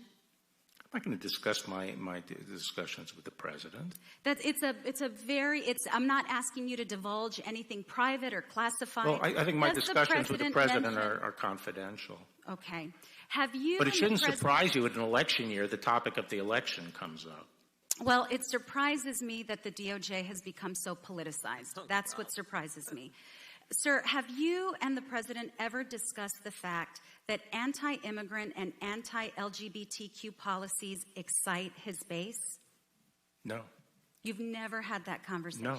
He's never told you that his anti-immigrant policies, his anti-LGBTQ policies gin up his base? I haven't discussed that with him, but I assume the immigration, I think a lot of his base does care about immigration policy. Does that motivate some of the work that you do? Like what work? Well, for example, your enthusiasm for... That position was taken on the transgender that you're talking about was taken before I arrived in that litigation, I believe. And you can reverse it any day. And my question was whether you... No, it was a legal question as to whether the 64 Act extended to transgender. I think it was... I'm running out of time, sir. One more question. You keep telling us that you're not aware of the president's tweets. Are you aware that your department has stated that the president's tweets are official White House statements? No, I wasn't. Okay. I don't pay attention to the tweets unless they're brought to 2017. my attention. Okay, Mr. Barr, thank you so much for being here today. I want to remind you of something you probably don't remember. But some months ago, you actually were outside my office. You were coming out of my neighbor, Doug Collins' office. I tapped you on the shoulder, and in a friendly reminder, I handed you a copy of the Constitution. And I asked you to please help us defend the Constitution. There's nothing more dangerous to our republic than an attorney general who refuses to uphold his oath, refuses to uphold and defend the Constitution, and swears allegiance to just one person, Donald Trump. Sadly, that's where we are today. My loyalty is the Mr. Constitution. Chairman, I yield back. That's why I came into government. Gentlelady yields The back. lady just accused him of not adhering to his oath of office. Let him talk.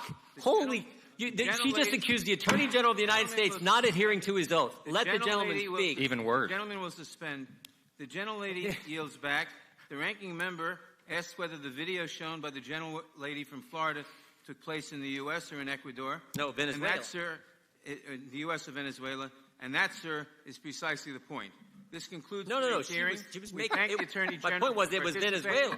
We thank the Attorney General for participating without objection. All members will have 5 legislative days to submit additional written records for the witnesses or additional materials for the record. Without objection, the hearing is adjourned.